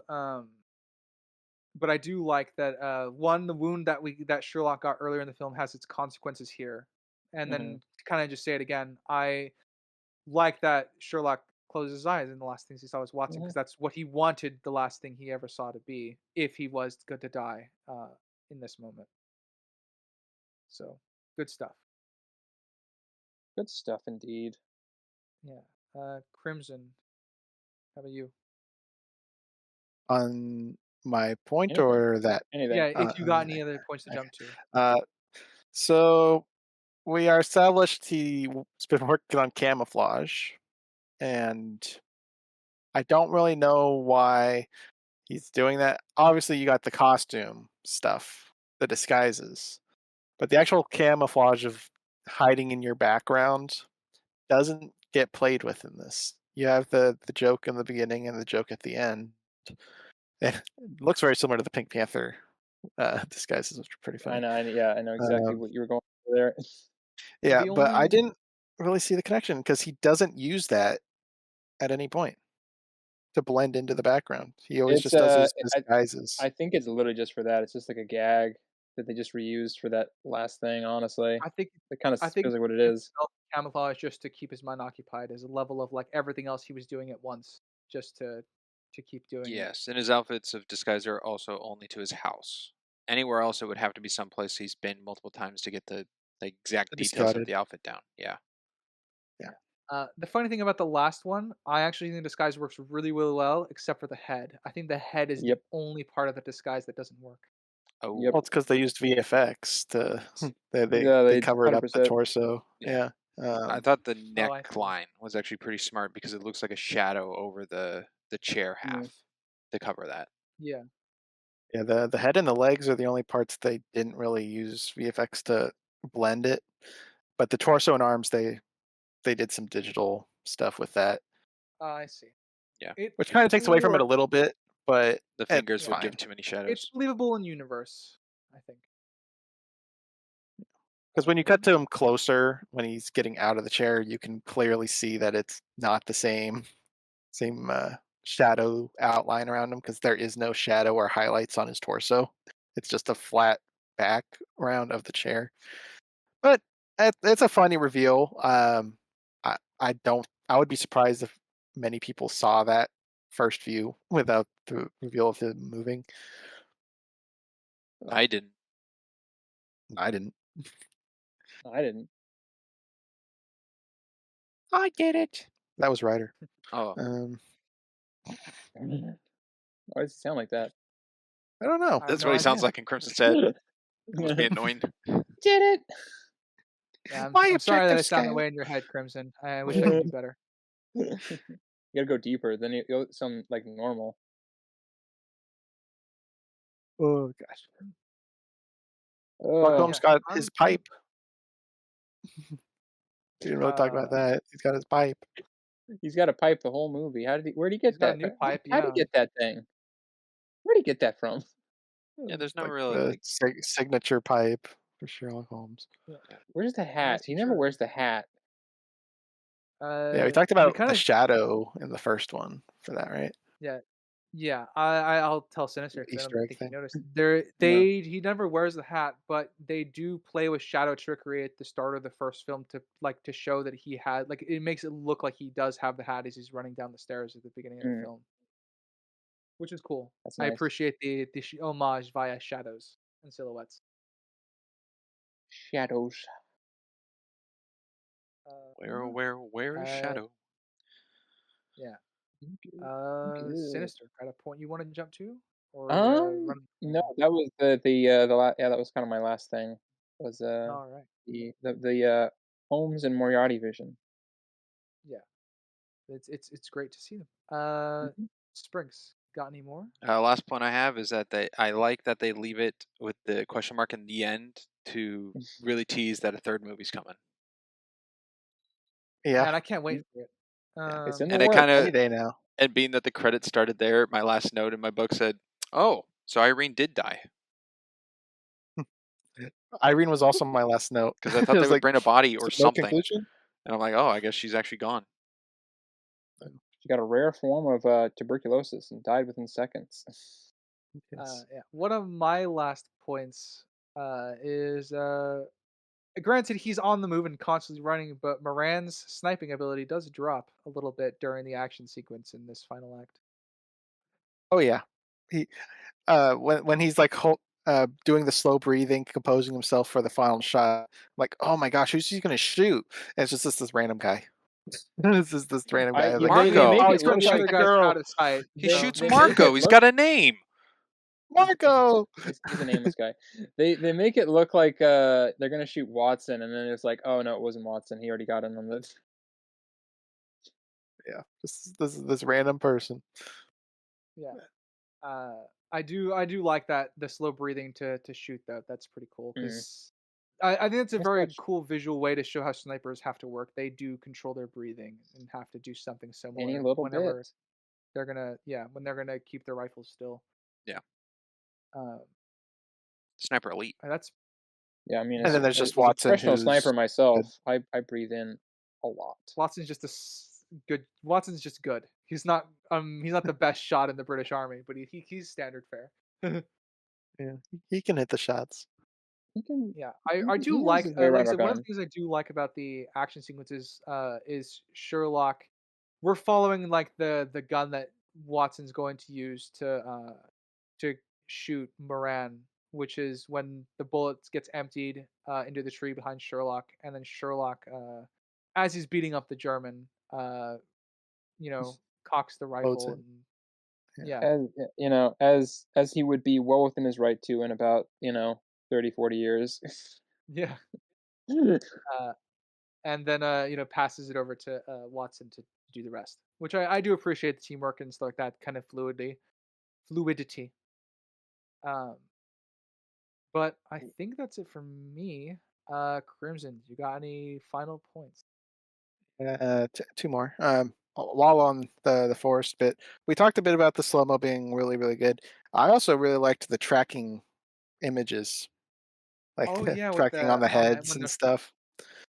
And in the combat as well. It's just pretty cool. Not something you typically see, but yeah, I feel like there's another movie I've seen that has adopted that. Obviously, came out after this because this Probably. kind of stood out as a big thing for that. I, there was a trailer that I saw for funny enough in the Guy Ritchie film where that was like front and center, the choice to do like a headshot like that when you're following a head through an action sequence, Mm. which I very much enjoyed. Yeah, very cool. And your last point, sir. Yes, I do like how they explained Moriarty's presence at the conference, I guess, or the meeting, uh, and how he kind of fit in so well that they couldn't do anything about it. They can't cancel it because it would be a kind of an issue Start a towards war. like war. So I think they did a good job setting the scene of why Mycroft couldn't do anything with Yeah. the message that was sent to him. I think it Uh, was good to establish yeah. that. Additionally, one thing that I think I didn't talk about because you just reminded me of one of my other small points is that because Mycroft is supposed to be there, and Mycroft helped arrange things of like the the party itself is kind of what I got as part of the distinction. Sherlock was able to set up a chessboard for them, like so it wasn't random that it was just sitting out there. Yeah, I guess so. Yeah, it's just a again tiny detail inference that I appreciate. Uh, and with that, I guess we can move into summary and ratings unless anyone has any Final thing to say. Mm, Elementary. Oh, all right. Uh, no. well, I guess let's start with Sinister. All right. Overall, I would say I like more of this movie than I don't like. Um, I think a lot of it works. There's just some minor or minor conveniences that make up most action movies anyways, so I'm gonna kind of pick the big ones at least and leave the little nitpicks by themselves. um the main characters, the main cast, all work really well together. I think most of them have a good, that interact on screen. Not all, I don't actually, I don't think it, Moriarty never interacts with Watson ever, right, in the movie, personally. Never directly, no. Okay, I was like, yeah, it's just him and Sherlock, and then him and Sebastian, kind of, and Irene Adler, obviously, but yeah, but yeah, but most of the main cast on screen with each other are pretty well. Um, some supporting cast aren't really given a whole lot to do other than just sort of move the plot along, which is fine, but can get a little dull. Um, the middle is probably the closest thing to a mess, or the second act is kind of the closest thing to a mess, but I think they pretty much save it by the end, and then the final act is pretty darn good. We did illustrate some decent plot elements that would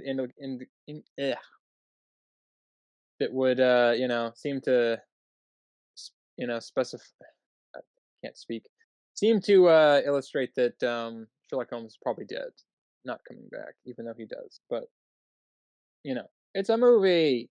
Come on, it's the main character. His name's in the title. It's gotta be alive.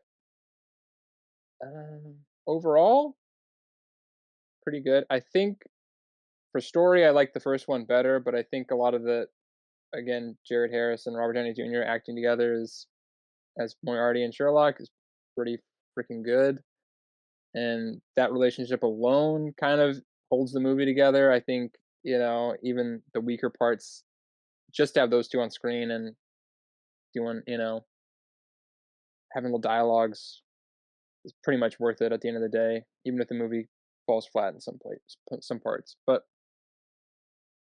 still, I think I am sitting at a 7.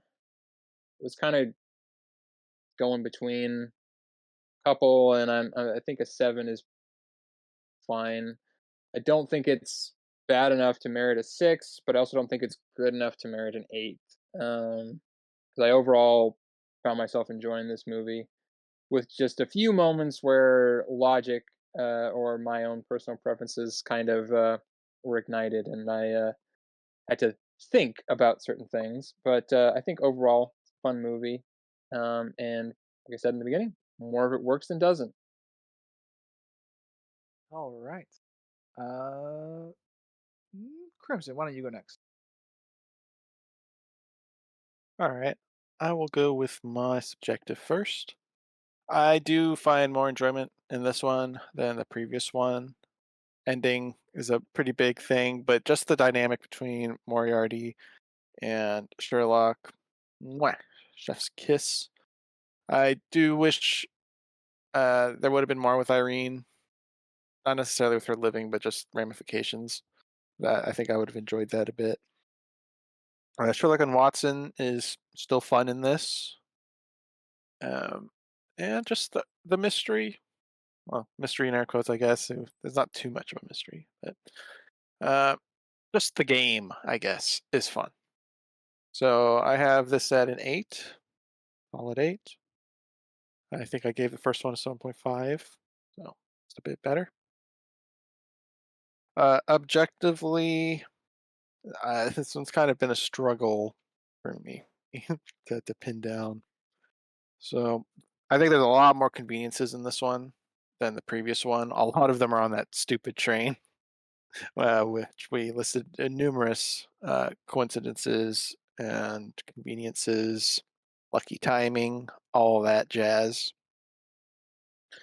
Um, I think we talked about Irene's letter with Sherlock, and I originally thought it was a Sherlock issue, and now from our talks, I see it as an issue for both of them. Irene not trying hard enough to keep the letter because her life was at stake and she pretty much knew it. And Sherlock taking it without looking at it to give it back to her because he most likely would know her life's at stake because he's been tracking Moriarty through his web. So he knows Irene's in a bad spot here. So I think they're both damaged there. This movie's damaged by the previous film. The whole point of the ending of the last one is Moriarty got the radio device off of the chemical weapon. And that doesn't come into play at all in this. No reference to it, nothing. No connection to Blackwood or how he finds out about the chemical weapon in the first movie. It just seems very disconnected, even though this is a follow up film. As Sprinks brought up, there was a like secret or a wrist gun, I guess, in the first one that Moriarty had. It does not return in this. I don't necessarily think it needs to be, but it would be a cool little continuity to show that he still is in possession of it. Um, see, Sherlock allowing the assassin on the train into Watson's room. I don't think it's enough to say he's testing Watson because it is a life and death scenario. And the whole point that he's on the train is to save Watson. So letting that be at chance is not great. So little nick to Sherlock there. Uh, and I'm just reiterating stuff we've already talked about. So I think there's a lot more negatives in this one in terms of the writing. In terms of the visuals, I still think it's good. The depiction of the era is solid. The gun might not be accurate to the time of our world, but I do view it as accurate in this world. I forgot to mention it, but I did look up chest compressions because that's what Watson used to save Sherlock, or try to before the adrenaline. And I was like, was that invented yet? It was invented in 1891, the exact year this movie takes place, by Friedrich Maas, or at least the first recorded time of it. That's what it said. So there might have been something earlier, but that was the first recorded one of chest compressions. So that was kind of cool to find. The slow mo is really, really good, done by a professional. In the forest chase scene, as well as the ending fight with the Sherlock and Moriarty vision, the way they slow down on impact and speed up on action really makes everything meaty, and I think they did a good job with it. Music's fine to good. None of it really stood out as being out of place, and all the acting's good. So I think the weakest part is some of the writing in it, and because of that, I have it at a 7. All right. Sprinks, why don't you go? Oh, save yourself for last. I see. I'm gonna go Yeah, with my. I've been going earlier than that the last few times. Oh well, I don't mean in a pattern. I just mean for today. Anywho, I'll go with my subjective first. I find this movie more fun and enjoyable than the first one. Though the first one does seem more a spooky movie. I feel like the first one's good for like an October movie kind of thing, like not an actually Halloween, but just something like that vein feel kind of thing. This one I like more, just more entertaining, more actiony kind of thing. So I'm actually matched with Crimson of having it an 8. And then objectively, this one was a little tricky for me, but I think the acting in this movie is on par with the previous movie. I don't think anyone does a worse or better job than what they did prior. However, the inclusion of Stephen Fry and Jared Harris included in the cast, I think, definitely are nice and fitted. And I think the lighting is definitely different, which is interesting. How the first movie was very shadowy, very dark, bleak London kind of look of the 1890s, and now it's a little more sunny, a little more lit to see. It does kind of get towards the, how to word it, the like the third bit of the second act onward does become blue and murky a bit, but other than that, seemed good with the lighting. The one thing that I want that doesn't seem believable is Moriarty hiding himself in the diner when it pans out, and you can see that there's nothing really at the angle hiding him in the shadows. I think the costume design's great. Everyone looks to the time period and fitting. I think the use of travel is really good, by train, by boat, by horse, by like just how people traverse around the world. I think is good. Kind of opens up the world a little more comparatively to the first movie. That's kind of all London focused, and this one, even going to Switzerland, like this one's kind of going out there. Um, let's see. The cinematography I think is good. Some very creative shots. The focused headshots of the like wood chase, or the um, usage of close-ups, I think are good. It does have matching shots of the last one where a foreground image is blurred and a mid or background image is in focus. Also, with a lot of dialogues of two characters, it was very one character speaking back and forth, and not two in the same frame. Um, so I think it kind of matches that feel and vibe of the first movie with that, and it doesn't feel alienated or different. So I like that in a sequel, to kind of still go with the same feel. I think more movies need a phantom camera in slow mo. It looked really good and really cool. Also, the explosions in that wood scene I think looked way better than the explosion in the first movie. And even though there are CGI special effects added in here, I think the practical overlay work a lot better. But then again, in the first movie, I thought it was the lighting issue, and this one it's kind of darker with all the trees, so it might cover it up a bit more. Um, I think the dialogue in this movie is written tighter, wittier, and funnier than the previous movie. However, a little detriment to that is the overall kind of world writing of plot they're going with is more convenient and coincidental, I guess, in this film. Um, so kind of a balance there. But I know I'm rambling. I always forget one detail. I apologize. But I actually have it matched with the previous movie of a 7.5, though they do have some differences overall. I think over in my head, it still weighs out to measure the same. So 7.5. That's what I was tackling with me. Is it the same as the previous one? Yeah. It's Funny not enough, 1-to-1, but they same for are. me as well. Aha, Oh, I didn't Actually, have to think of that. yeah, I know. Oh, I had a question for Springs and it's gone. Oh well. no, save it for recap. Yeah, I guess so. Yeah. So it's my turn. I'll do my subjective. I am matching. I think my previous Sherlock Holmes first one. For at an 8.5. I love these movies. I've rewatched them many times, and I probably will continue to do so. Um, Definitely among uh, some of my most rewatched movies. These are definitely on that list somewhere. I have no idea where, but they are there. Um, I have a lot of fun with this one, due to just the.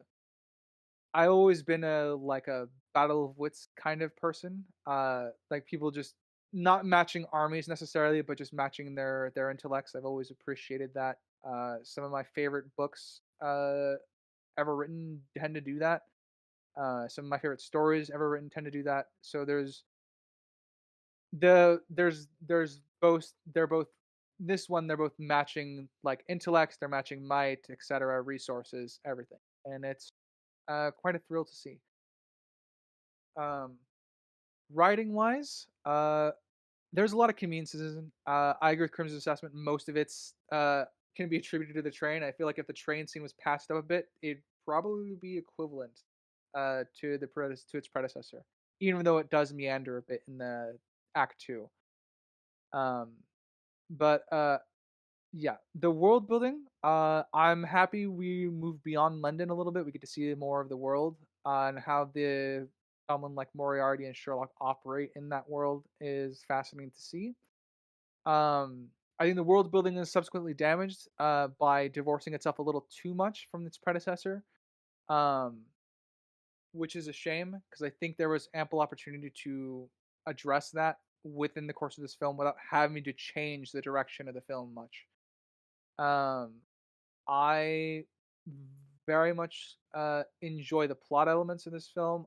While there is characters that are centralized into pushing the plot forward, I enjoy the plot for what it is in just Moriarty and Sherlock kind of having a game. It being centralized around that being a core dynamic is great, and it's the dynamic that does carry this film. That battle between the two of them. Plot wise, there's plenty of plot armor in this film. There's plenty of conveniences to get things going the same direction. I talked about the clues inside the anarchist hideout. My point being is that unless that's like recently made, I kind of view that as a bit of a problem that clues are still flatly laid out for Sherlock to put together. Um, Kind of a bit of a rush on that front. Um, the glass not being broken during the explosion, convenient. Don't even need that. It's just there for the visual. Um, and there's let's see. Um, there's the good classic plot armor during the escape. Um, Watson finding Sherlock among the rubble, like he knew he was there. Uh, just stuff like that. They just kind of unfortunately hampers the plot a little bit. Um, and as for the characters, I think everybody comes out a little bit nicked, but there's no major breaks in character. I think the biggest nick is still Irene and Sherlock over the note at the beginning. Um, I think potentially the biggest nick for Moriarty is just having stuff out in the open for Sherlock to read, but I can infer that as both his arrogance, which is a part of his character trait, and I can also infer that Sherlock just showed up early, unannounced, so Moriarty didn't have the time to remove everything. Um, I think Watson's continuing story is fantastic. Again, he's very well built up from the second film. I appreciate the him kind of taking over Sherlock's duties during the the final act to kind of figure out who Renee is supposed to be, so that we get more Moriarty and Sherlock bouncing off of each other for a chess game, which I think is a brilliant use of metaphor for their game that in the books, as they both refer to it as. Um, and I think they all the core characters are really really well fleshed out. But again, it's just the conveniences and the plot contrivances that tend to drag a little bit of the plot. I talked about how I think the Red Notebook reveal is really cool. I enjoy it more because I enjoyed a lot more strongly, specifically because of the dynamic that Sherlock and Moriarty have. But I would still profit that the prop up that the first detective monologue in the first one is technically more well written, putting pieces together. But this is I had a lot more fun in this, and is arguably a very very fun thrill ride to from beginning to end, even though it does meander in the middle. I like everyone else. I was bouncing between a 7.5 and a 7. I think I'm also at a 7 objectively. I do think it's a little bit worse as far as the writing is concerned, just by the oh the added vestiges of plot armor that take place during the train and among other conveniences. But overall, still really enjoy the movie. And with that, gentlemen, shall I read us out? I think Or so. do we have any final thoughts? Yeah, I think so. Good, yeah. All right. Well, thank you, audience, for listening, whether it be Spotify, Amazon, Castbox, GoodPods, iHeartRadio, Pocket Casts, and Samsung. And if you happen to be on our visual side of things, be it YouTube or Rumble, thank you for watching our PNG Duper slideshow there. Please feel free to like, comment, and subscribe everywhere. Tell us how much you hate our opinions or how much you love them. And as always, I've been a geeky writer. I'm Crimson Moran. And I'm I'm a Spriggs, guest. and we There, gosh darn it. Sorry. I just sorry. remembered. Here I'm you go. like, oh yeah, you said you wanted to swap that now. Yeah, and then it's like I think I waited too long. He's Sinister Boy and I'm Sprinks. Yes. And we will catch you next time. Later, everybody. Bye. Toodaloo.